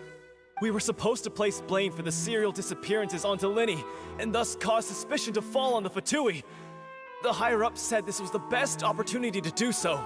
And now that your plan has fallen through, and the secrets of the water have been revealed, you have become a liability to said higher-ups, yes?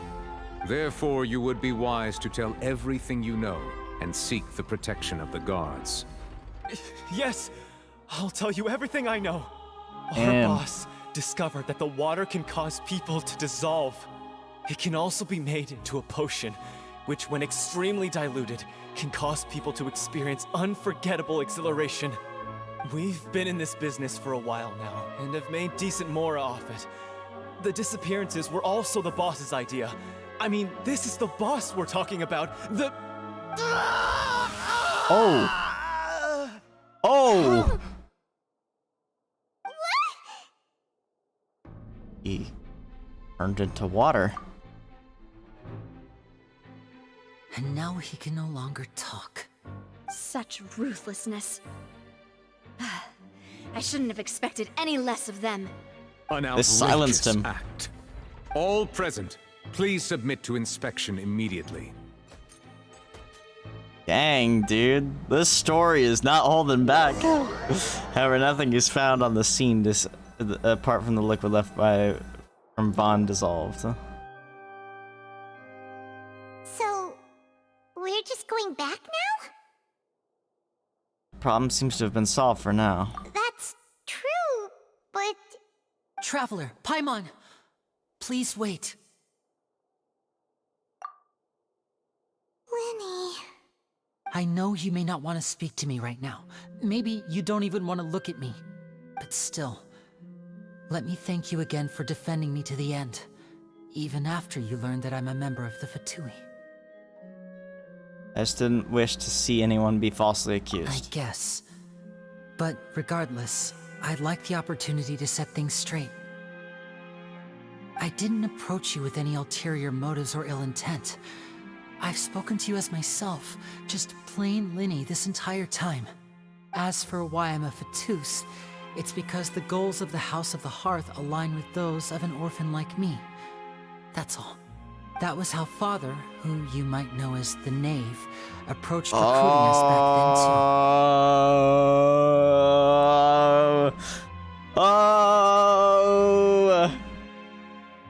Oh! He's the owner of the orphanage. Which is now owned by our Lachino, I believe. Ah. A knave? The one who controls the House of the Hearth? Or I guess she really... Okay, I guess I get that now. Because there was someone else before, I believe. Since we're here, I was wondering, would you mind hearing a story? I watched some lore. Back I don't when our remember parents exactly first what, but... died, Lynette and I were left wandering the streets. To survive, I took to surreptitiously observing an older street performer who did magic. It took me several days to figure out how he pulled off his amazing tricks. So I'm pretty sure Arlecchino is the new owner of the orphanage or whatever. So I don't know. I took my sister I'll through just several listen. streets until we found a crowded corner, and we began to perform magic tricks there. To my surprise, we proved to be pretty popular, and we could at least stop worrying about where our next meal would come from for a time. But I didn't want my sister to remain a street rat together with me forever. Before long, an aristocrat came to me and claimed that he wished to take us in after watching my performances. So you went from orphans to nobility just like that? That was how we felt at first, too. As if fate was on our side and we could say goodbye to those painful days. But I gradually discovered that while we were called foster children, he was really after my talent for magic tricks. He would constantly take me to all sorts of banquets to garner attention, which he would then use to expand his social circles. That doesn't seem too bad either. Better than roaming the streets at any rate. It took a while for me to realize just how dark his heart really was. After one particular performance at a banquet, I discovered that Lynette was not on the same return vehicle as me. I waited a long time after we returned home, but she did not come back. I went to that noble's bedroom and asked him about her whereabouts. The answer he gave me was, she caught the eye of the most eminent person at the banquet, so I sent her over as a gift. I mean, you'll be able to perform your magic regardless of who your assistant is, yes? Oh no. So he was gonna... But wouldn't Fontaine's laws deal with such people? As far as outsiders are concerned, this is a relationship akin to adoption or foster care, and they have their ways of escaping the eye of the law. Villains, so what happened after that? I managed to ferret out the location of the mansion of that so-called eminent person, and hurried through the night. But by the time I leaped over the walls, avoided the guards, and made my way in, all I saw was the moonlit ground covered in blood, and the knave standing there in the darkness. Yeesh. So, she'd already taken care of that guy. That's right. She had rescued my sister before she could come to any harm, and had even discovered several girls hidden in a basement, all of them orphans. Father, I mean, the knave, might have seen something in me, and so she made me an offer. The House of the Hearth welcomes you, for your interests align with ours. Here, none will ever betray you. Indeed, betrayal shall never be permitted here. Oh, so I was hesitant to trust her. I mean, I had just been betrayed by nobles. But she was also quick to destroy the noble who had taken us in at first, giving us back our freedom. Oh, so that's how the two of you joined the House of the Hearth. The knave is after the Gnosis, isn't she? She has her own plans. She has gained permission from the Tsaritsa to first use the Gnosis' power once she obtains it. She plans to use it to find a way to break the prophecy and save Fontaine. So, she believes in that prophecy too? That's right. The whole House of the Hearth is currently working to combat that crisis. Today's case has also proven that people from Fontaine can indeed dissolve into some sort of water, thus further supporting the prophecy. All of us house members here, Lady Arlecchino herself included, are from Fontaine. We won't give up on defending our homeland. To us orphans, the only connection we have left to this world, apart from our family, is our homeland.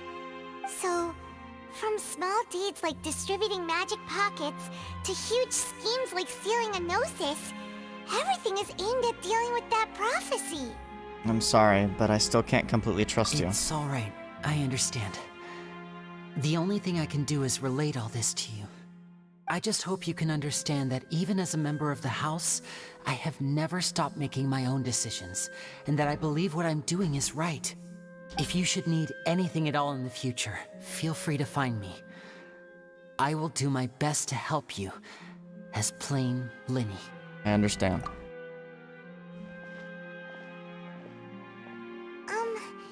Bye, Linny!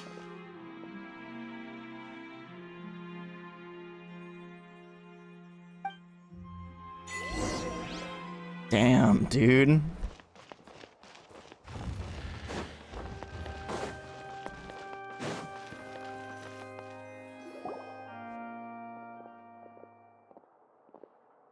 Hey there. What was with the disappearing act you pulled right as the trial ended? Were you looking for us, Navia? Well, this whole thing isn't exactly over, is it? I do feel that we're getting closer to solving the serial disappearances case, though. Don't you think so, too? I'm sorry, Navia. Huh? What's wrong, my dear partner? I was really only trying to defend Linny. Besides, are you sure we're the ones who can crack a case that's been cold for decades now? And given that there's new evidence from the trial, there should be a trail of breadcrumbs for the Hydro Archon's people to follow now, right? Ah. I That's see. disappointing. Well, I won't lie. I'm a little shocked to hear that from you. But I suppose you are just travelers who have only arrived in Fontaine after Oh, we all. gotta help them. It's Sorry. gotta link somehow. I might have been too presumptuous. Don't say that, Navia. Ah, and we were having so much fun investigating with you, too. It was like having new waters flowing into a stagnant mire, causing new hope to spring forth, and the reflection in the murk to become clearer. Well, sorry about that. I'm a bit prone to nostalgia. Don't mind me. Wait, shall we have a farewell meal? You know, to commemorate our time as partners? Huh? Do we really need to get that formal? Well, guess you really did treat us as partners, huh? Well, I just like to have a proper ending to every important memory. That way there are no regrets later. Anyway, it would just be a meal, so it shouldn't take up too much of your time. Well, if you say so. You don't have to twist Paimon's arm. If Boss Navia's treating, count Paimon in! Once again, we gotta end all these quests with a meal. In that case, why don't we return to the court of This Fontaine is Act and 1. head to the Hotel Tabor? Or I did we believe already we'll start make Act it 2? I just don't in know. time for dinner. Alright then, let's have our farewell meal! I think this is end of Act 1. Yep, and I think Act 2 is out too. Offerings to the Fountain of Lucine. For the Hydro Sigils you obtain. Okay.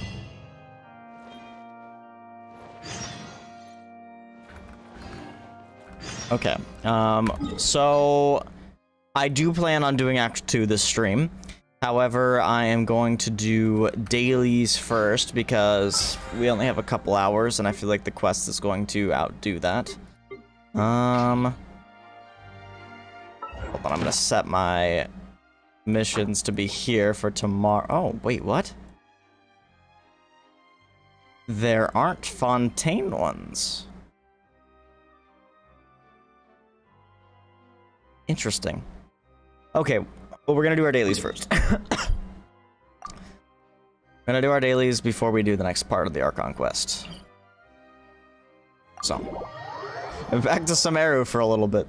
I was gonna set it to Fontaine for tomorrow, but maybe they're just not doing commissions? Maybe I need to hit a certain threshold before I can unlock commissions? I don't know. Strange. Strange, to say the least. Why is this red, though?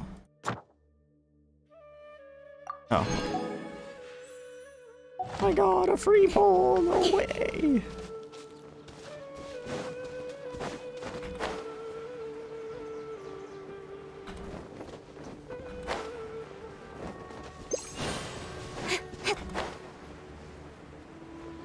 Let me just go defeat some fungi real quick.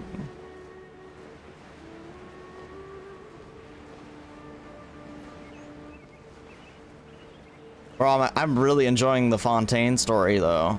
Like, oh my god. That was awesome. Act 1 was like almost 4 hours, bro. I feel like that's longer than usual. The wind knows me. Fallen leaves adorn my night. We haven't actually fought an actual fight in Fontaine either.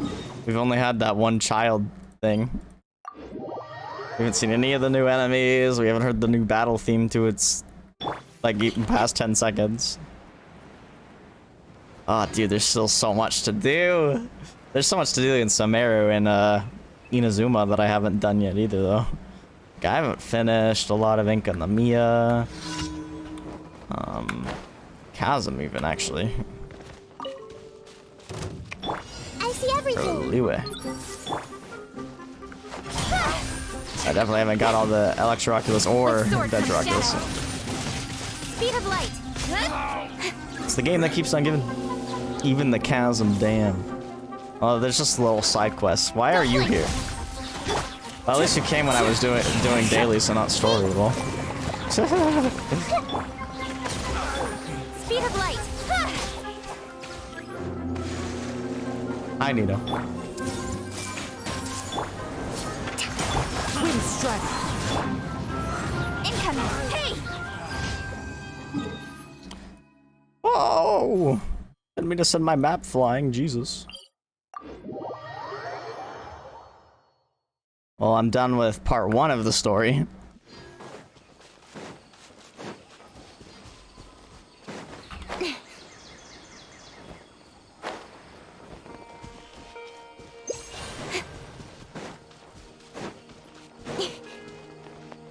Yeah, there's two acts out.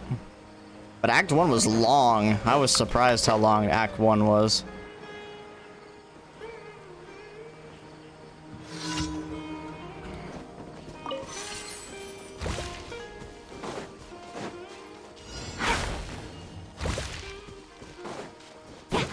How's Nino?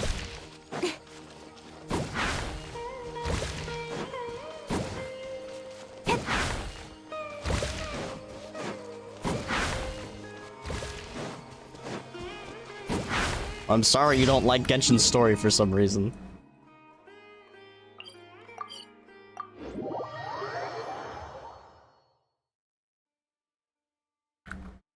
This is why I like talking to Damon about Genshin, lol.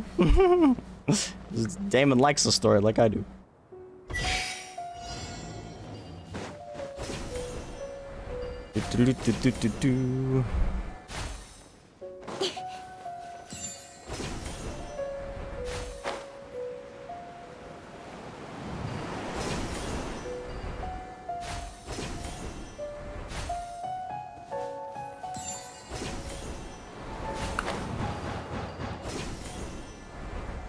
I think this is my last daily. Or is this my third one? I haven't been paying attention.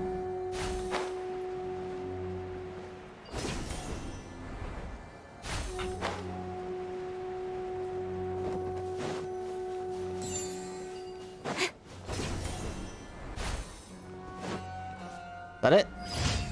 Yes. Oh yeah, the underground map.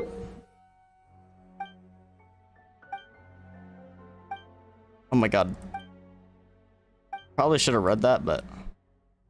Yo! Wait, why isn't it showing this area? Or is it just where you're close to?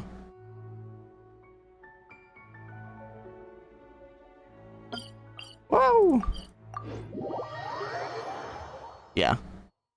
I just wanted to make sure I had my dailies done before I continue the next part, just in case the next part's also like 3 hours. 3 to 4 hours. I think it was about 3.5. Because I fucked up in the beginning of Fontaine and didn't talk to a certain character. And I went off and got really far away from that character. Because I don't know why. I just wasn't paying attention, I guess. I was too distracted. Thank you for complete. Add Astro. Add ass. Oh shit, I should probably... Why are these so lame? Okay, well, we'll do this one, I guess. I'm not sure if Lynette has any passives. No, she doesn't. That's okay. I didn't mean to send Noelle. I meant to send Ember, but you know, whatever. It's fine.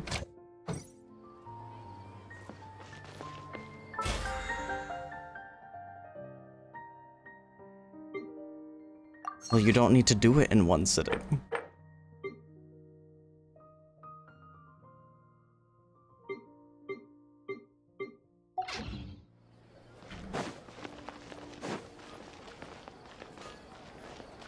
Oh, you don't want to do it in parts.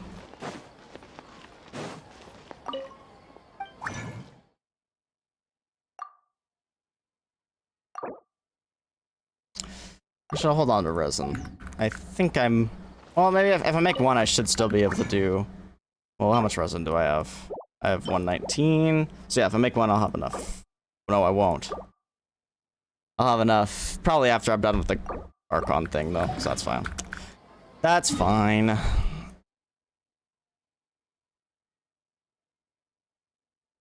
Oh my god, where's Fontaine?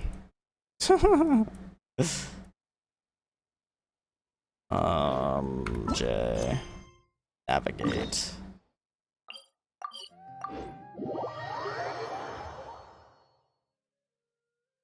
Yep, new strongbox.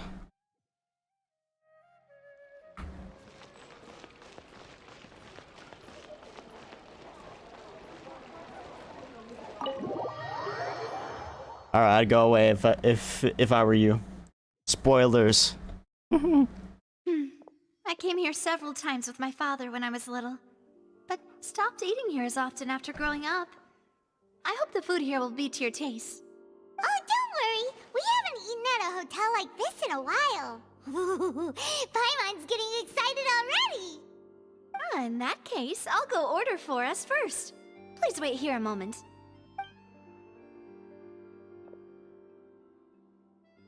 Ooh, everything looks so good. People in Fontaine sure know how to enjoy life. Why, of course. Go ahead, try whatever you like. If the food's good, I'll make a group reservation for the rest of Spina di Rosula next time. And if it's not? Well, then I'll still bring everyone. Albeit with only one dish per table. Oh. Yeah. Sure have your own way of doing things. Oh, we called this a farewell meal, but we could also treat it like a victory feast, right? We did just win that case after all. It's certainly worth celebrating. Oh, true. Very true. In that case, boss, we'll have another 2 dishes. Huh? Paimon didn't mean that you had to order even more food. Lol. Speaking of cases, do you think that the mastermind behind the serial disappearances will get caught soon now that this has all happened? Well, we've certainly taken a big step forward, but I feel that's about it. We know that there's an organization that means to dissolve these young women, but we still don't know what they are really after. If it hadn't happened right in front of us, Paimon wouldn't have ever believed that a person could be dissolved like that. Right? Yet it was because this was such a preposterous notion that the investigation could never really move forward before. Ugh. If only that guy could have finished speaking! We were so close to hearing who was behind it. In such investigations, even the smallest step can seem like a yawning chasm if the trail of clues is cut off. To be honest, I don't have high hopes for any follow-up that the authorities might conduct. It's not that I don't have faith in their ability, it's just that a different perspective is required in some matters. It's easy to guard against and deceive a single narrow perspective. A shift in thinking is required at such times in order to produce a breakthrough, which is exactly why the Spina di Rosula exist. Those highfalutin folk are not all-knowing. That's why we exist. To seep into the cracks where filth falls through, where their watch fails them. That's the kind of problems we solve. Seems Paimon thought things were simpler than they actually are. It's all right. Well, this was supposed to be a farewell meal, so I doubt you have further interest in this business, right? Let's talk about something else. Like, what are your future plans? We wanted to ask the Hydro Archon for some information, but we haven't had much opportunity to do so. That's true. We didn't have a chance to speak to her after the trial ended. It didn't really seem like the right time or place to do it anyway.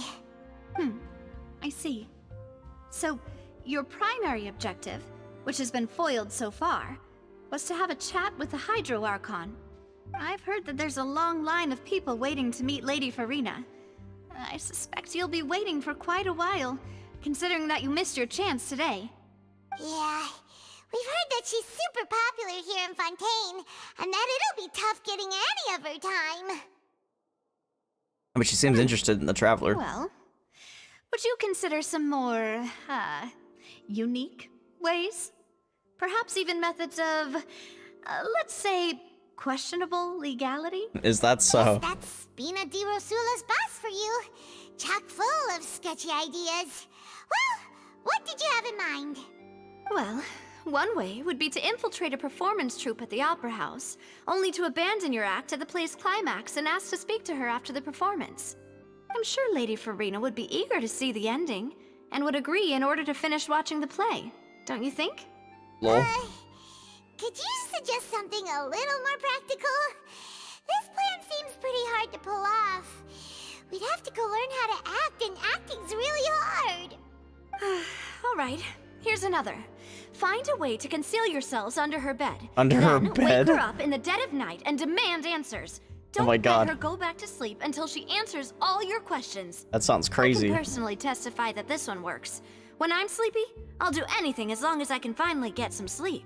Jesus. That might work, but that's not really the problem. The problem is, we don't want to get ourselves arrested. Huh.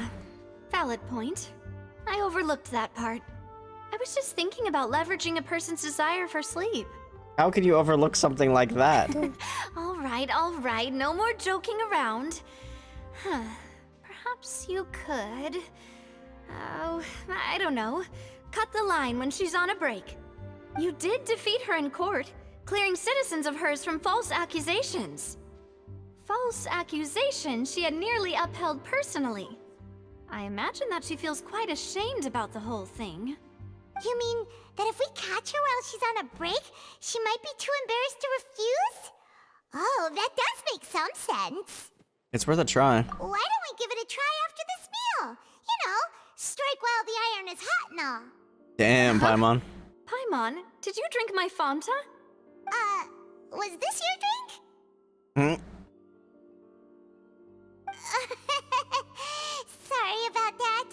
Paimon wasn't really paying attention and the cup was right next to Paimon. Would you like to order another? No, it's fine. We're just about done here.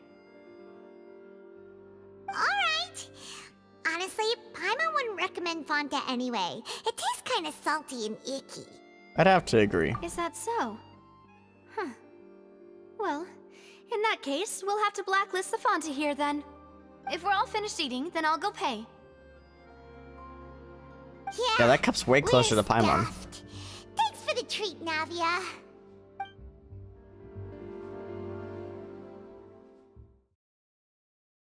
I thought my game crashed for a second. Oh, so full. Paimon can barely float anymore. You could try walking, you know. Nah, that would be so... normal. You know, like you. Damn. Okay. As for expenses this month, we're left with... Huh. Hey, Navia! What are you doing over there? Oh, nothing. It was just a meal, you know? Nothing the Spina di Rosula can't cover. Seems that was pretty tough for her. Let's get ready to try to meet the Hydro Archon again. Bye, Navia! So this is goodbye, huh? Well, if you do encounter any other trouble in Fontaine, you're always welcome to contact the Spina di Rosula. I'll give your requests the highest priority. In any case, I wish you smooth sailing. I'll see you again, partner. See ya! Wouldn't wanna be ya. Just kidding. Act 2 started.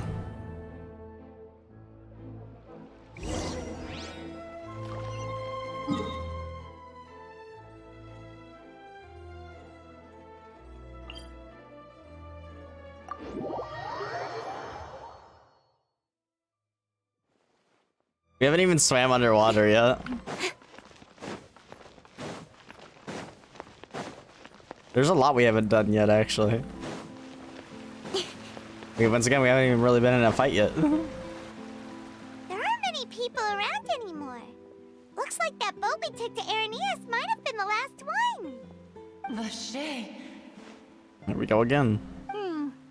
Looks like we're back here again. Huh? Traveler? Are you hearing voices again? And it's clearer than it was during the day. That's kind of spooky.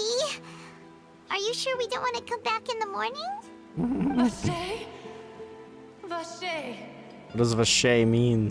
Hey, why are you still walking towards it? There might be something nasty in the water. I can feel strong emotions. Hang on. Paimon can kind of hear a voice. It's calling for Vache, right? Oh, Paimon can hear it too now. Hey, Traveler! Stop walking! Uh-oh. Come on, wake up! Uh-oh, what happened? Oh my god, it's no sea ended. Where's this? Vache, are you my dear Vache? No, wait. You seem to be someone else. Do you know Vache? Do you know where my love is? I'm afraid not. Wait. Who am I? I'm very sorry. I fear I do not know.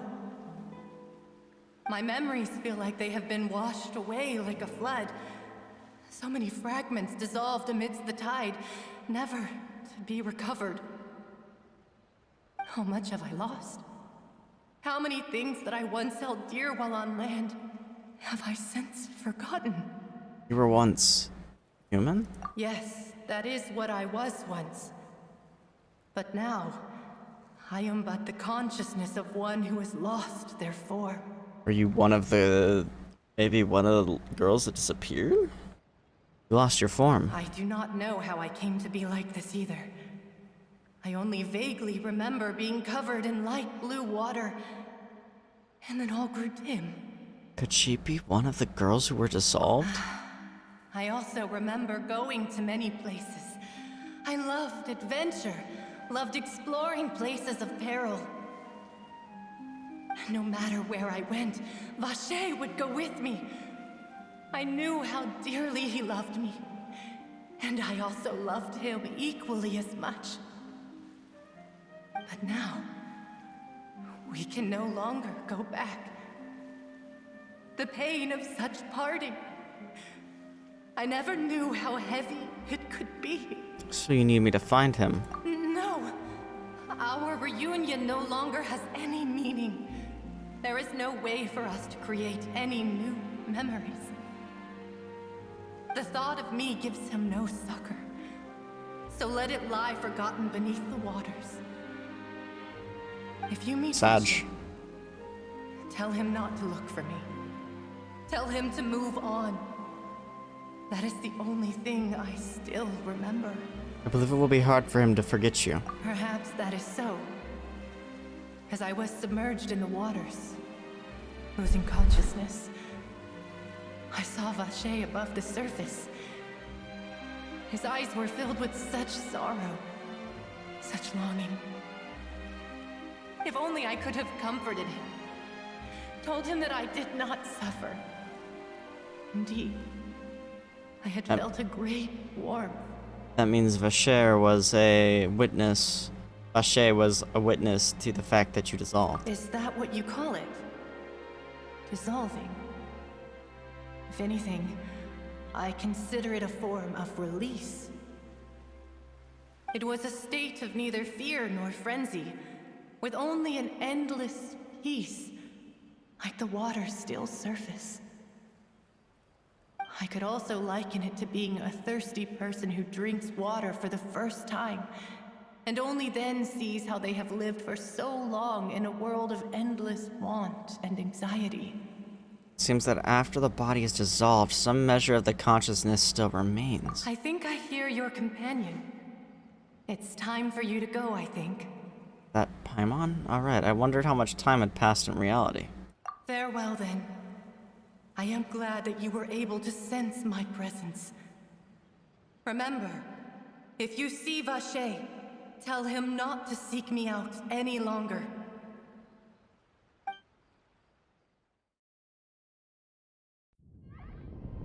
Oh boy. Whoa, what's going on? Whoa, what is going on? We woke up to freaking war, bro. Dang, they're using dual blades too. Dual blade must be the meta weapon.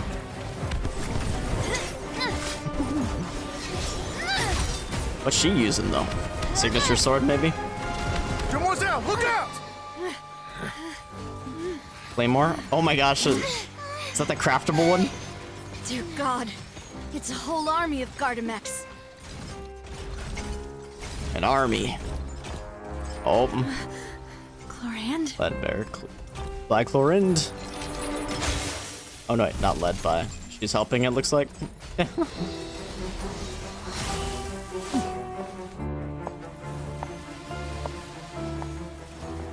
Electro infusion, question mark?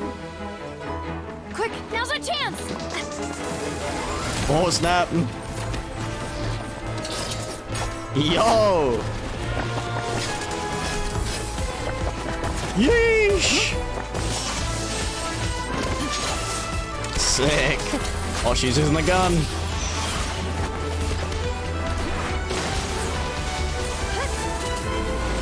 Ooh.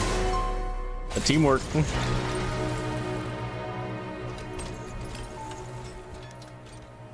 That was sick. They destroyed them. They may have been outnumbered, but they got the skills.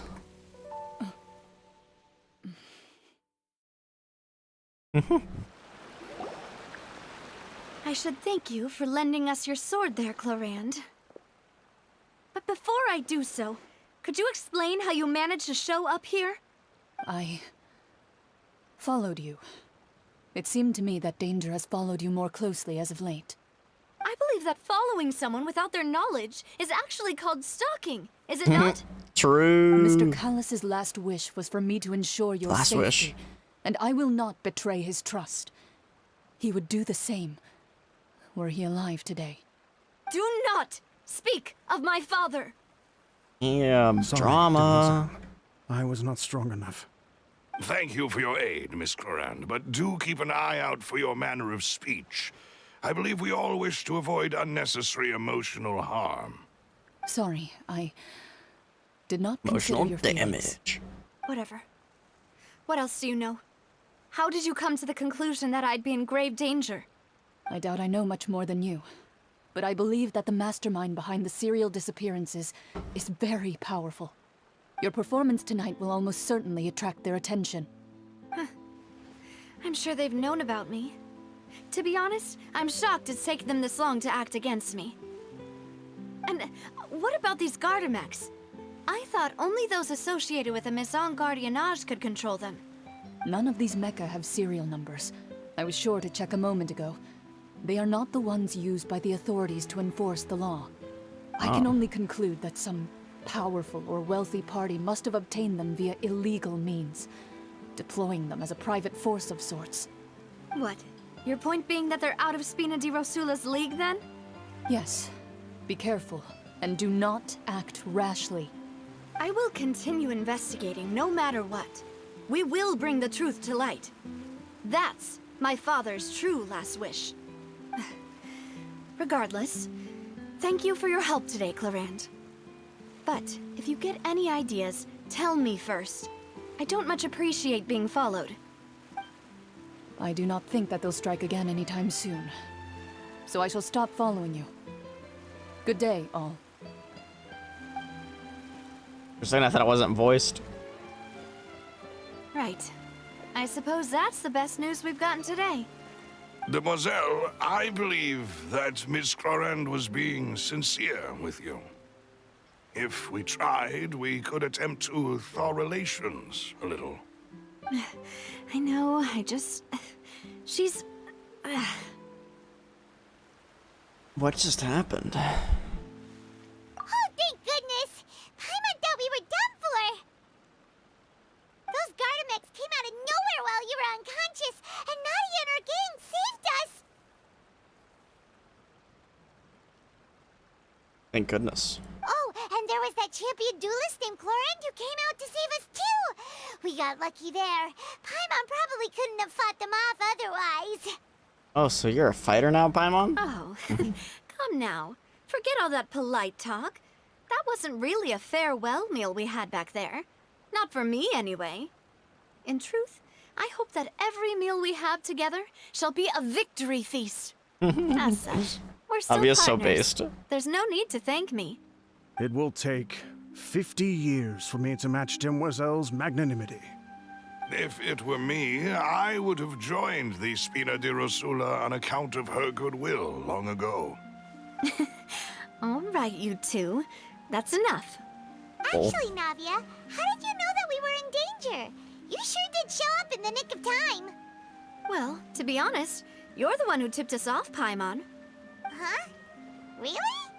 Paimon contributed somehow? Ooh, Paimon's even more amazing than she thought! Yes, all thanks to you grabbing my drink by mistake. How did that help? After we parted ways, I was on the way back to one of our bases when I suddenly thought of what you said. That the Fanta tasted kind of salty and icky. Wait, do you mean that I thought it tasted strange as well, but I couldn't be sure? I don't know. Fanta only comes in sweet flavors. So how could it have tasted salty? The color of the drink, if I recall, had also been a bit off. So the Fanta had been spiked with water from the primordial sea? Oh. Yes. So if you hadn't drunk that cup for me...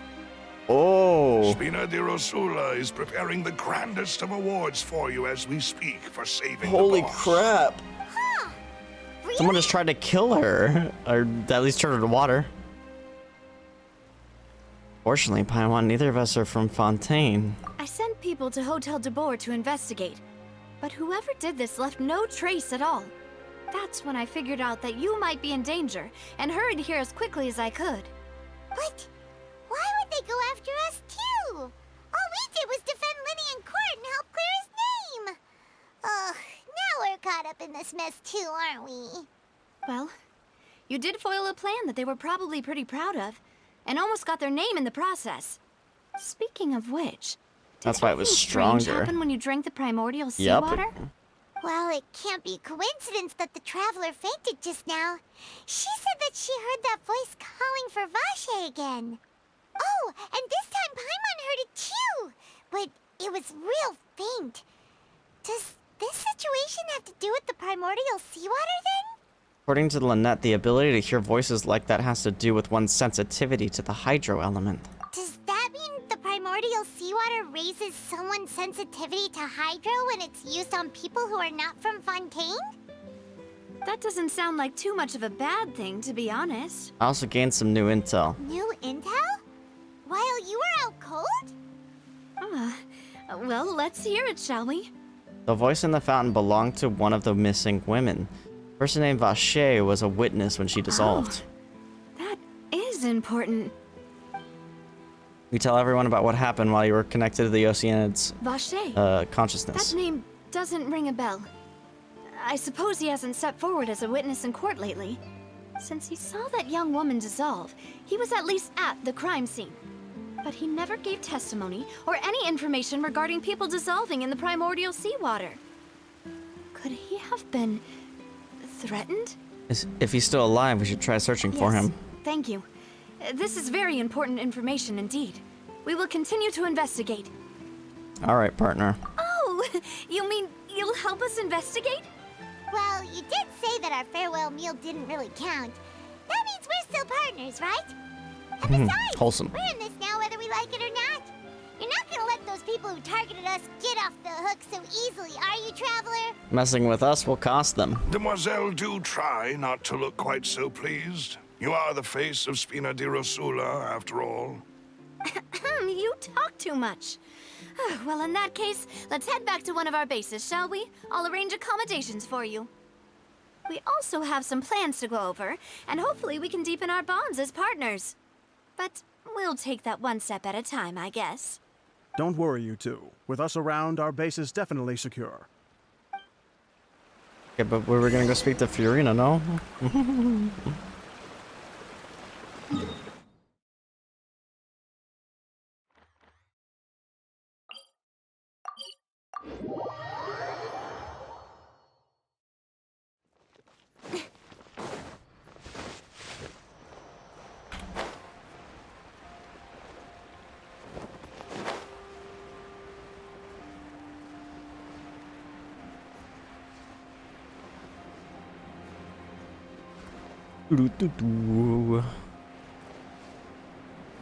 Verticality of this area is kind of crazy.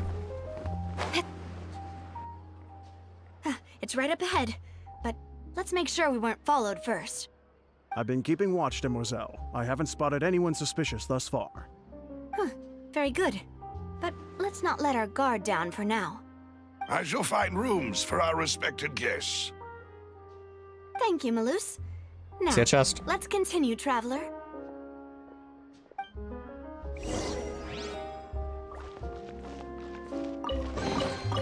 That's everything. Hydro sigil. On to the next. Cat jam.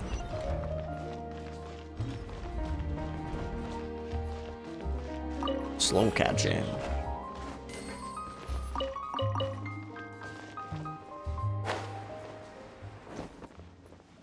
Yeesh. Once again, the verticality is kind of crazy in this area. Oh, look, underground map. Never thought I'd be in the sewers in Genshin Impact, but here we are.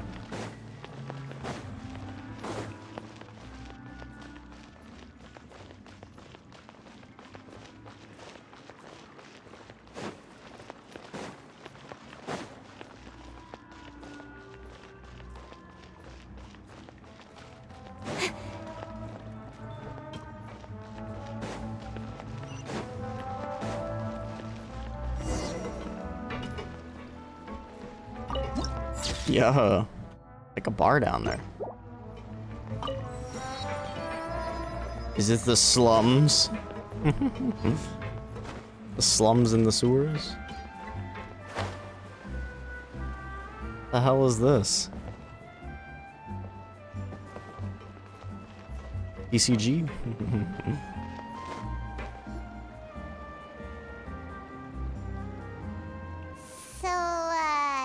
This is your base?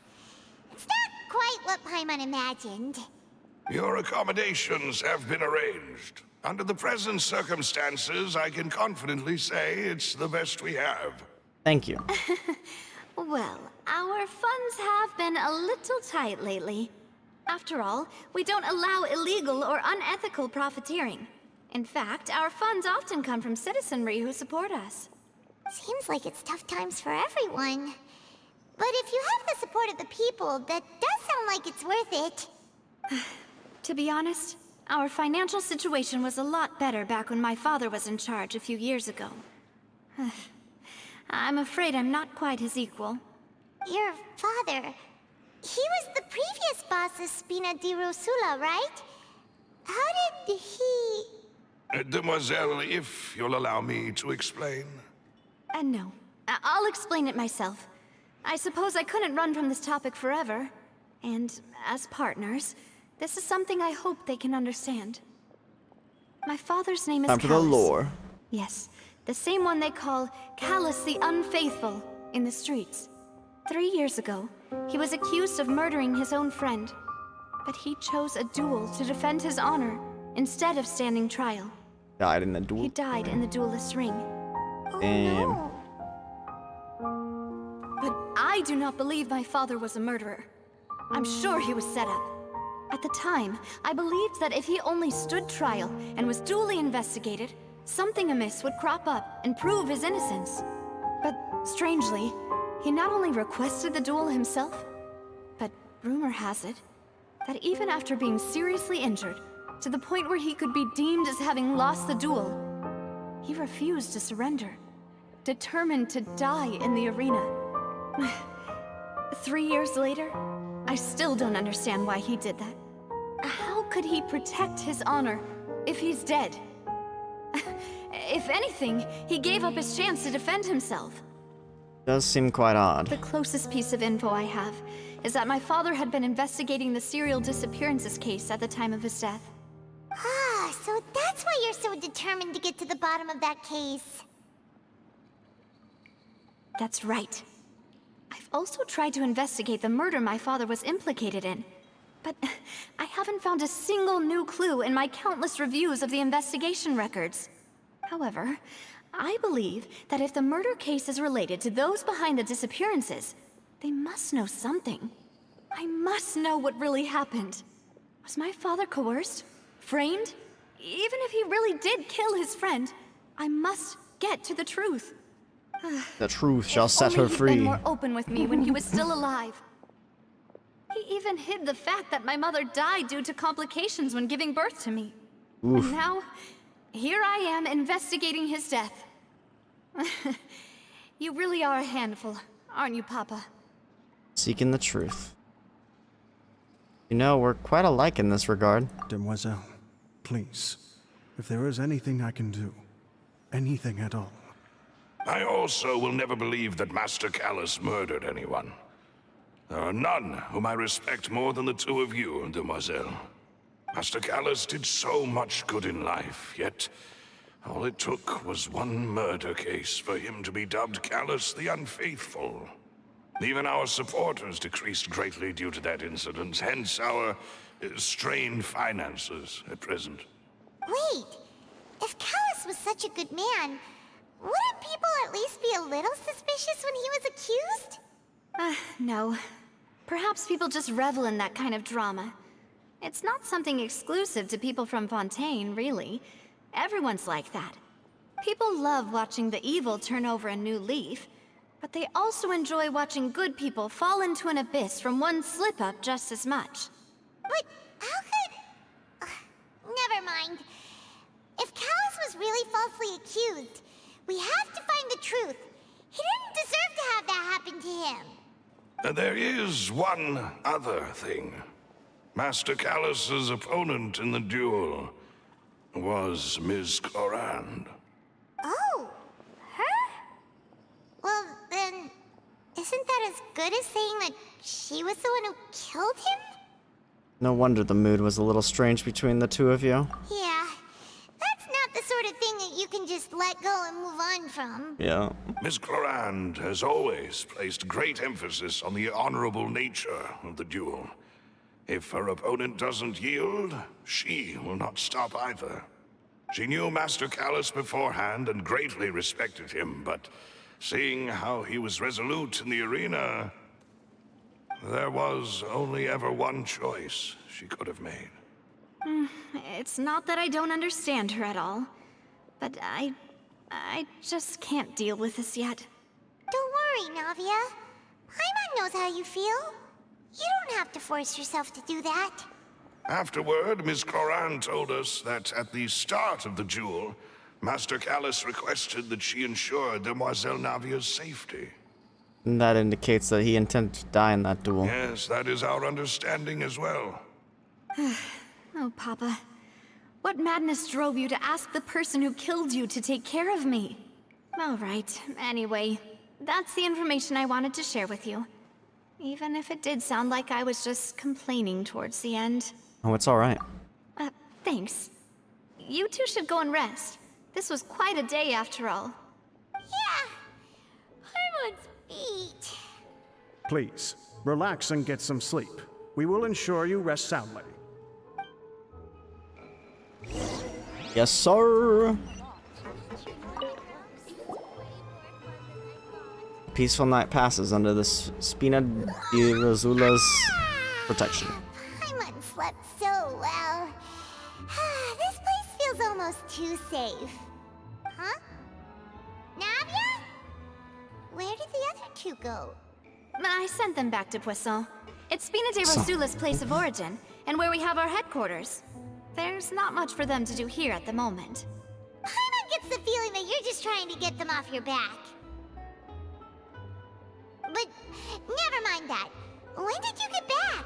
Were you waiting here the whole time? No, I just returned after going out for a while. I did some investigating yesterday regarding the name Vache. Wait, so you didn't sleep at all? Lol. How could I after having such critical new evidence appear? Guess Paimon wasn't speaking for everyone just now, huh? Unfortunately, this name seems to have been wiped from existence. It doesn't seem to have a match anywhere. I suspect that those behind this have already taken steps to hinder an investigation from this angle. But that does prove that this Vache person is a key witness in the incident. Does that mean we're too late, though? No. There is one ray of hope. One place in Fontaine that they would find almost impossible to threaten, no matter how much they wanted to. And that is the archives kept by Chief Justice Neuvillette. A place where detailed files on all the cases in recent years are kept. Really let us see him, though? Oceanette you met is one of the young women who went missing recently. We should be able to find some related information there. So Neuvillette maintains an archive of case files? Whew. Guess that's the hard-working Chief Justice for you. In that case, let's go talk to him, shall we? Aren't you coming along, Navia? Did you get tired? No, it's nothing. Let's go see the Honorable Chief Justice.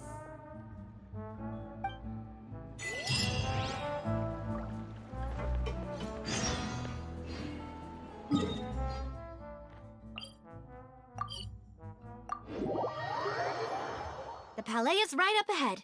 Come on.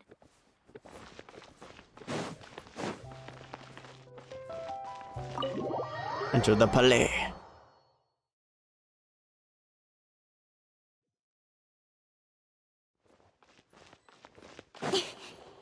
Excuse me.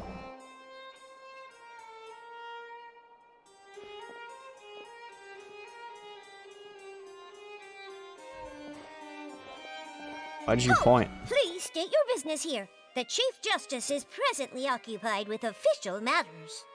Huh. This place does look pretty heavily guarded. Guess that proves that Nervalet's files are really secure. Hey, don't you recognize us? Huh?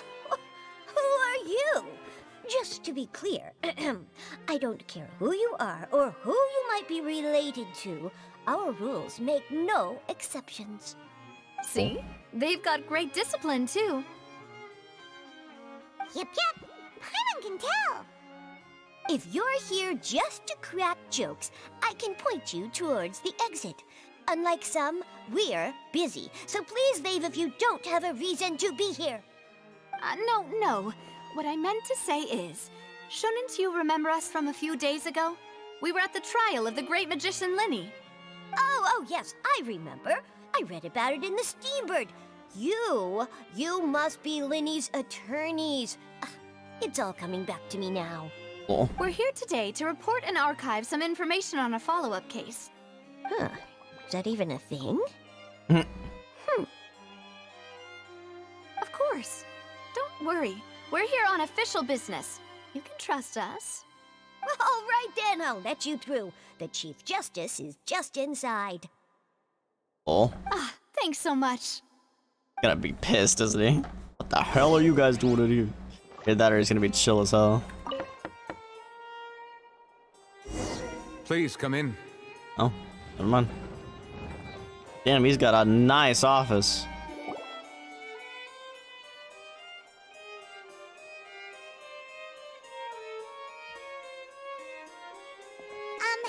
Sorry to barge in, Monsieur Nervalet. We only lied to get in because we didn't know any other way. Lol. It's all right. Please let me know how I may be of assistance to you. So you're not mad at us? We're looking for a man called Vacher. He may have been an eyewitness in the serial disappearances case. If we can find him, we may be able to unearth some key information on the case. Ah, I see. In that case, please wait here a moment while I browse through the files. Dang, he's super chill. Who knew that Nervalet would be so easy to talk to? I know, right? He seems intimidating.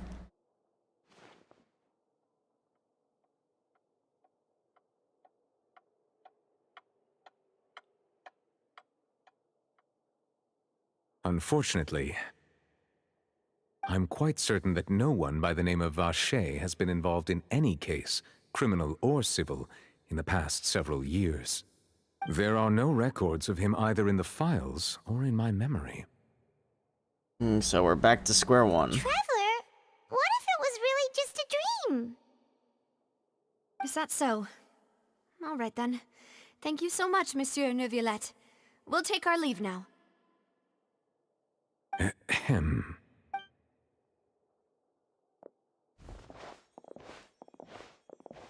Miss Navia, I can understand how you feel.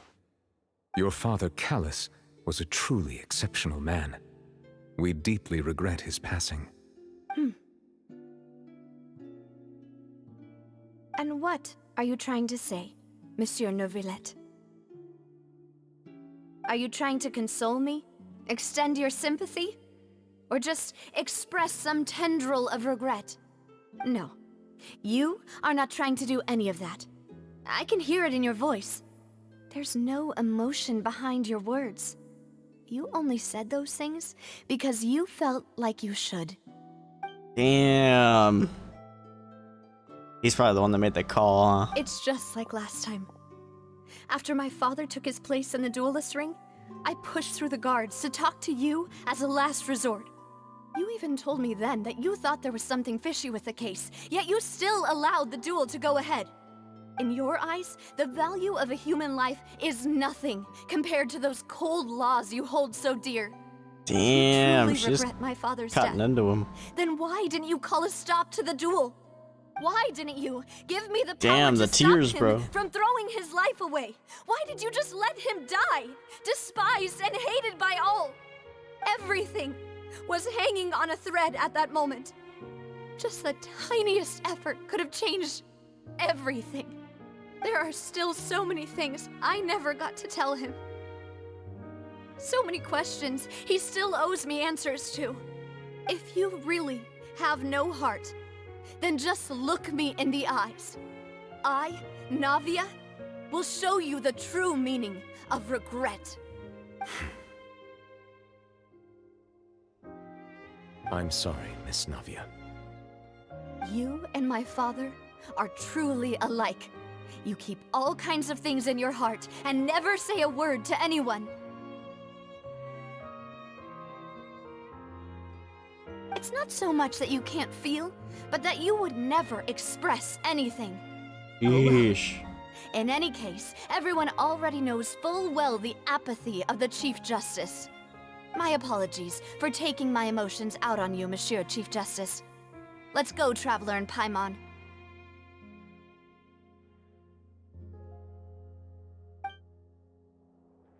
Yeesh.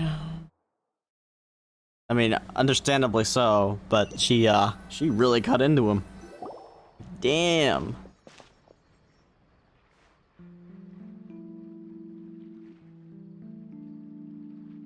Navia, are you okay? Oh no, now it's raining. I'm fine. Rain. It's raining. You're right. Wasn't it still sunny when we went into the building? And there shouldn't be any active trials today. How strange. He's the water dragon, isn't he? That's why his eyes look like that. So is the theory that Kokomi is the water dragon no longer the thing? I think he's the water dragon and he's crying right now. Maybe. Just a theory. Just a theory. And it makes sense why it happens on trial days. Because even though he tries to uphold a sense of apathy, he actually doesn't. Maybe. Maybe. They could be trying to hit us with that, but I don't know. It's just a theory. Just a theory. Spitball theory. Now that I think of it, on the day my father was convicted of murder, it was also raining. Rain. What is it? Did you think of something? Your father's case. Was he outside when it happened? Yeah, he was outside. It was uncovered and the rain could fall there. Why? Do you think the rain could have affected the crime scene? That thought has occurred to us before. We've even expanded the search area to try to account for that, but didn't find anything of value. And then I'm also curious if that's how what the Futui plan, or not, maybe not the Futui, but whoever's the antagonist in this story is trying to do, if they're trying to make it rain, and that would be the prophecy. If it rains that primordial water, because all of them would disintegrate into water. I don't know, man. Oh? Wait. The fact that You don't mean... The fact that people can be turned into water. So you're saying that the true murderer could have been turned into water? And then got washed away with the rain? Yeah. And if that's what had happened, then no one would have believed your dad, even if he explained what he saw to the authorities. Oh, that could I be. think I found a true genius for a partner. You're completely right. How did I not connect the dots earlier? All right, let's go to Poisson. With this new lead in mind, we'll get to the bottom of my father's case for sure. Yeah, we're gonna make progress for sure this time. Do you want to go with me now? Or do you want to head over by yourself later? We should go while the idea is still fresh. Great. Let's go then. I'm really liking the story this time around. I mean, I liked some arrows too. I mean, I kinda liked all the regions, but I think it's just progressively getting better. I'm still interested in Child and whatnot. Where the hell am I?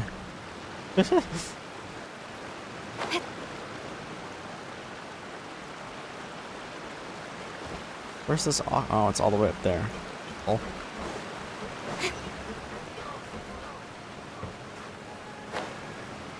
What's on? I'm gonna call it poison because I'm bad.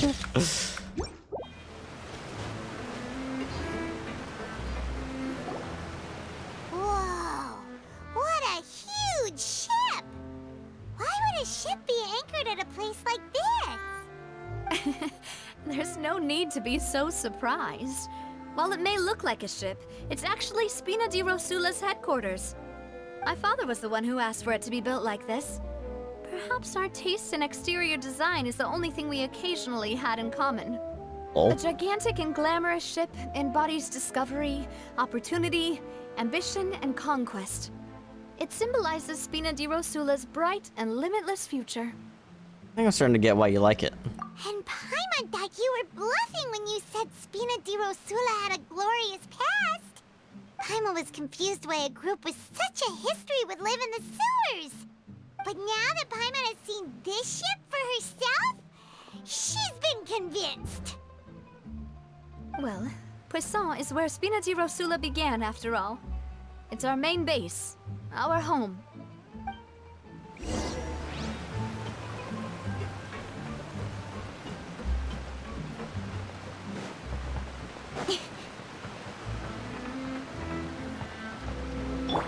Kokomi can now do her true purpose. Holy shit, we're swimming! Yeah, I don't want to go this way. Can I cancel? Damn it.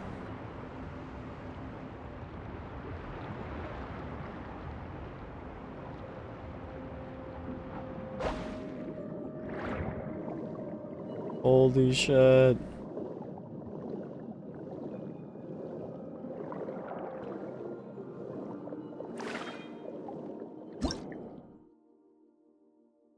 Abilities of the transoceanic source water and xenochromatic creatures. Sometimes these strange clusters of transoceanic source water will appear beside you, allowing you to unleash power using your will and deliver attacks.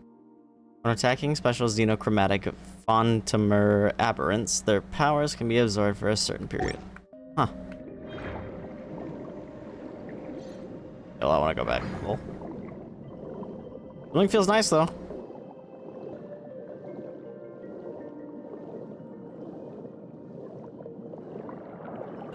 Controls are good. Yeah, I think they did a good job.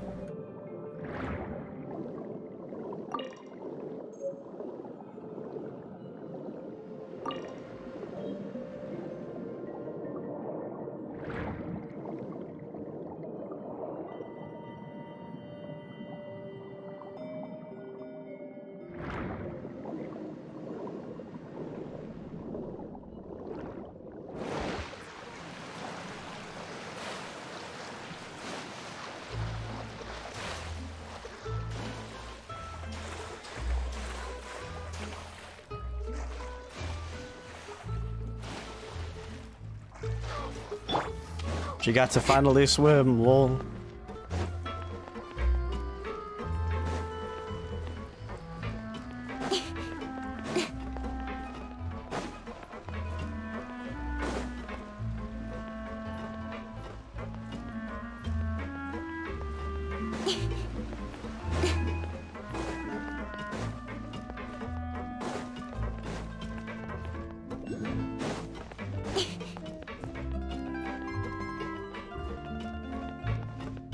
Where's this Oculus?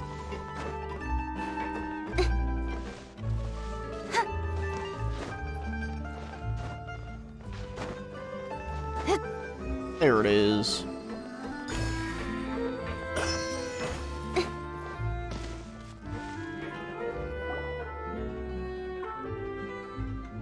Maloose, we're back.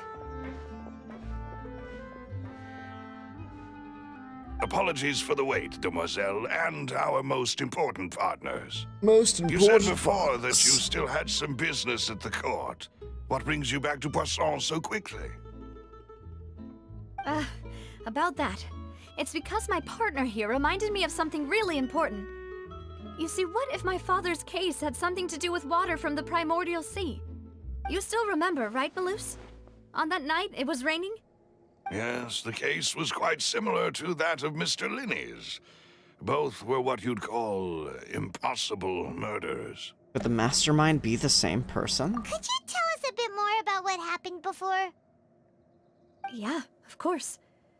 Many years ago, something called synth began to gain popularity in Poisson. At a glance, it was a kind of drink that could excite your mood and produce many pleasant hallucinations. Wait! Didn't that guard guy who turned into water also mention that the primordial water could be used to produce some kind of potion? Yes, he did. Considering what we know now, it's almost certain that synth is created using water from the primordial sea. If you drink synth for an extended amount of time, you'll suffer many side effects, such as losing the ability to focus or control your emotions. And if you were to stop drinking it completely, you'll experience flashes of paranoia and anxiety while lacking energy to do anything. It's an extremely dangerous substance. As he oversaw Poisson, my father was compelled to put a stop to synth abuse and called for a complete ban of it. Boss's uncompromising attitude incurred the synth vendor's wrath, but no matter how much they threatened or bribed him, he refused to yield. Not only that, Boss became determined to find the mastermind behind the synth operation and put an end to the problem once and for all. Yes, but the enemy was very cunning. So he could never get anything out of the dealers, all of whom only sold the stuff and weren't privy to the rest of the operation. Recognizing that, my father decided to contact the dealers in secret and cultivate personal relationships with them. Finally, he was able to convince someone to become his informant. The man's name was Jacques. He felt greatly ashamed about his work after seeing many families destroyed by synth abuse. That night, my father hosted a banquet at his countryside estate. He planned to meet up and exchange information with Jacques over some food. But then, we heard 2 gunshots from the courtyard. We raced to the scene and found my father, still holding a gun, and Jacques, who was already dead on the ground. Huh? How did that happen? Aren't they on the same side? Sounds just like Lenny's case, doesn't it? In both cases, the culprit seemed obvious, but neither appeared to have any motive at all. Looking back on it, though, I now believe the most important clue was something we all overlooked at the time. There were pieces of clothing left at the scene. That they could have belonged to someone who got dissolved. Precisely. It's all thanks to you that I made the connection now. Back then, we all just thought they were some costumes that Jacques used to disguise himself at the banquet. But, considering it now, it's almost certain that they belong to a third person at the scene. With one extra person, we'll also need to reconsider why the 2 shots were fired. Maybe your father got in an argument with Piss, but it's also possible that the third person was to blame. You're right. We still don't know what happened. But my intuition tells me that we're on the right track to figuring it all out. I'm finally headed towards the truth. Jacques was an empathetic man who was infinitely remorseful for his past actions. It's unlikely that he turned on Boss with 0 warning. I think this third person is probably the key to the full truth. On that note, however, even though this will not please you, demoiselle, as your and your father's butler, I must still offer a word of warning. Our opponent is insidious and cruel. They are extremely difficult to deal with, and Boss has already lost his life trying to bring them to justice. Even though Spina de Rosula has lost most of its former glory, Poisson has welcomed a new time of peace, and we have been allowed to live out our lives. There is no need to follow your father's path. It would be both wise and in line with Boss's wishes to step back and give up on the case. If that's indeed what he wished for, Then he should have told me that himself. Was I not the closest true. person to him? And yet, I was the one most kept in the dark. What was the point of him dying without sharing any of the secrets he knew? Did he manage to protect anything in the end? Synth is still here. Callus the Unfaithful is still his epithet. And Spina di Rosula is barely getting by. Nothing has changed. Did he think I'd just accept his meaningless death and live out my life just as meaninglessly? I've never accepted that. Ever. Not since that day, and certainly not now. I want to find out the real answer for everyone's sake. For the missing girls, for the victims, and for myself. Navia. This is indeed the best moment to act. Your partner appears to be quite reliable, and more importantly, Demoiselle, I think you're also ready to take this on. So you do know something else, Malus? Yes, I do. In fact, even before that banquet, Boss already knew of the connection between Synth and the serial disappearances case. But what drove all the tensions to the boiling point was the revelation that you, Demoiselle, had been selected as the next target to disappear. What? Boss also didn't tell you that he had been diagnosed with a rare illness. The doctors told him that he had no more than 5 years left to live, and the serial disappearances case caused him great anxiety. 5 years was nowhere near enough time to resolve this long-standing conflict, but once he passed away, all the danger would pass on to you. Knowing all of this, he decided to use one final intimidation tactic before his death. He claimed to have already gotten his hands on some key incriminating evidence for the other side, and even told some members of Spina di Rosula about the details. But as long as you remained safe, he would not share the evidence with the public. If something were to happen to you, then he and all those he told would immediately expose all they knew about Synth and the disappeared victims. Right, so nobody would be able to get off scot-free. As we've seen, Boss's tactic has worked. Even though Boss has been gone for a long time, the other side has not tried to take Demoiselle's life. No, I don't believe it. He never appeared to look sick to me. No father wants their daughter to see them weak and haggard, especially someone as proud as Boss. To him, dying in a duel and suffering lasting dishonor as the Unfaithful was still far preferable than losing face in front of his daughter. So he chose to die in silence, so that he could protect me. I'm afraid you're not understanding this correctly, Demoiselle. What Boss wanted to hand to you was not a parasol, but a sword. If Boss's spirit could hear you telling me that you want to find the answer for the sake of everyone involved, I'm sure he'd be extremely proud. That fool. Couldn't he have just given it to me straight? No. He might have set up everything precisely because he never thought I'd be able to understand him. Is that the amount of confidence he had in me? And what if I was never able to make it to where I am now? Gave you the choice to live how you want. Yeah. I suppose that's true. With the way he'd set things up, if I had wanted, I could have just lived out my life without a care in the world. But thankfully, he rarely talked to me about complex matters, and thus understood little of me as a person. In this case, he really didn't need to give me an easy way out. Malus, what was the key evidence that he shared with you? It's the location where Synth is produced. Essentially, it's the enemy's headquarters. Oh boy, we're going right into the belly of the beast. The enemy boss didn't share the specifics of the incriminating evidence he found. But if you want to use it against the enemy, you'll still have to take several things into consideration. Why? If we know where the place is, can't we just go storming in? You mustn't forget that we're fighting against a mysterious and dangerous organization that's been in operation for decades. There's no telling what might be lying in wait at their headquarters.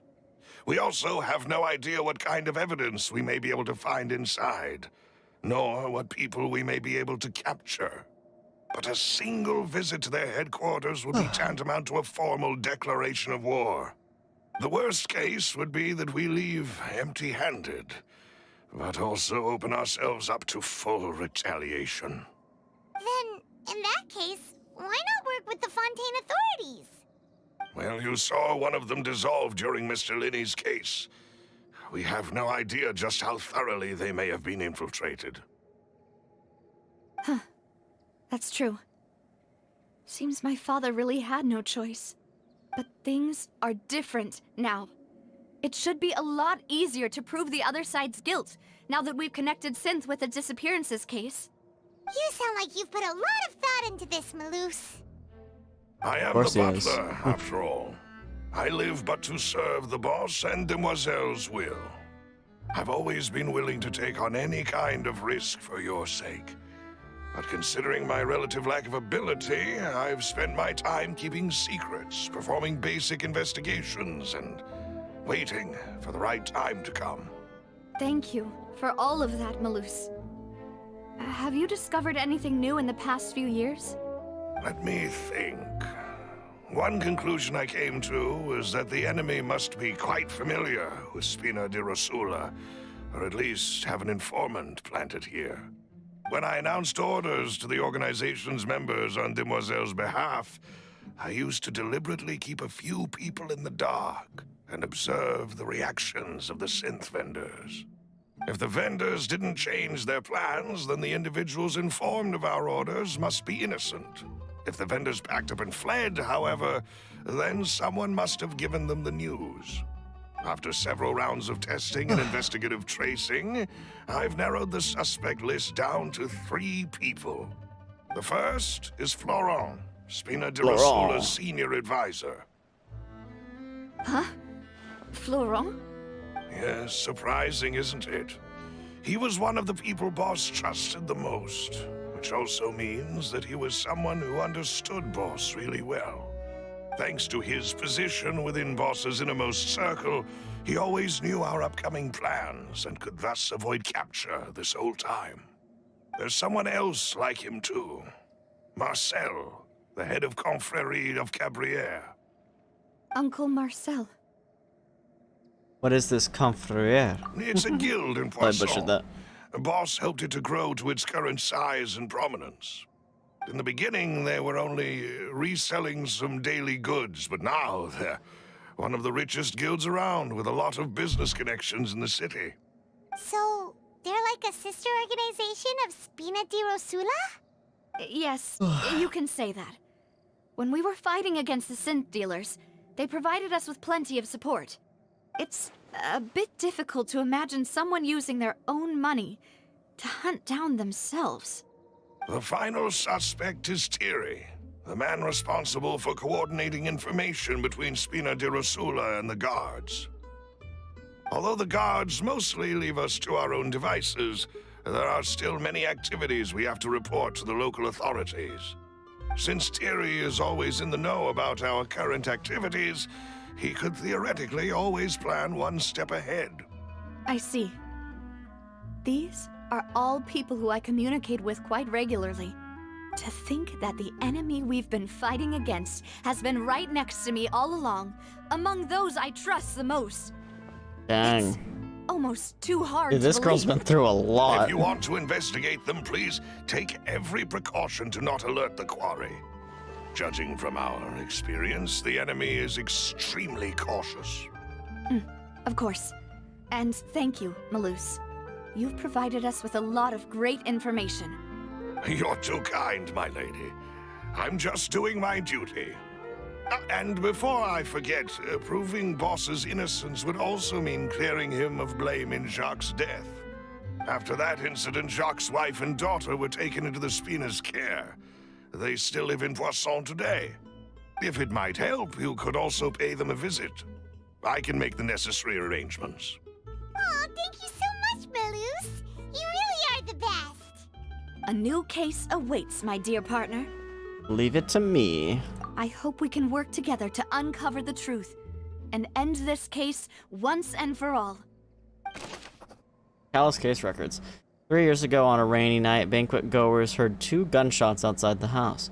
When they reached the scene, Callus had a gun in his hands, and Jacques had been shot and slain. Based on the investigations done then, there was no possibility that anyone else could have done the deed and escaped. And Callus was thus adjudged to have been the culprit.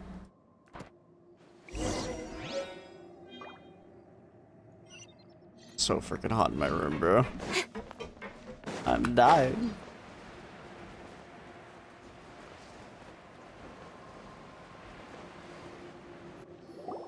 It is settled then. Please excuse me and enjoy your conversation at your leisure. Thank you for arranging everything for us, Malus. Excuse me, miss. Do you need anything from us? Oh. Hey, Navia's all quiet. This isn't like her at all. Let's not bother her for now. I'm sorry that I only came to visit after all this time.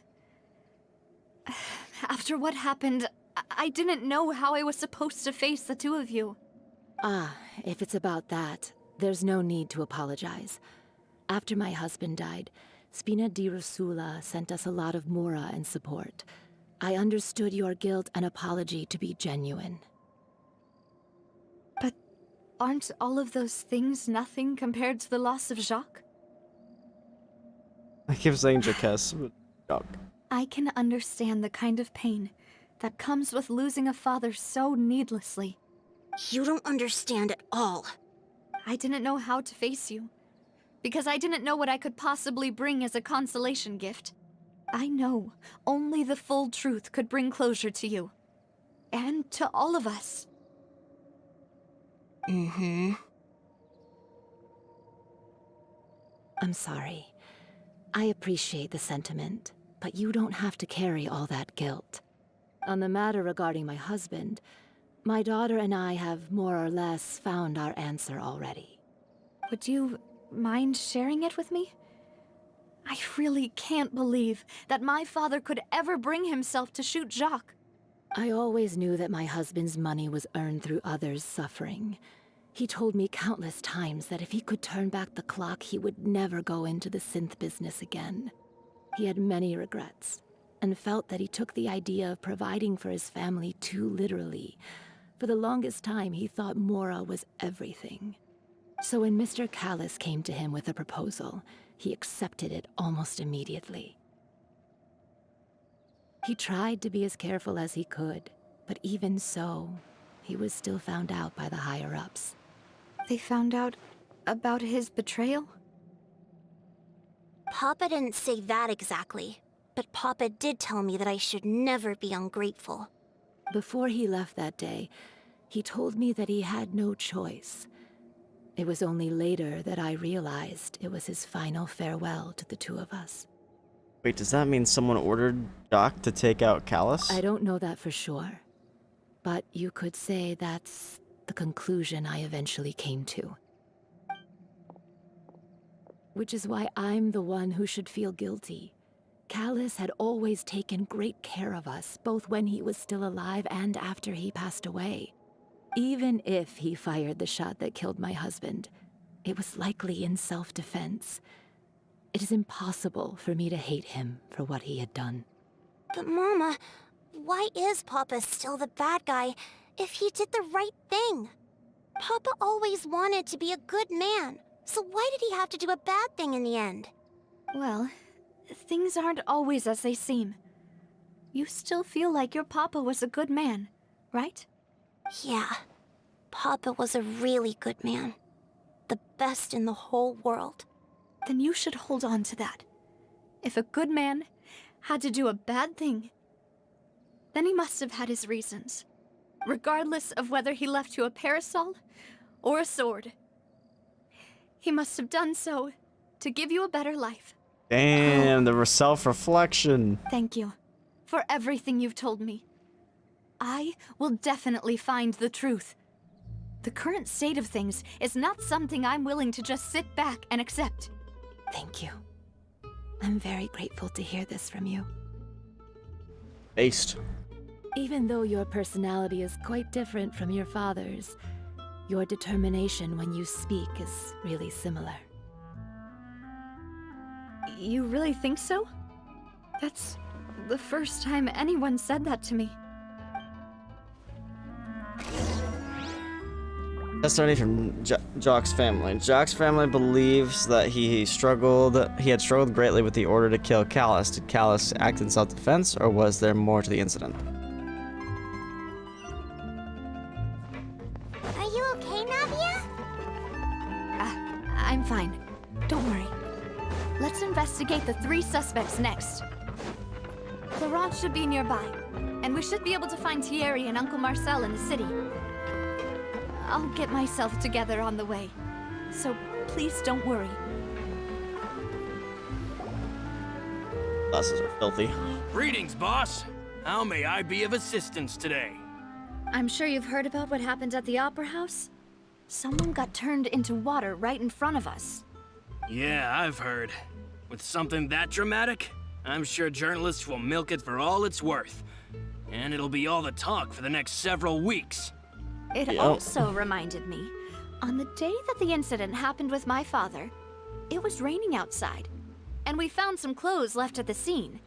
After my partner here put the dots together for me, I feel like we should try to reopen his case. Can you do me a favor and try to recall what happened that night? Let me think. Mr. Callus was feeling pretty upbeat that day.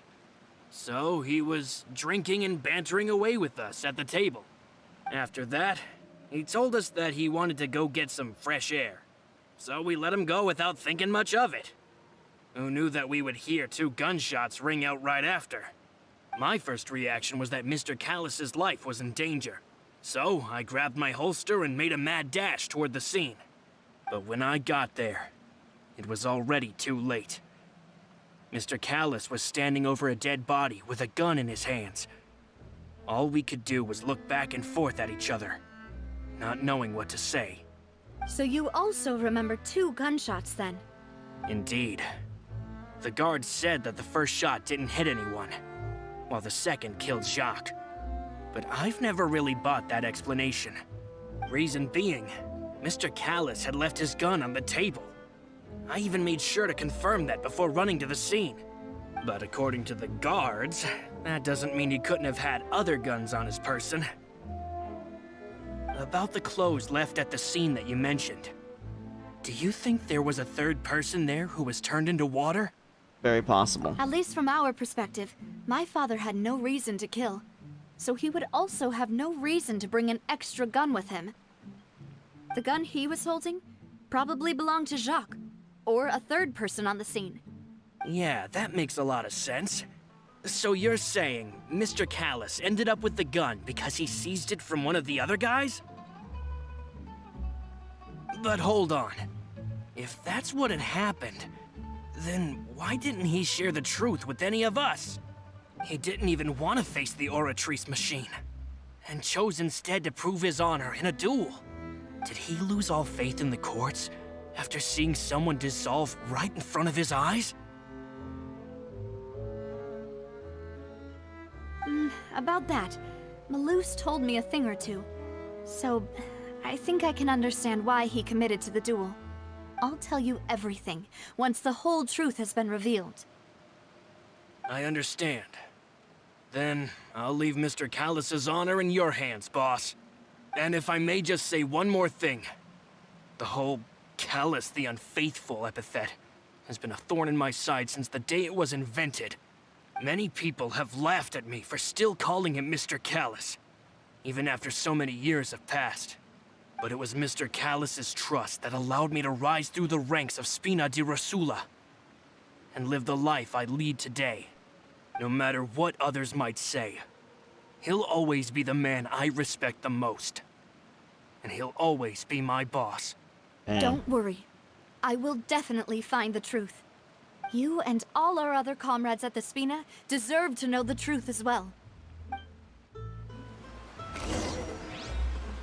Alright. I already forgot how to say his name.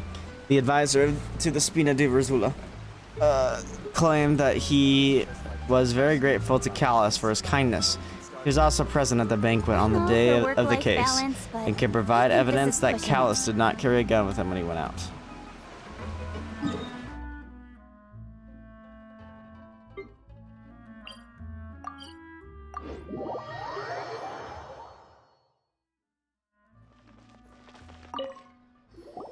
Hey, Thierry! It's me! Oh, now, what brings you here, Miss Navia? I've heard that you made quite the name for yourself at the Opera House. Oh, so you've caught news of that already. Oh, okay. Hey, I'm also a member of the Guards, you know. The way you make it sound, people would think I was sent off to Poisson because I had done something wrong. Are you sure there isn't a little bit of truth in that? Under normal circumstances, shouldn't you have been called back to the city already? I mean, where I work is really up to me. Let's just say I enjoy the ambiance of Poisson. Callus did a fantastic job running the town, building Spina di Rasula from the ground up and clearing many obstructions in my way. It would be next to impossible for me to find a similarly easy but high-paying job in the city. Anyway, enough chit-chat. Are these two friends of yours? You, here for some formal business? Yes. These two are my partners.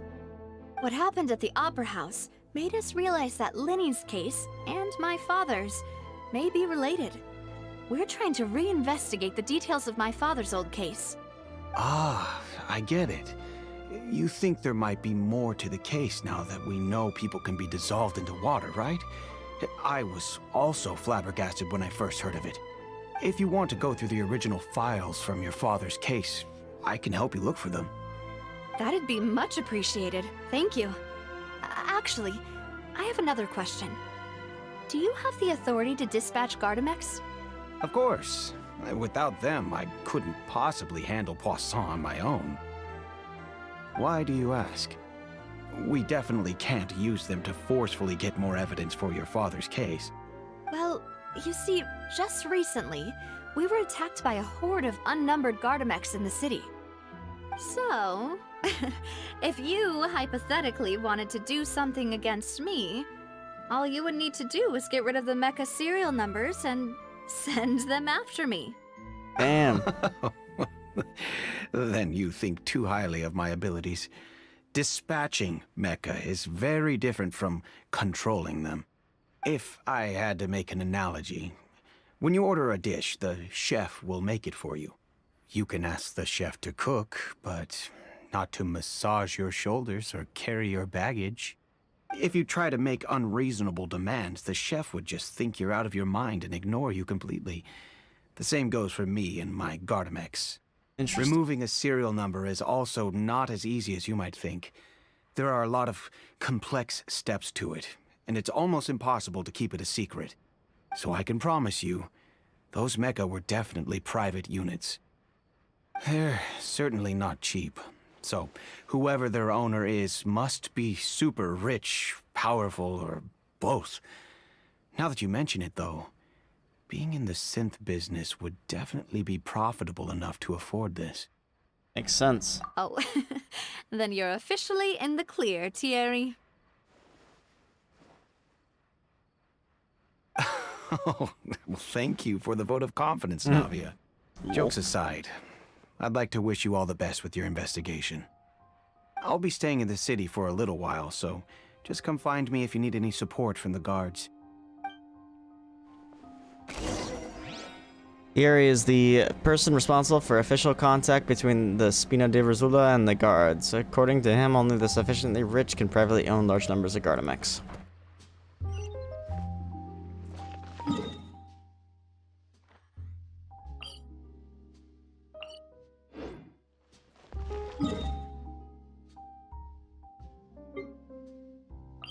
Oh, I didn't get the waypoint down there? I'm trolling. Unless it's not down there. Oops.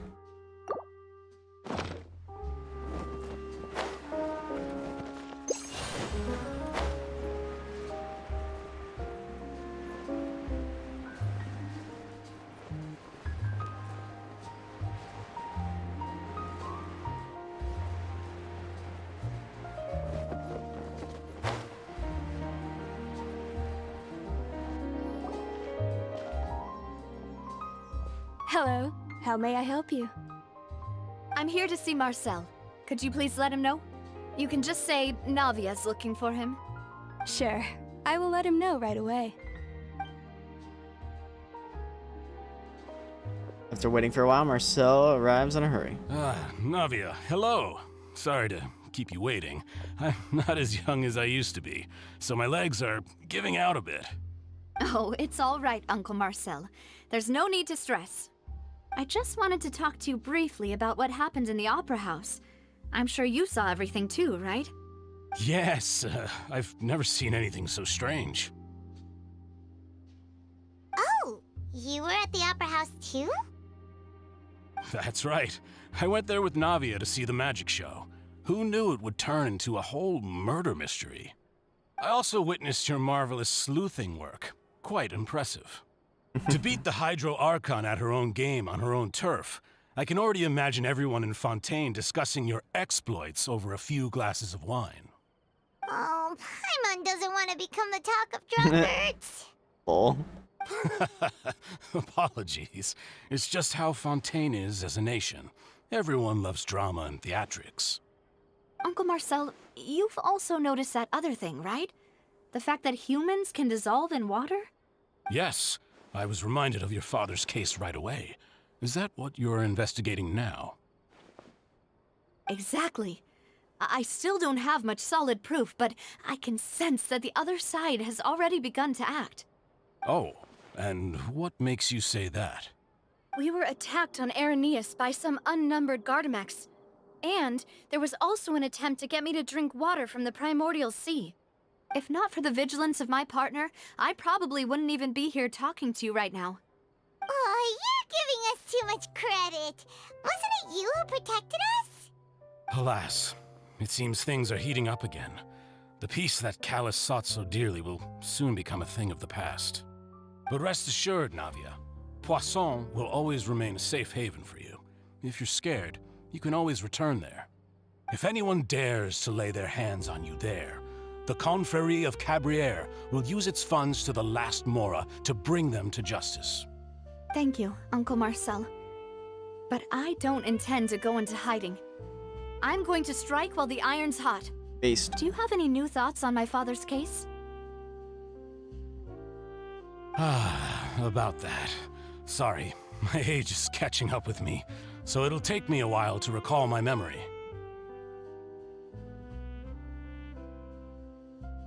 The Confrérie was responsible for that banquet, so I was out and about the whole time making sure things were running smoothly. I didn't even have the time to drink with the guests. Then I heard the sound of a gunshot, and the rest was history. Oh, it's okay. No need to push yourself. We'll ask around some more, see if there are any valuable clues elsewhere. Sounds good. Just let me know if you ever need Mora. All my wealth comes from Callus's patronage and support. I'll spend however much it takes to clear his name. Nice.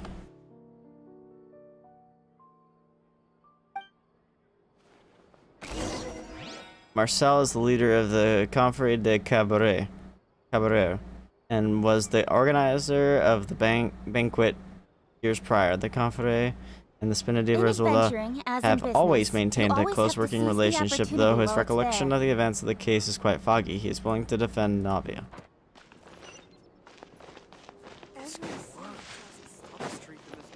Oh, that looks sick.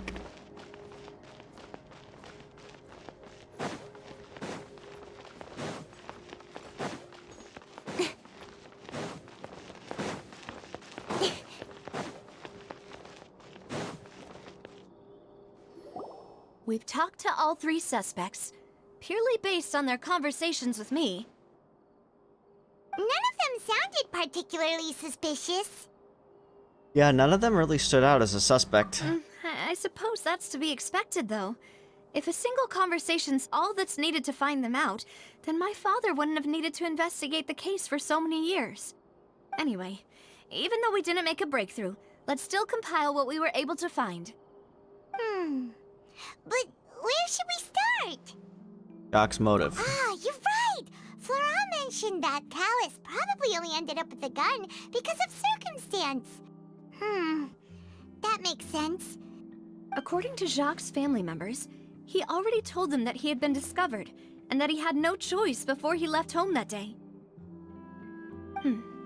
If I had to guess, he probably received an order from the synth boss to kill my father.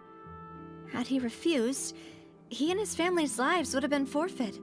So, Jacques fired the first shot? If I was Jacques, I wouldn't have fired a shot at all. Oh? And why is that?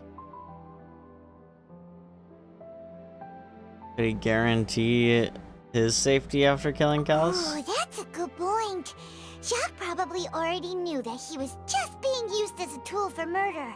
And once he had completed his mission, he'd be of no more use to his boss. So, what would make more sense from his perspective would be to turn his back on the Order and seek protection from my father. Seems the third person was the one who derailed everything. Makes sense. But without evidence, that's still just a theory. Besides Jacques, the attack from the Gardamex has been bothering me quite a bit as well. It's obvious that our enemy has become more antsy after the secret of the primordial seawater was revealed. Do you think he knew, even then, that we'd follow this lead to the end? Given everything that's happened since, it's quite possible. But who among the three suspects would have the ability to control privately owned Gardamex?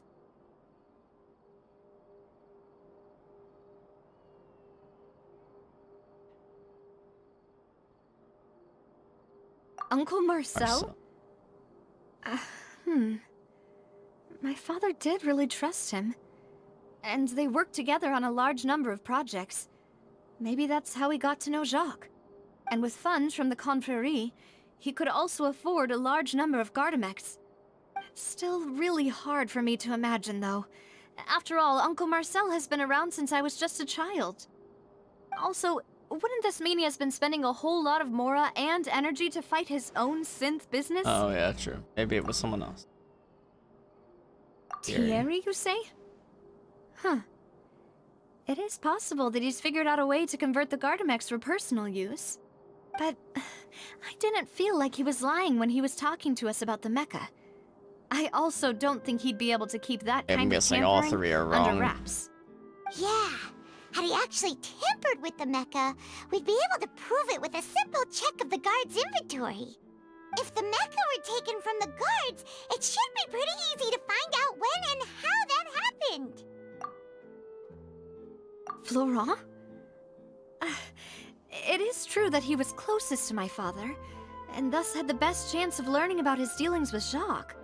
But as Spina di Rosula's advisor, his work mostly deals with personnel and security, so he shouldn't have much means when it comes to finances. So you're saying he's too broke to afford a mecha army? Exactly. He can't. And even if he could, I don't think he would be able to dispatch a whole group so quickly. Who could it be? I think...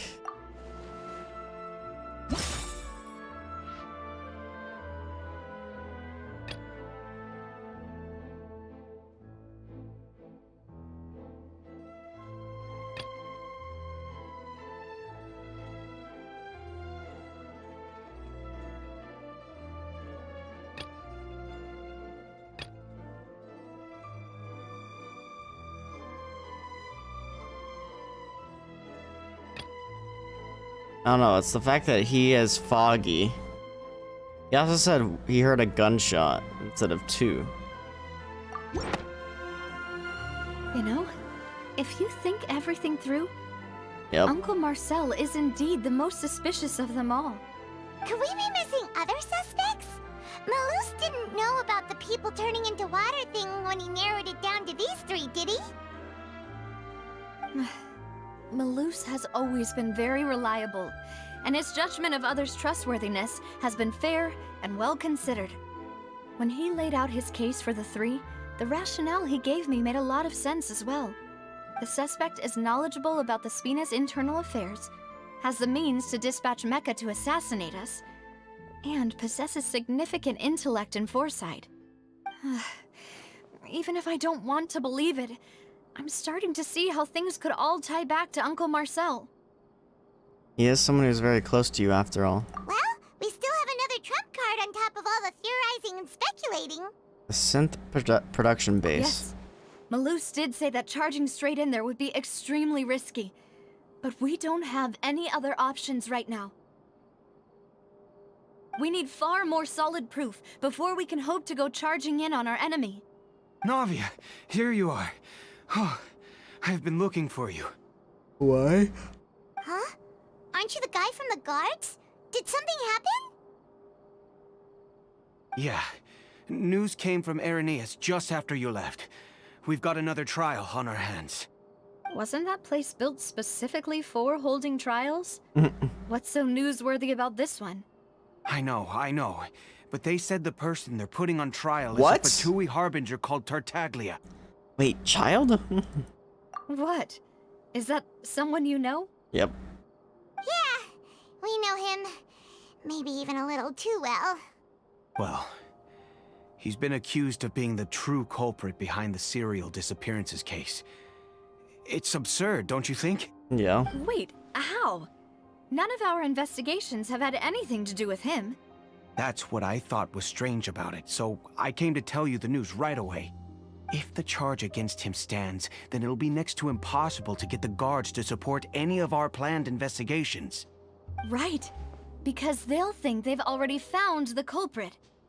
Yeah, and it'll be a lot harder then to clear Mr. Callus's name. I understand. Well, partner, what do you think we should do? We still haven't found any conclusive evidence. Let's split up. Huh? Split up? What do you mean? You can go to Irenaeus. I don't know, I'm butchering it. I'll go investigate that place. Just as expected of my partner. Since this is a trial about the serial disappearances case, the culprit's attention will be focused on Irenaeus, leaving his home base wide open. You're right. This is our best opportunity. All right then, let's do this. I'll stall them at the Opera House and charge Marcel as the true culprit. I won't have any chance of making that charge stick though, unless we find more evidence. It'll be up to you to make it back in time and hand the decisive evidence to me. Leave it to me. We'll help you, just like you helped us in Lenny's trial. Demoiselle, please allow us to accompany you. I'm ready. Ah, Malus, Silver. When did you two get here? We heard that you'll be leaving Poisson and figured that you might require our assistance. It's our hope that your confidence will be bolstered with the two of us by your side. Thank you so much. Then, let's make haste for Irenaeus. Paimon, Traveler, I'll see you at the Opera House. See you then! Combining the information regarding the Gardamex and the investigation results so far, it can be concluded that there's only one person who can have a large amount of Gardamex in his possession and run the synth business without leaving traces. The person is none other than Marcel.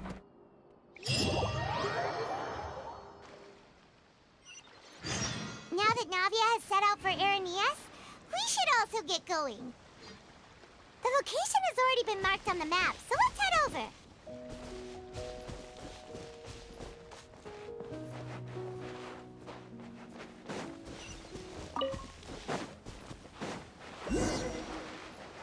Huh. According to Malus's info, the synth production base is underwater. Let's go and try to find the entrance. Down we go.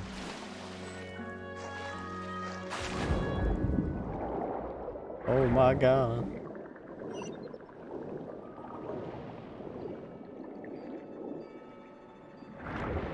Why can't I activate this?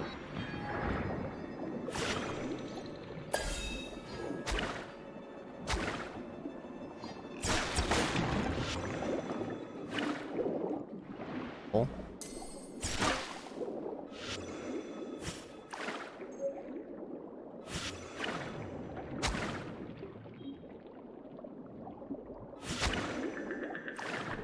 Wait, what?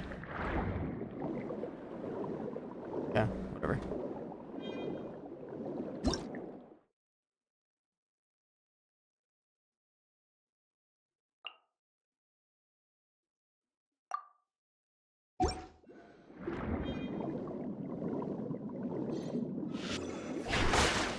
Yeesh.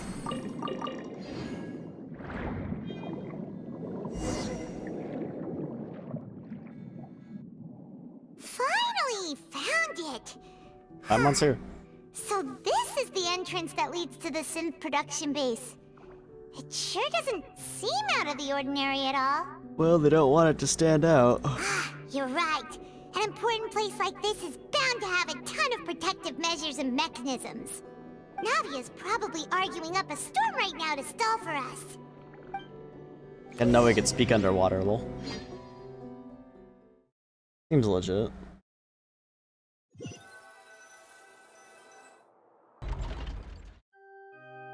It would appear that I must repeat my question again, Mr. Tartaglia. Do you accept the charge that you are the true culprit behind the serial disappearances case? To be perfectly honest, I don't understand your country's complicated court system, or the reason why I'm being charged with something I've never even heard of.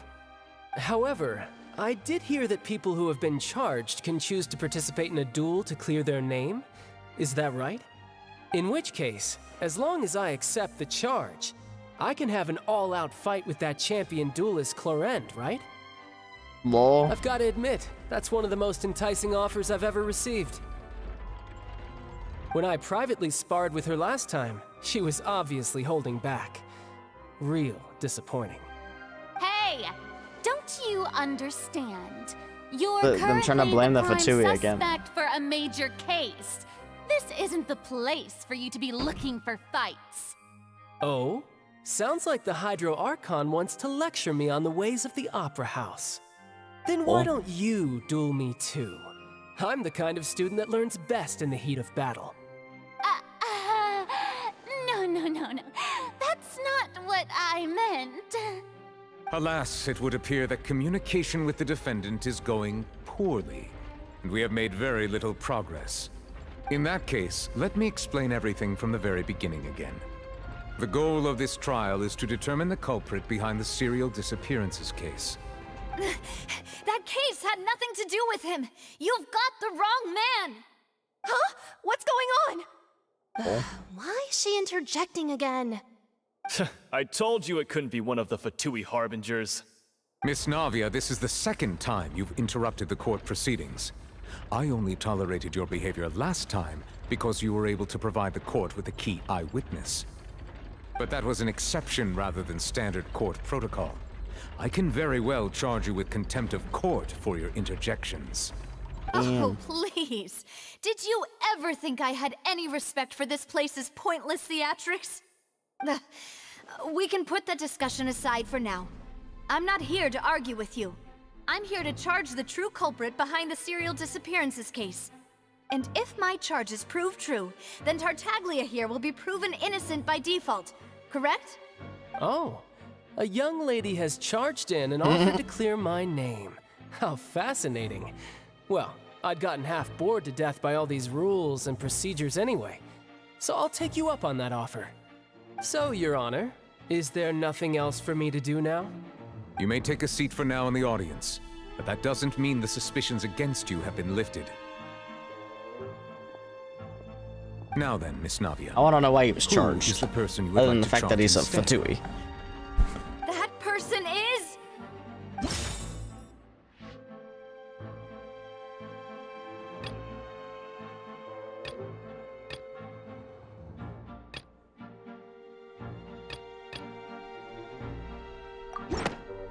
Marcel. Marcel, the head of Confrérie of Cabrières. Huh? What confrérie? Never heard of them in my life. I've heard of them, but weren't they Spina di Rosula's sister organization? Oh, is this going to be a friends to enemies type situation? Please let me remind you, Miss Navia, that charging someone is an incredibly serious matter. Committing to the charge also means taking on the legal responsibilities associated with it. And if the charge fails, depending on the circumstances, you may also be charged with the crime of making a false accusation. Knowing this, do you still wish to charge this man? Yes, I do. In that case, I declare the charge to be valid. Miss Navia and attorneys, please take your places on the court. Members of the guards, please contact Mr. Marcel right away so that he may stand trial. After some time, a shocked and confused Marcel is brought to the stands. Mr. Marcel, you will not require an attorney. Is that correct? Apologies. It all just happened so quickly. I still haven't figured out what's going on. I think an attorney won't be necessary. This is probably just a misunderstanding between me and Navia. Very well. In that case, since both sides have now arrived, Miss Navia, please present your charges. I would like to take everyone back to 3 years ago, to the case of Callus the Unfaithful. Only through elucidating what really happened in that case can we connect all the dots for the serial disappearances case. Navia, do you really think that I was the one who killed your father? Come on, why would I do that? Callus was my benefactor, and remember, both you and I only ran to the scene when we heard the sound of a gun. If that's enough to make me a suspect, wouldn't that make everyone at that banquet a suspect as well? I think there's no point in getting into the specifics right now. The audience doesn't even have the big picture yet. Even I'm struggling to remember some details of that case. Exactly correct, Your Honor. I must refresh everyone's memory about that case before I can explain my charge. Buy us some and more reason. time. I see. In which case, I will recount the findings about that case as originally recorded by Maison Gardiennage.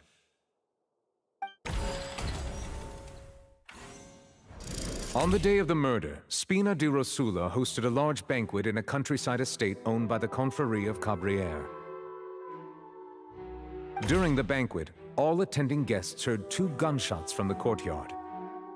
When the guests arrived at the scene, they found the primary suspect, Callus, holding a gun, while his acquaintance Jacques lay dead from a gunshot wound. The guards' investigation did not recover any other firearms from the scene. As a result, they concluded that the suspect's first shot must have missed, while the second must have taken Jacques' life. The suspect did not dispute this conclusion, and also declined to defend himself in court. Instead, he chose to prove his innocence through a duel. Callus was defeated by champion duelist Clarande in the ensuing duel, and soon succumbed to the injuries. These are the known facts about the case.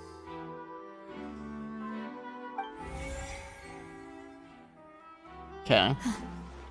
The one with the motive to kill was Jacques, not my father.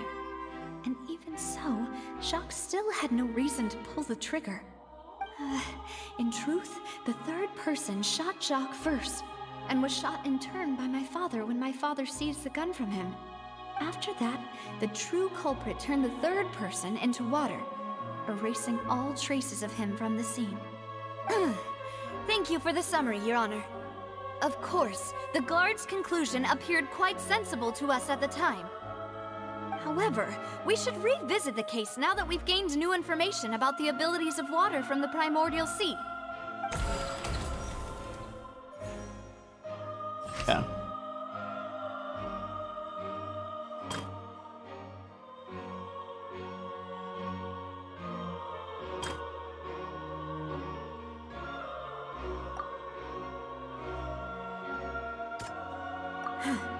Something's not right.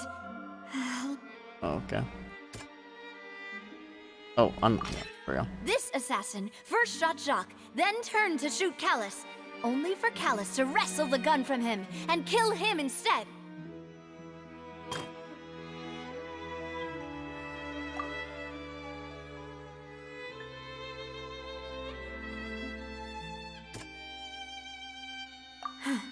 Oh, what? Something's not right. let me think for a little while longer. Oh, for some reason I thought that was his refute.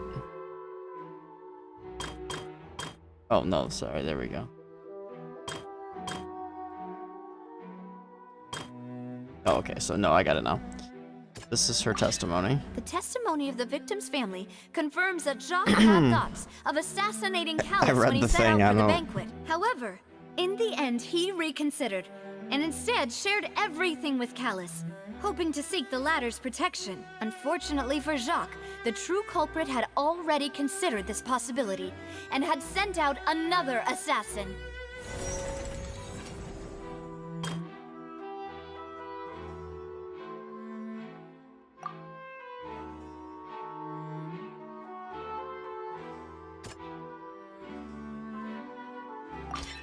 A pile of clothing was found at the scene.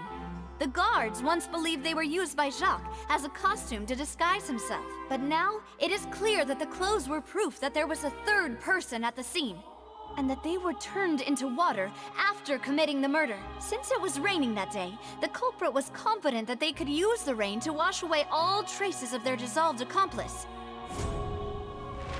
Realizing this, the true culprit caused the hired assassin to dissolve into water, leading everyone to believe Callus was responsible for Jacques' murder. This is the true version of events. Autumn.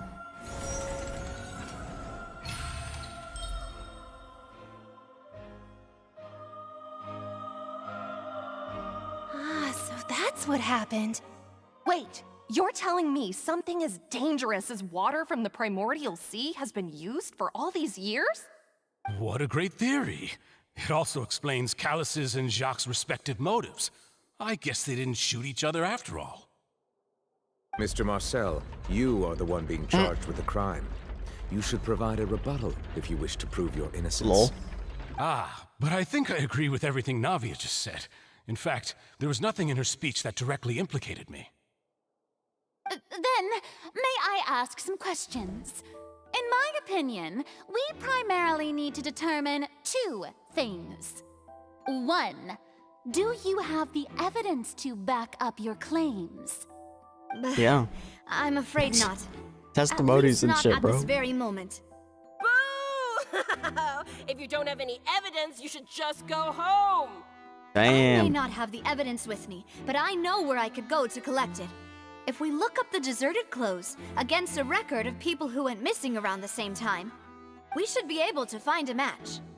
Considering the serial disappearances case, the guards probably kept careful records of all missing persons from around that time, regardless of age or gender.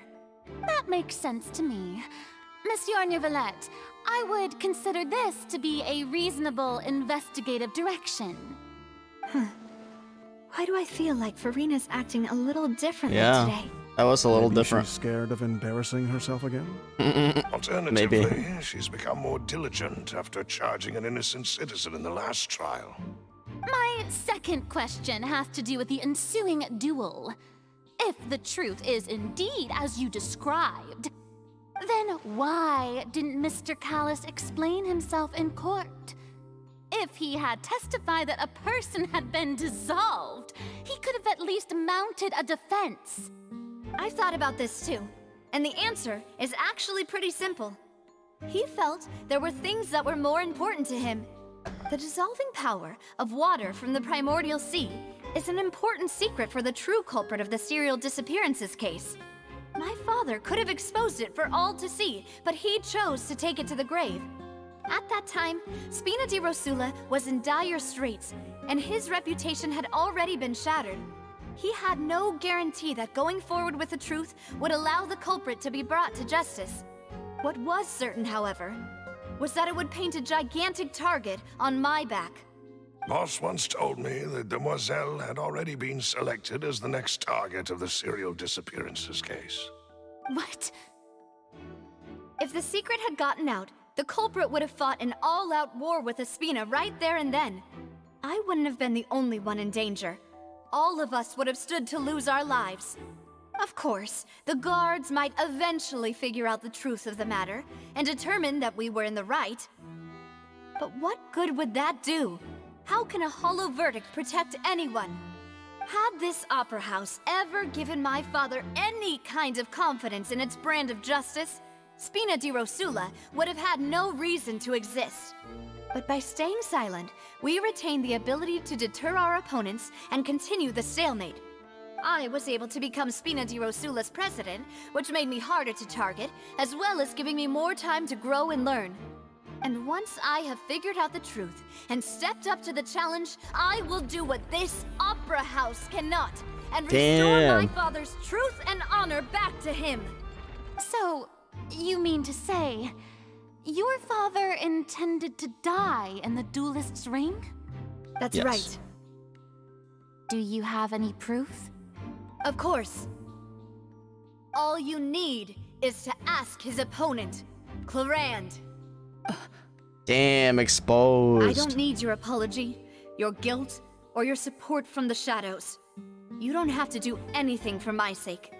But since he entrusted his will to you, Clarand, you should tell us the truth about his sacrifice. So, during the duel, did you believe that Callus was intending to die? Yes, I did. As a champion duelist, I've fought many battles and taken a countless number of dishonored lives. In my line of work, I've seen all kinds of people give their all for the faintest hope to continue living. Some were determined, others passionate, and some even manic and twisted. Just one look and I can tell if a duelist is hoping to live or if they're looking to die. I hereby swear on my name and honor as a champion duelist that Mr. Callus never intended to leave the ring alive. Damn. Since that's your testimony, I have no more questions. It appears there really are good grounds to reopen this case. I concur. However, Miss Navia, you still have not explained the link between your father's case and the serial disappearances case. Right? What she said was fascinating, but kind of beside the point.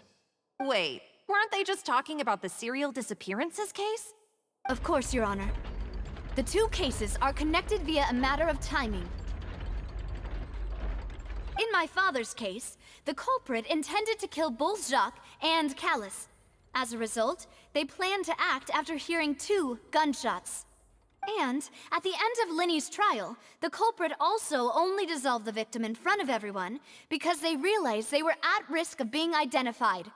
The culprit could only time their actions so precisely if they were already at the scene. Coincidentally, Marcel attended both the banquet and the trial. Ooh, damn. So that's why you suspected me. Even after hearing your reasoning, I still can't help but find it a little preposterous. I'm used to it, though. You've always been an impulsive and sentimental child, Navia. It's one of your most endearing traits. No need to appeal to pathos. I won't try to refute your points one by one, but even if everything you just said was true, can you prove that I was the only person present at both events? Not necessarily. On top of that, does a person have to be physically present to control the timing? Can't someone remotely monitor the place? I don't know what you can say to that. I know that even with that, you might still think you can reduce the list of suspects with some further investigations until I'm the only one left on the list.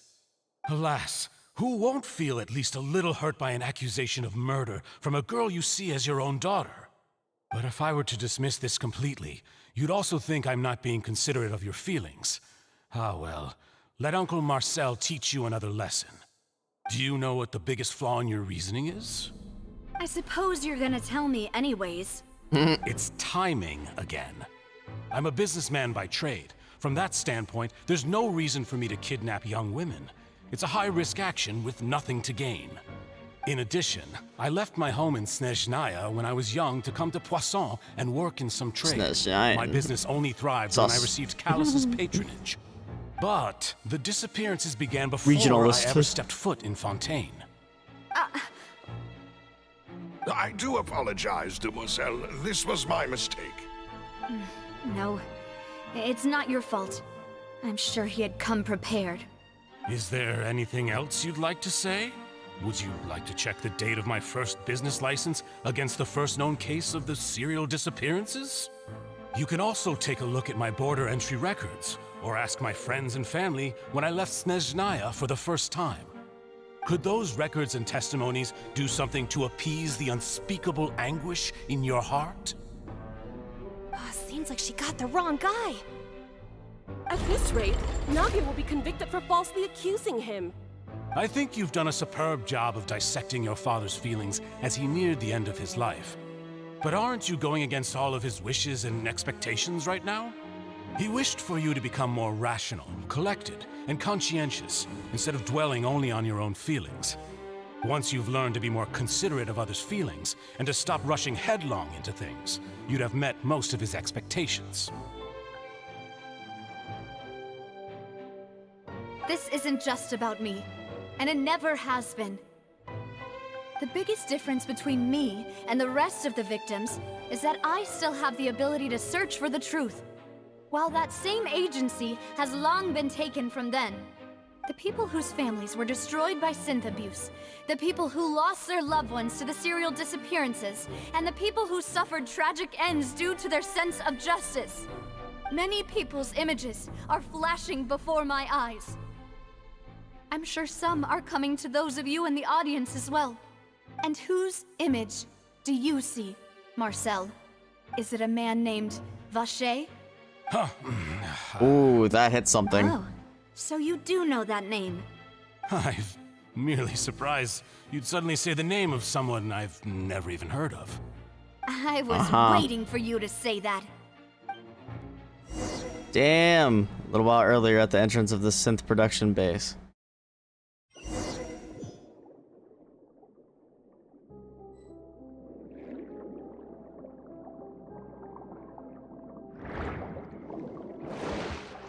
Yeesh.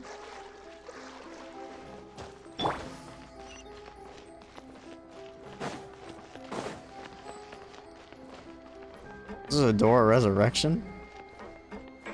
That's different. New enemies! Into the wind, as one with wind and cloud. Arithmetic enhancer mech.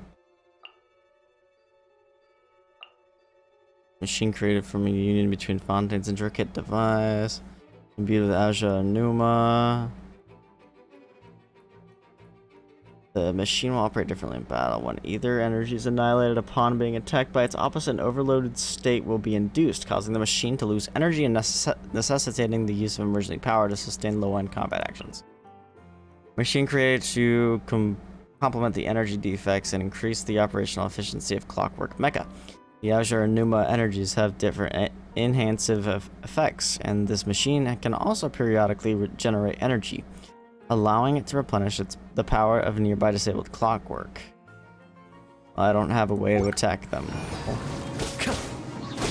Everyone hold hands!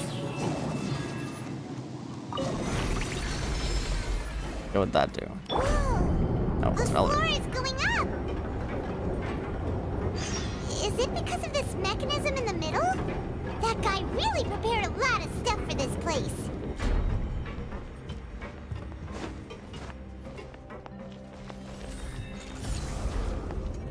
I'm not missing anything, well. All this empty space, and for what?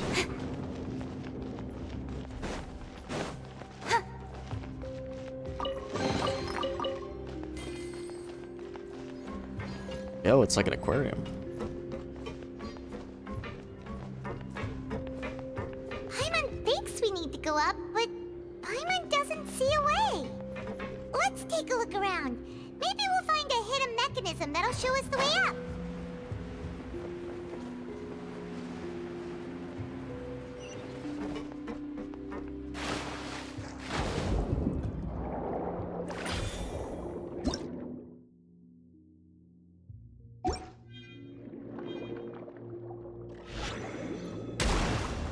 I've got a shield.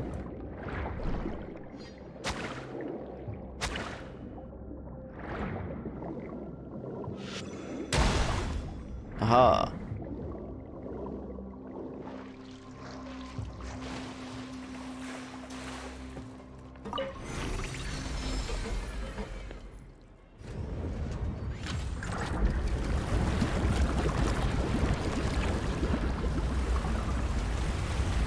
The water's moving up.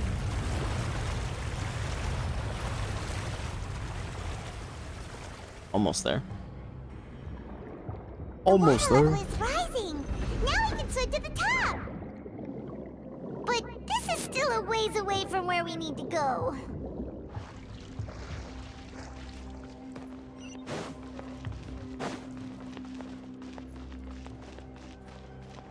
Don't blink. One with nature. Machine created from the union between Fontaine's intricate device, blah blah blah blah blah. Okay, so it's just basically another thing. Fallen leaves, adorn my night. Speed of light. Hey, I see everything.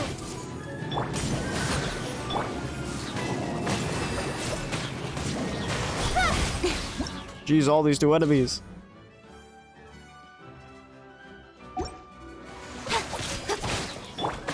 Into the wind. Don't blink. So many.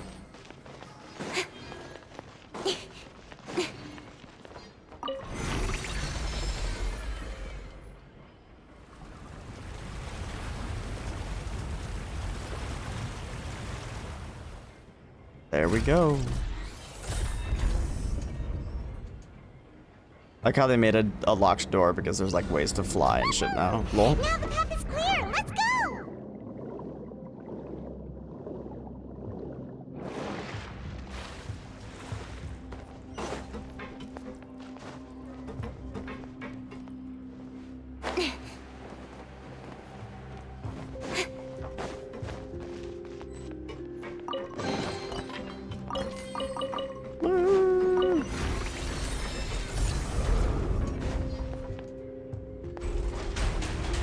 That's so sick.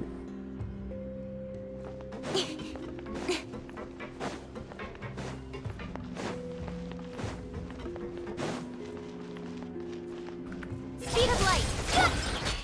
One with nature. Clouds high. The birds call. Everyone hold hands. Dust and rebuild. Nowhere to hide. Lol. Who needs the new mechanics, lol?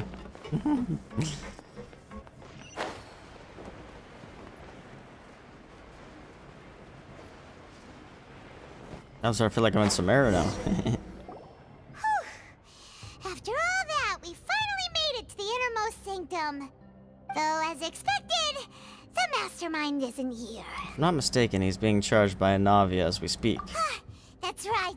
Then let's hurry up and find some evidence so we can get back to the Opera House and help Navia.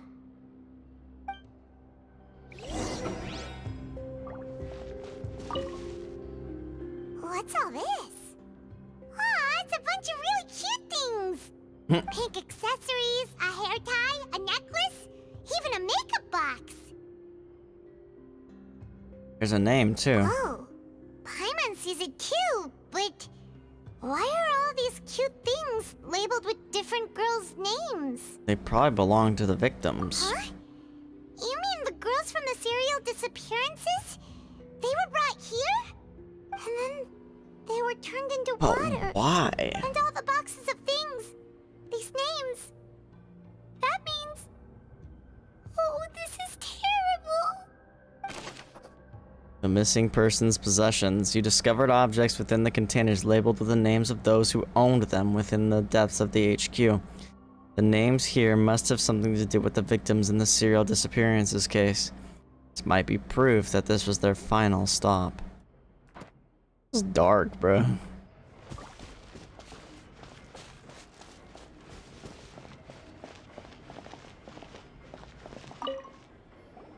Whoa. There's so much synth here. And so many bottles of ingredients that probably just contain the waters of the primordial sea. There are so many. Mixing in progress. Ready to drink. Stock sample? Huh. They've also got all the synth pretty clearly labeled. Whoa, there's even fruit-flavored synth? It definitely proves that this is where they produce synth. Yep, it's super obvious. Popular potion circulating quite widely. It gives the drinker a very pleasant experience for a short time, but its side effects are equally strong. The producer uses these special characteristics to earn a massive profit from its trade.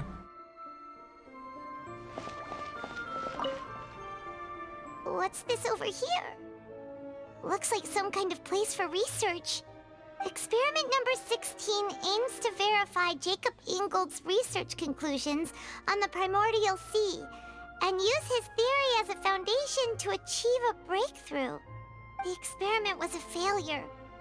No individual managed to resurface from the water from the primordial sea. Female specimens 22, 23, and 24 were dissolved. Yeesh. Aww. Calm down, Paimon. Sorry, Traveler. Paimon will try her best. It's just that Paimon's never read something so scary before. How can someone write something that terrible in such a matter-of-fact tone? You read the rest. Paimon's too scared to keep going. The goal of the researcher is to save his lover, a woman called Vigner, who was dissolved. So that's why he did all of these experiments. Wait, did he really think he'd be able to find a way just by dissolving people over and over? Is he trying to undissolve them? There's another name here, Vacher. Huh? Isn't that the name you heard by the Vacher, fountain? whatever. Paimon thought he was an eyewitness in the serial disappearances case. No, he is the researcher. You mean Vacher is the one who did all of these... experiments? Yes, he signed off on a bunch of experiment reports. The voice I heard from the fountain was probably Vigner. So that's it! Vacher was no victim, but personally took his lover and... No, that's not it either! If that's the case, why would he want people to resurface from the water? There must be more to this than meets the eye. In any case, Paimon will write it all down. Experiment number 16 aims to verify Jacob Ingold's research conclusions on the primordial sea and use his theory as a foundation to achieve a breakthrough. The experiment was a failure. No individual managed to resurface from the water from the primordial sea. Female specimens 22, 23, and 24 were dissolved. There were many more records like this.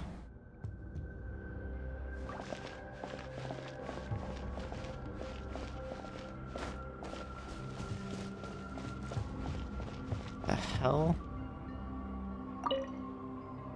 Oh, look! There's an important-looking basin over here, and it's full of water! That must be the water from the primordial sea. That means this is where they make all the synth! And that special water is the main ingredient!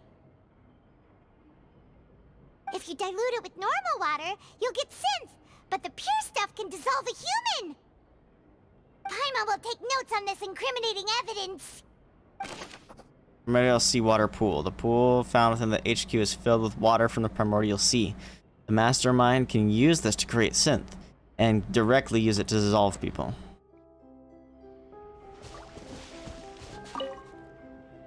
Let's see what's written here. Nothing escapes Detective Paimon's eyes. Callus. Navia's father. Oh, this seems to be an investigation report on him. Probably related to his and Jock's case. Yep, it's about finding someone to assassinate Jacques and Callus because of a lack of confidence that Jacques himself would go through with it. This should prove the existence of the third person, right? Is there anything else? We still have not determined the exact content of the key information Callus has passed on to certain members of his organization. The old dog's a real menace to deal with. Even if he abides by the promise he's made to us, he will still have the upper hand. He can act whenever he wants to make our lives miserable. The only option left is to remove him from the picture entirely. Damn. I concur. Let's send someone to kill him. He won't declare war as long as we don't touch Navia. Oh, seems like we've got a bunch of correspondence between the higher-ups. They planned this well in advance. They're all just so evil. Clues concerning the Callus case that were found inside the bookshelf. The mastermind did not believe that Jock would do the deed, and thus sent a third party to ensure Callus's death. The content that followed also defined the culprit's motive to some extent. We've looked at almost everything here, and it seems like our theories were spot on, but... Really is this Vache? Yeah, we haven't found anything that reveals his true identity. No wonder even Nervalette wasn't able to find anything. Whoever it is probably destroyed everything to do with that name a long time ago. That way, even if we bring all this back to the opera, we won't be able to identify the true culprit. Clever, but maybe not clever enough. Let's look again. Sure thing. Paimon won't admit defeat to this guy either.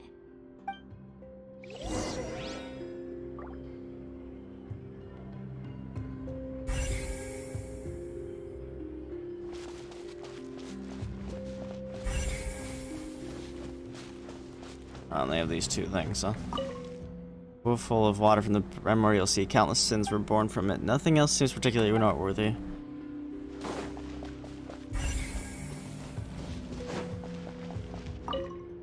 According to the records, Vache didn't care how many victims he had to dissolve.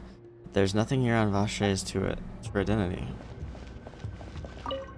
Also full of synth and water from the primordial sea. These can be used as evidence to prove what this place is used for. Nothing else here seems particularly noteworthy.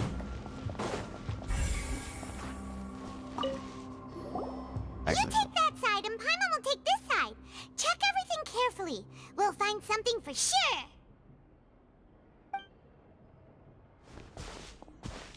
After some time, Nothing at all. And Paimon can't even find snacks either. Paimon, I found it. Whoa, really? Let Paimon see. Vinier. Isn't that Vache's lover's name? Then you found her diary. Let's see. Aw, it's just a normal diary chronicling their love story. She was so sweet, too. Oh, Paimon feels even worse for her now. Take a look at this page. She made a list of baby names. So many! A whole page's worth! But they're all crossed out. Was she unhappy with all of them? The final name she decided on was... Marcel. Wait, but Marcel's pretty old. Has this case been going on for so long that he's Vache and Vinier's grown son? What? I figured it out. Let's go, Paimon. I have not figured it out. Hey! Paimon still hasn't figured it out yet. And neither have I. A notebook belonging to the lady named Vinier. She records many stories of her time with her lover, Vache. On one of these pages, she prepared many names for their future child. The name she settled on in the end was Marcel. After obtaining the final piece of key evidence, you race back to the opera. Lol. Welcome. And whose image do you see, Marcel? Is it a man named Vache? Oh, so you do know that name. I'm merely surprised you'd suddenly say the name of someone I've never even heard of. Uh-huh. I was waiting for you to say that. Navia! We're back! As expected of my partner. I just knew you'd return in the nick of time. Just how often do you intend to flout the rules of this court? It's all right, Monsieur Nervalette. Given their confidence, I expect they've found the crucial evidence. You say you've never heard of Vache.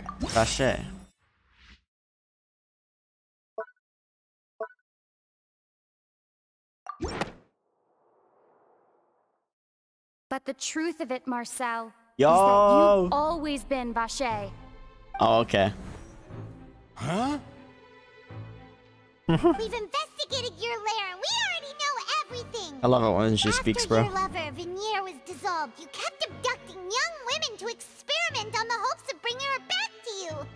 You even created Marcel as a new identity and destroyed all records of your past as Vache. So that's it. Even the villains in opera performances rarely go that far. Dang. And with that, Marcel's motive has now been established. This information regarding your past also dismantles your prior timing defense. Well, Marcel, do you know where you went wrong? You fixated your gaze on the lover that passed away, instead of paying attention to the living people around you. So, you never noticed how we changed, or how we grew as individuals. You also never understood Boss's real expectations for his daughter. Or our determination to see things through. Your determination.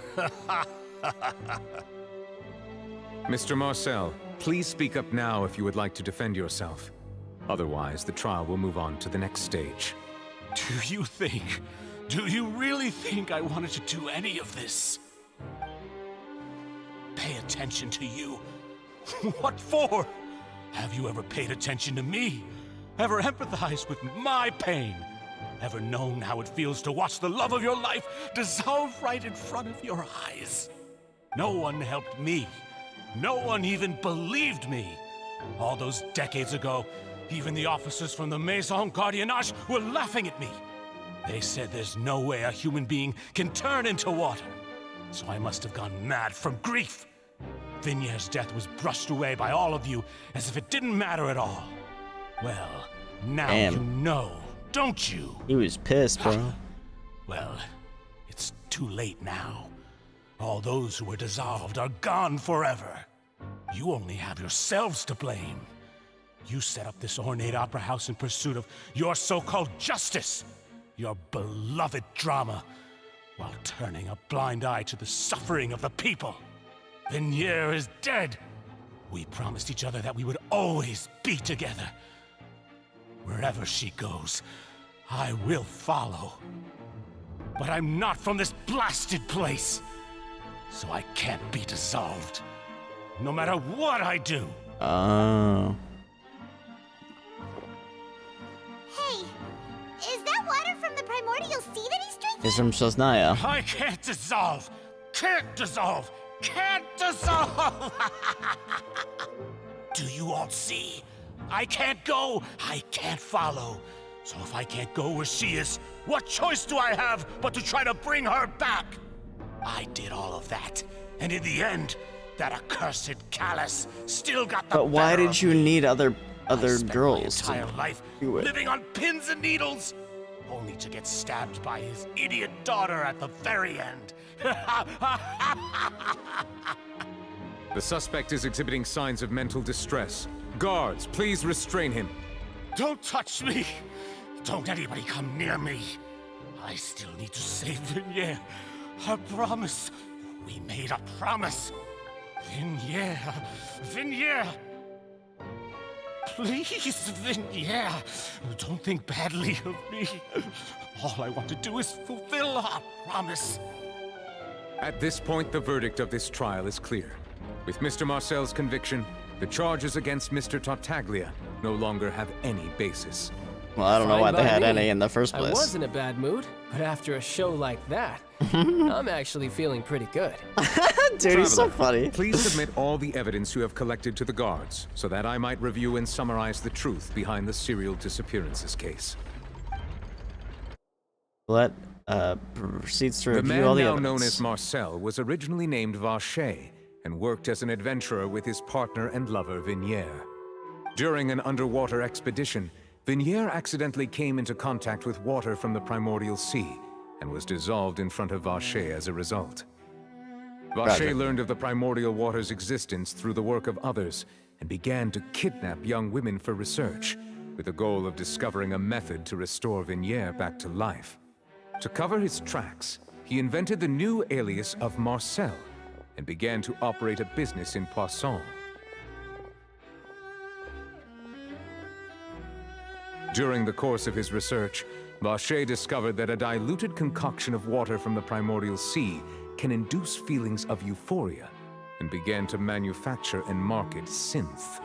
However, as he accumulated wealth to fund his continued research and expanded the scope, he came into conflict with Spina di Rosula. After exchanging blows with Spina di Rosula for many years, Vacher decided to assassinate their president Callus at a banquet. Although the assassination did not go as Vacher expected, he was able to turn Callus into the murder suspect by dissolving the assassin he sent to the scene. And just recently, Vacher attempted to frame Linny as the culprit of the serial disappearances case, using a similar method. However, his attempt to frame Linny failed, and the power of water from the primordial sea became public knowledge. This case also exposed enough of Vacher's machinations that he was eventually successfully charged in court. Thus concludes the enigmatic history of the serial disappearances case, with the truth revealed to all.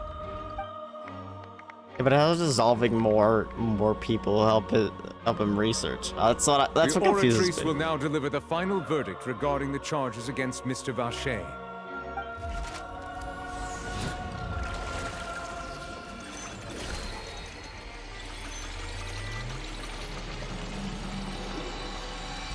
It's like doing a poll, I swear. According to the judgment of the Oratrice Mécanique d'Analyse Cardinale, Mr. Vacher is guilty. Guards! Take Vacher away. Got him. Good. It's what he deserves. With that, the serial disappearances case is over now. We really just witnessed history. Who would have thought the true culprit would be such a polite and well-spoken guy? Yippee! We helped Navia bring the bad guy to justice! He's hurt so many innocent people, and now he's finally getting what he deserves. Huh? Are you okay? Navia? Demoiselle, you were absolutely brilliant. The day our late boss had always hoped for has finally come. You can rest easy now, knowing justice has been served. Yeah. Yeah. It's finally over. It's all thanks to you guys. And my partner. See, Papa? Spina di Rosula's still doing well with me at the helm.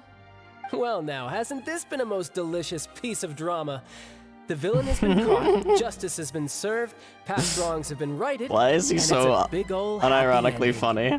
Since it's been such a great show, I'll just let the false accusations against me slide. Either way, I've still got some business to attend to. So, if you'll excuse me... Child, he's just like, I'm out of here now. Just one moment, Mr. Tartaglia. What now? None of this has anything to do with me. According to court protocol, since this trial was initiated due to a charge against you, a verdict must also be made regarding the initial charge before the trial can conclude. Oh, come on. Is this really necessary? Haven't you already caught the real criminal? Isn't it time for side characters like me to exit stage left? Child. Please respect the laws of Fontaine. This has always been the rule. All right, but this sure is a lot of hassle. All I need to do is stand over there, right? Let's just get this over with. Through evidence presented in the public trial that was just held, it has been established that Mr. Tartaglia has no direct connection to the serial disappearances case. The guilty party has been identified, and thus it is logical to suppose Mr. Tartaglia is innocent of the charges. We now turn to the Oratrice Mécanique d'Analyse Cardinale to render the final verdict on the charges. My god. How extra. According to the judgment of the Oratrice Mécanique d'Analyse Cardinale, Mr. Tartaglia is guilty. What? What? Hey! That's not funny! Didn't you just say I'm supposed to be innocent? What's with this verdict? What's going on? Is your justice machine malfunctioning? Huh? This has never happened before. The Oratrice actually returned a different verdict from the Chief Justice. I mean, have you ever heard of an innocent Fatui Harbinger? Do you think the Oratrice might have just convicted him on general principle? Maybe. Weren't the charges about the serial disappearances case? No matter what else he's guilty of, it shouldn't affect the verdict in this case, right? Hal has been declared guilty by the Oratrice? What's going on here? The judgment of the Oratrice Mécanique d'Analyse Cardinal is, by law, the final verdict of the court. We must accept the guilty verdict.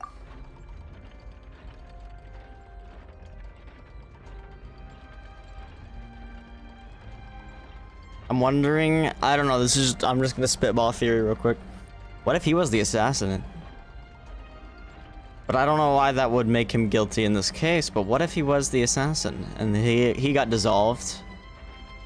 Which is, he went to the abyss. Because I don't know. Guards, please take the suspect into custody per court protocol. I don't know what to think. This is interesting. I don't know what makes you guilty, my guy, but oh, so snap. this is how justice is done in Fontaine. Oh What God, a joke. It's the trailer scene. You've got your rules. Well, I've got mine too!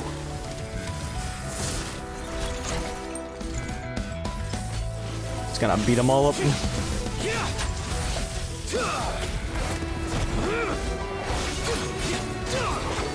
He really be going off with his delusion, though. Yeesh! Dang, he's just gonna take them all out, isn't he? Oh, what's he doing? Oh, he's changing forms.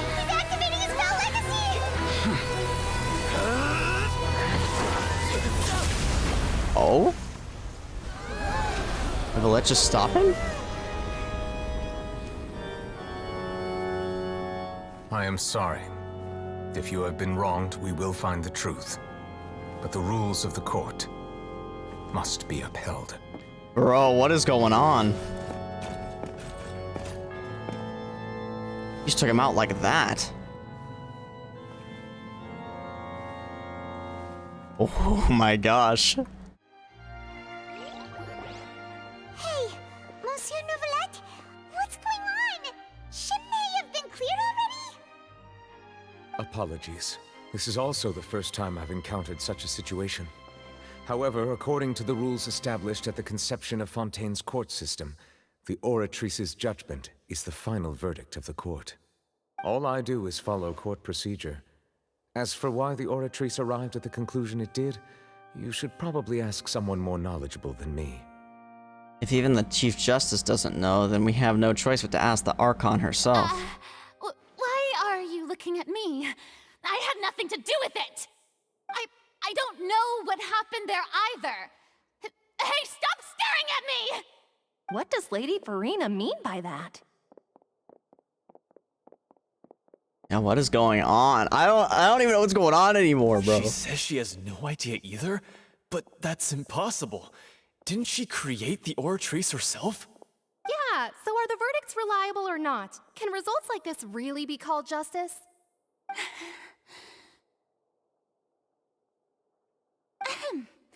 My dearest citizens, did you really think we'd allow an incorrect verdict to be handed out in this court?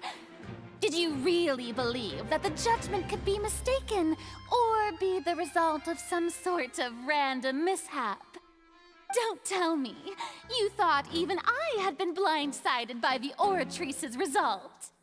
But the way What is she she- looked just now, what is she gonna pull out of her ass for this? She had no idea what was going on. However, given the state of things, I shall give you an explanation. Everything that just took place, including my supposed shock and bafflement, was a part of an elaborate performance, with every action meant to stir up drama and excitement. And, of course, for every performance, there is a script. Everything has unfolded exactly as I expected from the very beginning. as the embodiment of the very concept of justice, the Oratrice shall never render an arbitrary judgment! If you thought Child had nothing to do with the serial disappearances case, it is only because you've been blinded by the superficial appearance of innocence. Everything he's done, not to mention the danger he poses, are beyond ordinary comprehension and completely unforgivable! All shall be revealed in time. You will come to understand my noble intentions, as well as the absolute correctness of the Oratrice's verdict.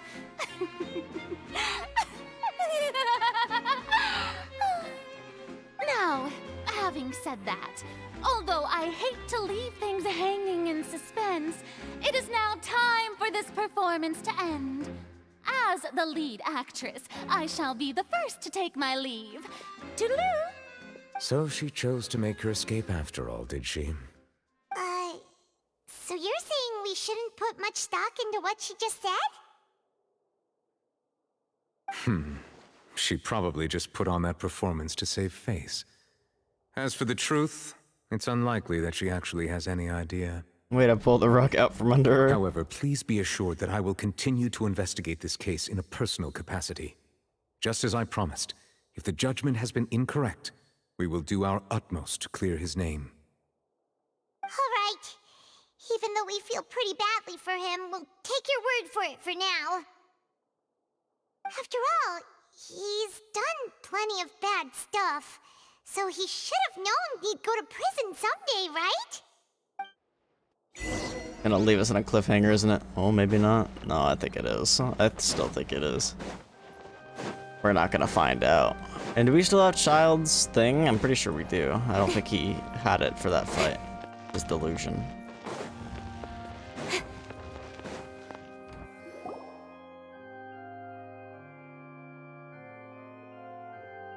Hey, what are you doing? Quick, stop him! Traveler! Hey! Traveler! Marcel! What are you doing over here? Stop resisting arrest! Cease, or we'll add another charge to the list. No, wait! I just want to ask the Traveler something. I'm not looking to run away. Please, just let me ask this one small thing. Go on. Thank you. What is it? Ask I it. was being led away when I finally realized something. Where did you first hear the name Vache? Oh yeah, we were supposed to tell him. I erased all Stop records pursuing of that him. name. Or pursuing her. So, unless... Are you still trying to prove your innocence? Give it up. You've already been convicted. Yes, I met her. Really? You did? You're sure? You met her? But how could that be? How did you manage to do it? It was around the Fountain of Lucine. Something to do with my sensitivity to the hydro element. The Fountain of Lucine? Then she's been so close to me all along. And I just never... Please give me a chance to talk to her again. Just let the Traveler take me to the fountain to see her one last time. This is the last request I'll ever make in my life. You can do whatever you want to me afterwards. I don't care. What? Give an inch and you want to take a mile? Do you think serial killers get to make requests like that? Paimon agrees. Why should we give him what he wants when he's only done a ton of super terrible things? This request, is it worth as much to you as your life?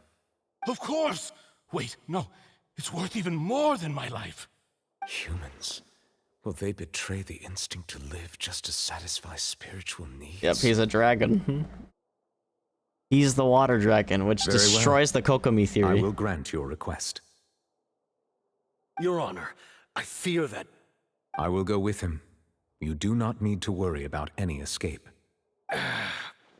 In that case, I shall leave him in your most capable hands, Chief Justice. Thank you. I feel like this is gonna be sad. Your Honor. Even though we shouldn't have any sympathy for this man, because he fucking dissolved a bunch of people, but...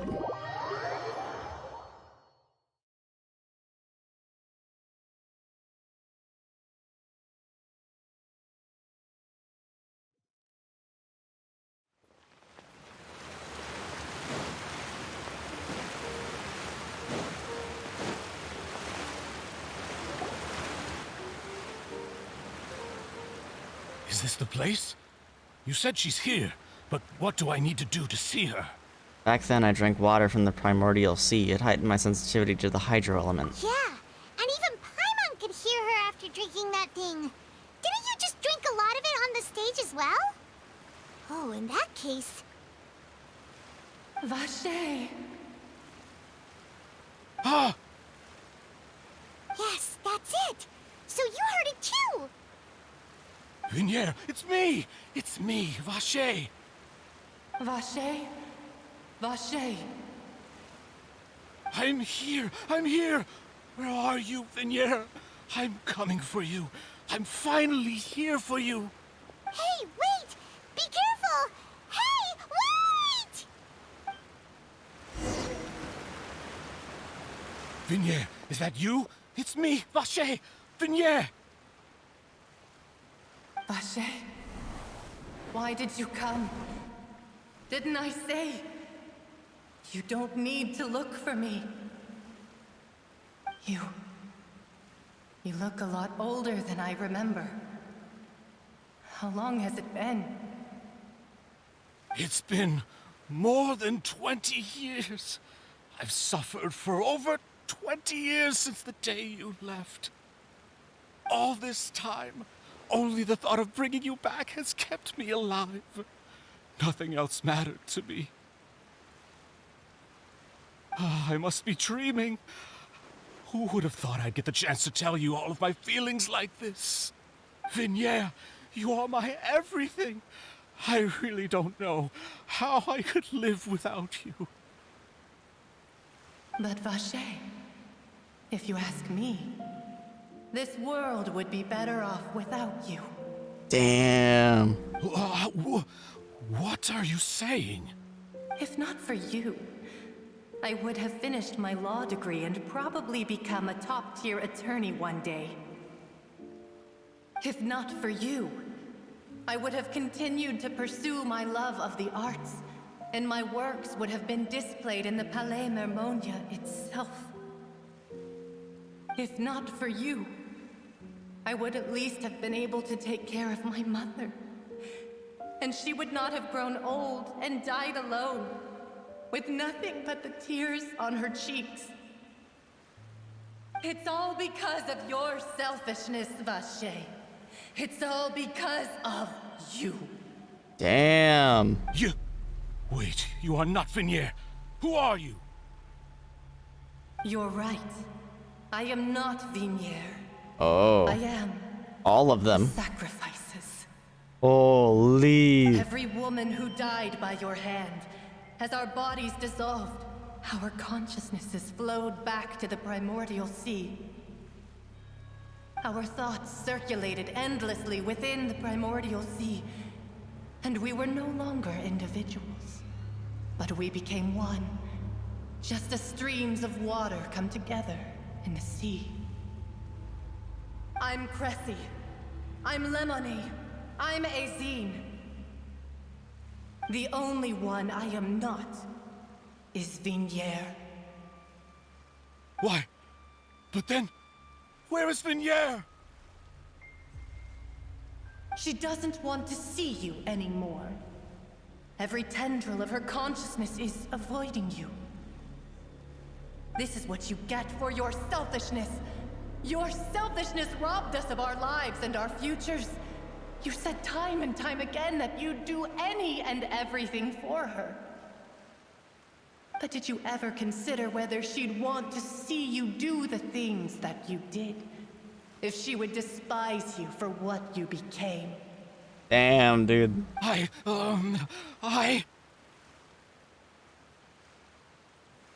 Destroyed. You are a liar, a heartless murderer, and a cowardly narcissist. The only thing you are not is Vinier's beloved. From the moment your first victim died and her consciousness merged with Vinier's, she has had nothing but pure hatred for you. It looks like I didn't meet Vinier back then either. They must have wanted me to lure Marcel here from the beginning. No! Vinier! She can't hate me. Let me see her, please. Have mercy. You still don't understand. When I said don't look for me, that came from the real Vignier. She really doesn't want to see you anymore.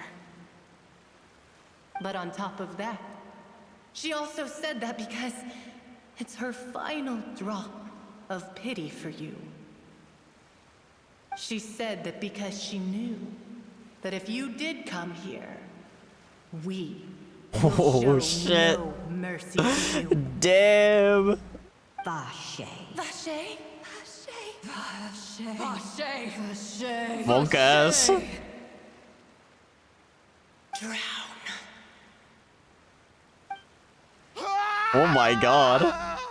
Monka S. Monka S. Later, the guards find that the culprit of the serial disappearance of young women. Oh my god, that was way too short a time. Several days later.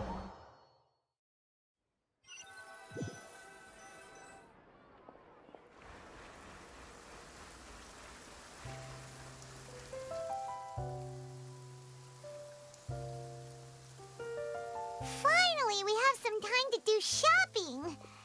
Gosh, it's really been a long time since we've been able to relax. Shopping is stressful in its own way, though. Huh. Well met, partner. I knew something great was going to happen when I woke up in such a good mood today. Even this weather can't put a damper on the demoiselle's mood. It's a pleasure to see you both again. Oh, hey, Navia! It's been a few days. Paimon's already started to miss you. Oh, now that I believe. I'm easy to work with and always bring home the bacon. Who wouldn't treasure having a partner like me? Sounds like you're really enjoying life these days, Navia. What have you been busy with since the trial? It's just been one thing after the other. I've been making non-stop trips between Poisson and the courts in Sen. Everyone from Spina di Rosula organized a memorial for my father. We never held a memorial when he first died, since everyone knew that even if we held one back then, no one was going to come. This time, though, everyone in Poisson, and even many people from the court, all attended. So his name's definitely been cleared now. That's what we like to hear. It's been the dearest wish of Demoiselle all along. That blasted stubborn fool.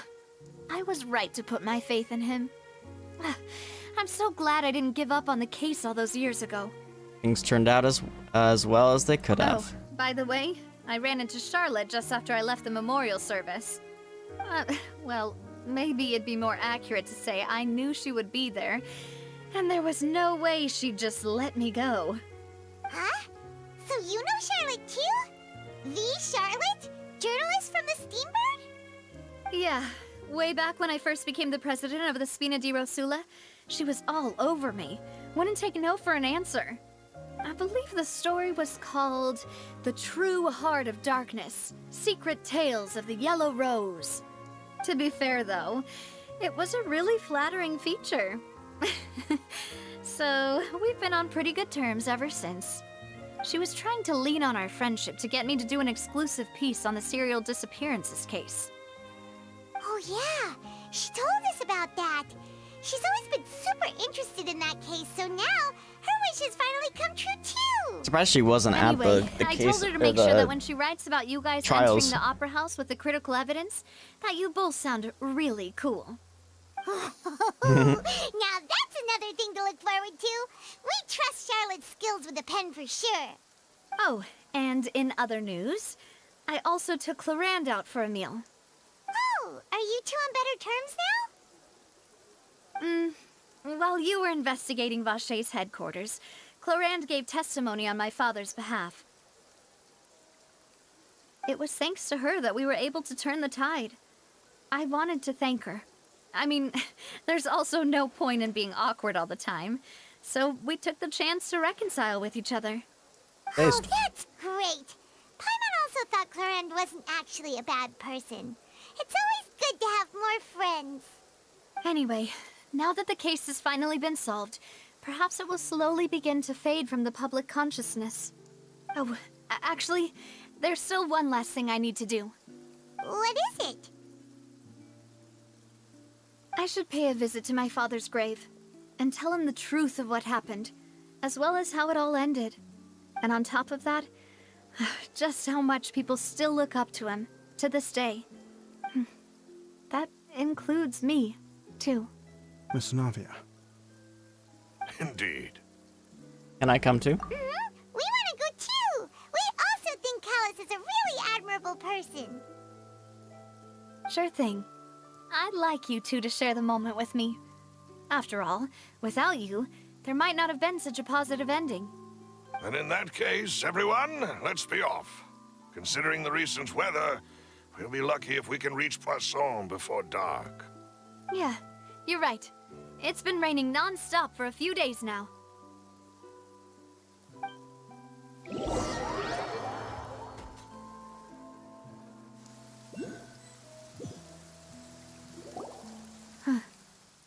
This is where my father's grave is.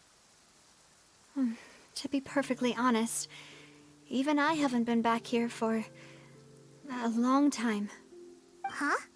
There's someone there already. Wait. That figure. It can't be... Isn't that Neuvillette? Why would the Chief Justice be here? Huh? Navia?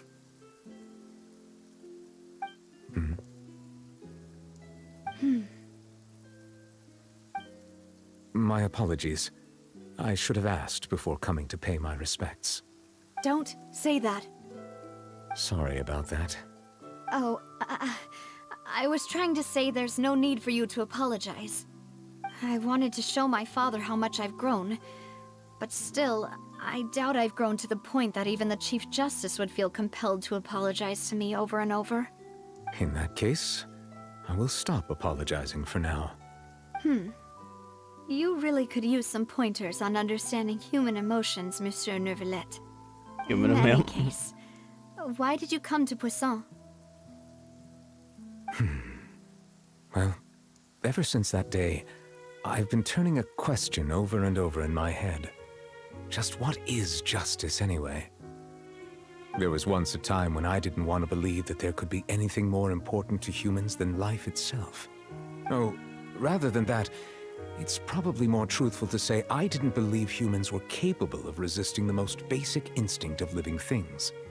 That they could rebel against their own nature, or consider certain things to be more important than their own lives.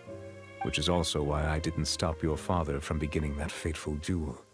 I believed that a truly innocent man would never throw away his life like that. That there was nothing, should have been nothing more important than one's own continued survival. But Mr. Callus proved me utterly and decisively wrong. If not for his sacrifice, the serial disappearances case would have remained unsolved to this day. Mr. Callus made the choice he did for his daughter, for his associates, and for many people completely unrelated to him. And in the end, from a certain perspective, one could say that he did it all for the sake of justice. A justice that's higher than life itself. So, you asked me why I came here. I just wanted to say my apologies to Mr. Callus in person. I should have noticed all of this much sooner. This regret has filled me with a sadness that has haunted me for days. That high and mighty chair in the Opera Epiclese indeed insulates one from many important things. Spina di Rosula, thank you so much for your hard work and perseverance. I'm sorry for being mad at you before. So, you're actually one of those types that's cold on the outside, but pretty thoughtful on the inside, huh? That reminds me of Silver, one of my guys. Sorry about that. Self-expression is not one of my strong suits. Didn't I just say you don't need to apologize? So Navia and Neuvillette seem to have made their peace as well. Let's not disturb them for now. We can wait till after they're done. Following Navia and Neuvillette, you also pay your respects to Callus. Paimons never paid respects at someone's grave before. Did Paimon do anything rude there? Well, you're not usually supposed to fly around someone's grave. Oh, Paimon didn't know that was a thing. But Paimon doesn't know what she would do if she can't fly. Oh no. Paimon hopes Miss Navia won't be too mad. Wow, she took it seriously. Damn, Lumine, you savage. Anyway, Nervalette is still standing around there. It's not often that we can catch him alone like this, so why don't we go talk to him for a bit? If we can't talk to Lady Farina, we can at least talk to him, right?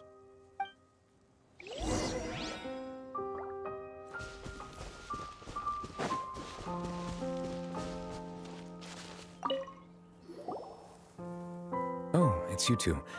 Did Miss Navia invite you to come pay your respects to her father? Mm-hmm. We ran into Navia on the streets today, so we just followed her here. I see, I see. Then is there something that I can help you with?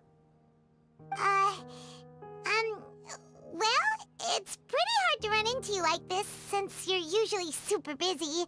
So we figured we could try to ask you a few questions, if that's okay. Please feel free.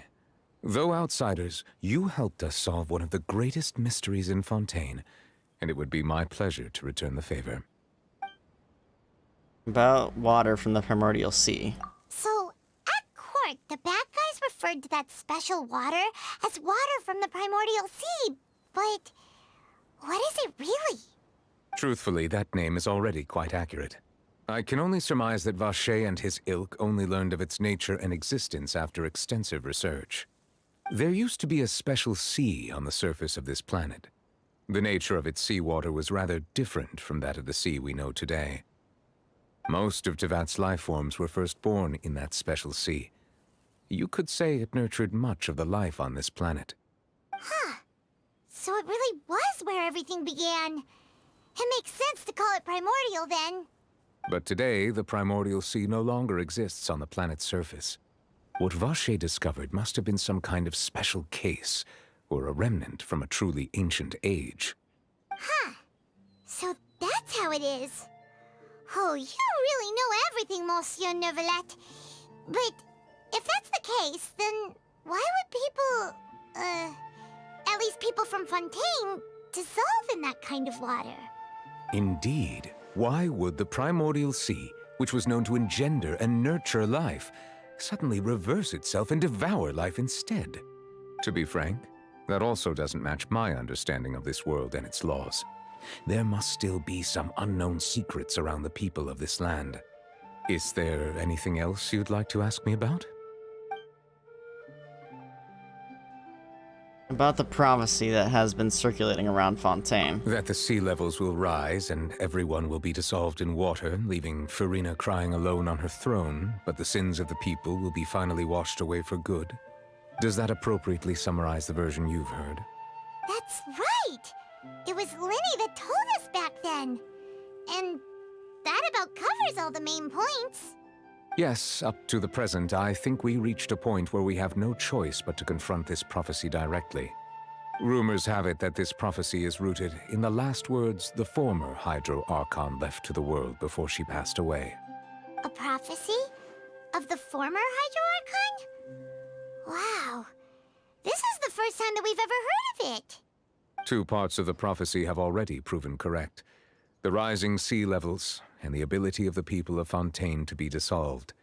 We should be more vigilant, and stay on the watch for further signs. Yeah, that sounds crazy. Speaking of the prophecy, Farina has also always taken it quite seriously.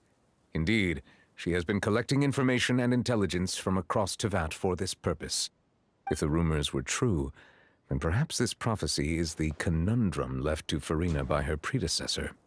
But with Farina being the way she is, can we really trust her to solve it? Is there anything else you'd like to ask me about? About Child. My apologies. My investigation has still not reached its conclusion. However, I still believe the judgment of the Oratrice was not rendered arbitrarily. Huh? But you also said you thought he was innocent. For many years, I have been quite aware that the Oratrice does not simply mechanically repeat the verdict that I give on each case. As a divinely created mechanism, the people's unified faith in the concept of justice is integrated into it. Not only can it produce the incredible power of indemnitium, but it likely also possesses other traits, such as self-awareness. Which is all to say, I have been prepared for a situation like this for a long time. Okay. So when Lenny told us that he heard a human voice from the room where the Oratrice's core is stored... I was not aware such a thing had occurred. Perhaps that could serve to prove my conjecture.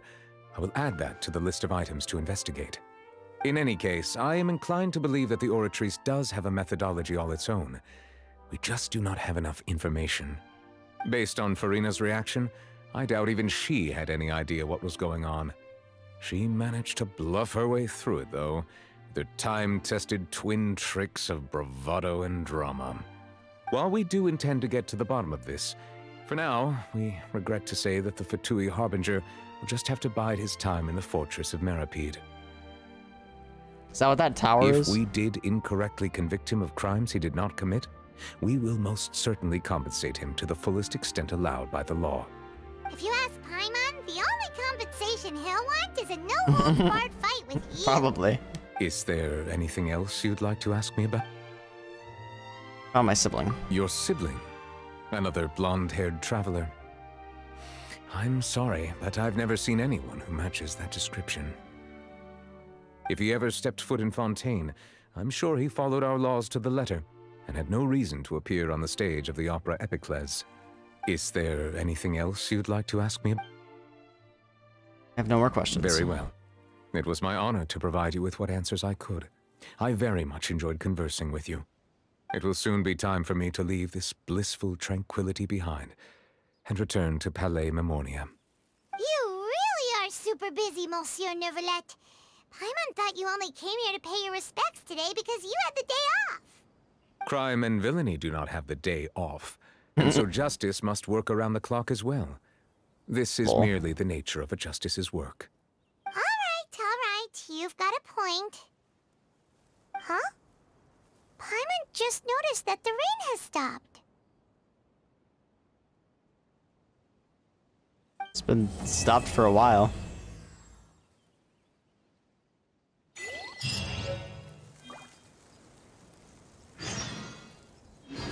Wait, what? We're still not done? Oh, that's a side quest?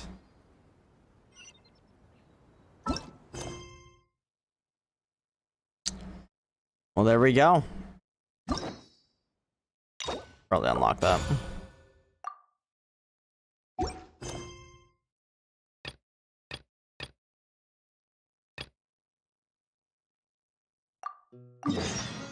Oh, maybe this is how we unlock commissions.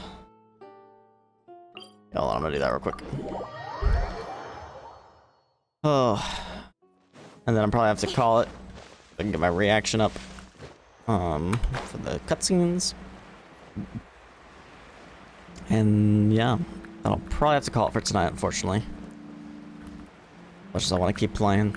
Getting late. I still have to do dailies in this game and dailies in Star Rail. And Ad Asher Abasask. It's Catherine again. This one must be a puppet too, perhaps. There's something I can help you with. Are you looking to take on a commission or send one out? I'm just taking a look.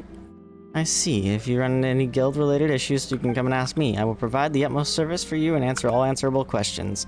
And we thank you for your contributions to the guild, adventurer. We wish you smooth travels.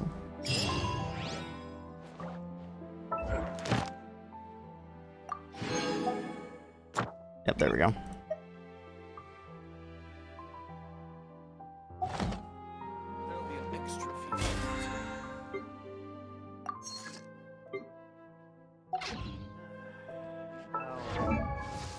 Let's go. Level her up. But anyway, guys, that's gonna be it for tonight's stream. I will probably be playing more of this tomorrow. We got tons to do still, tons of exploration, and yeah.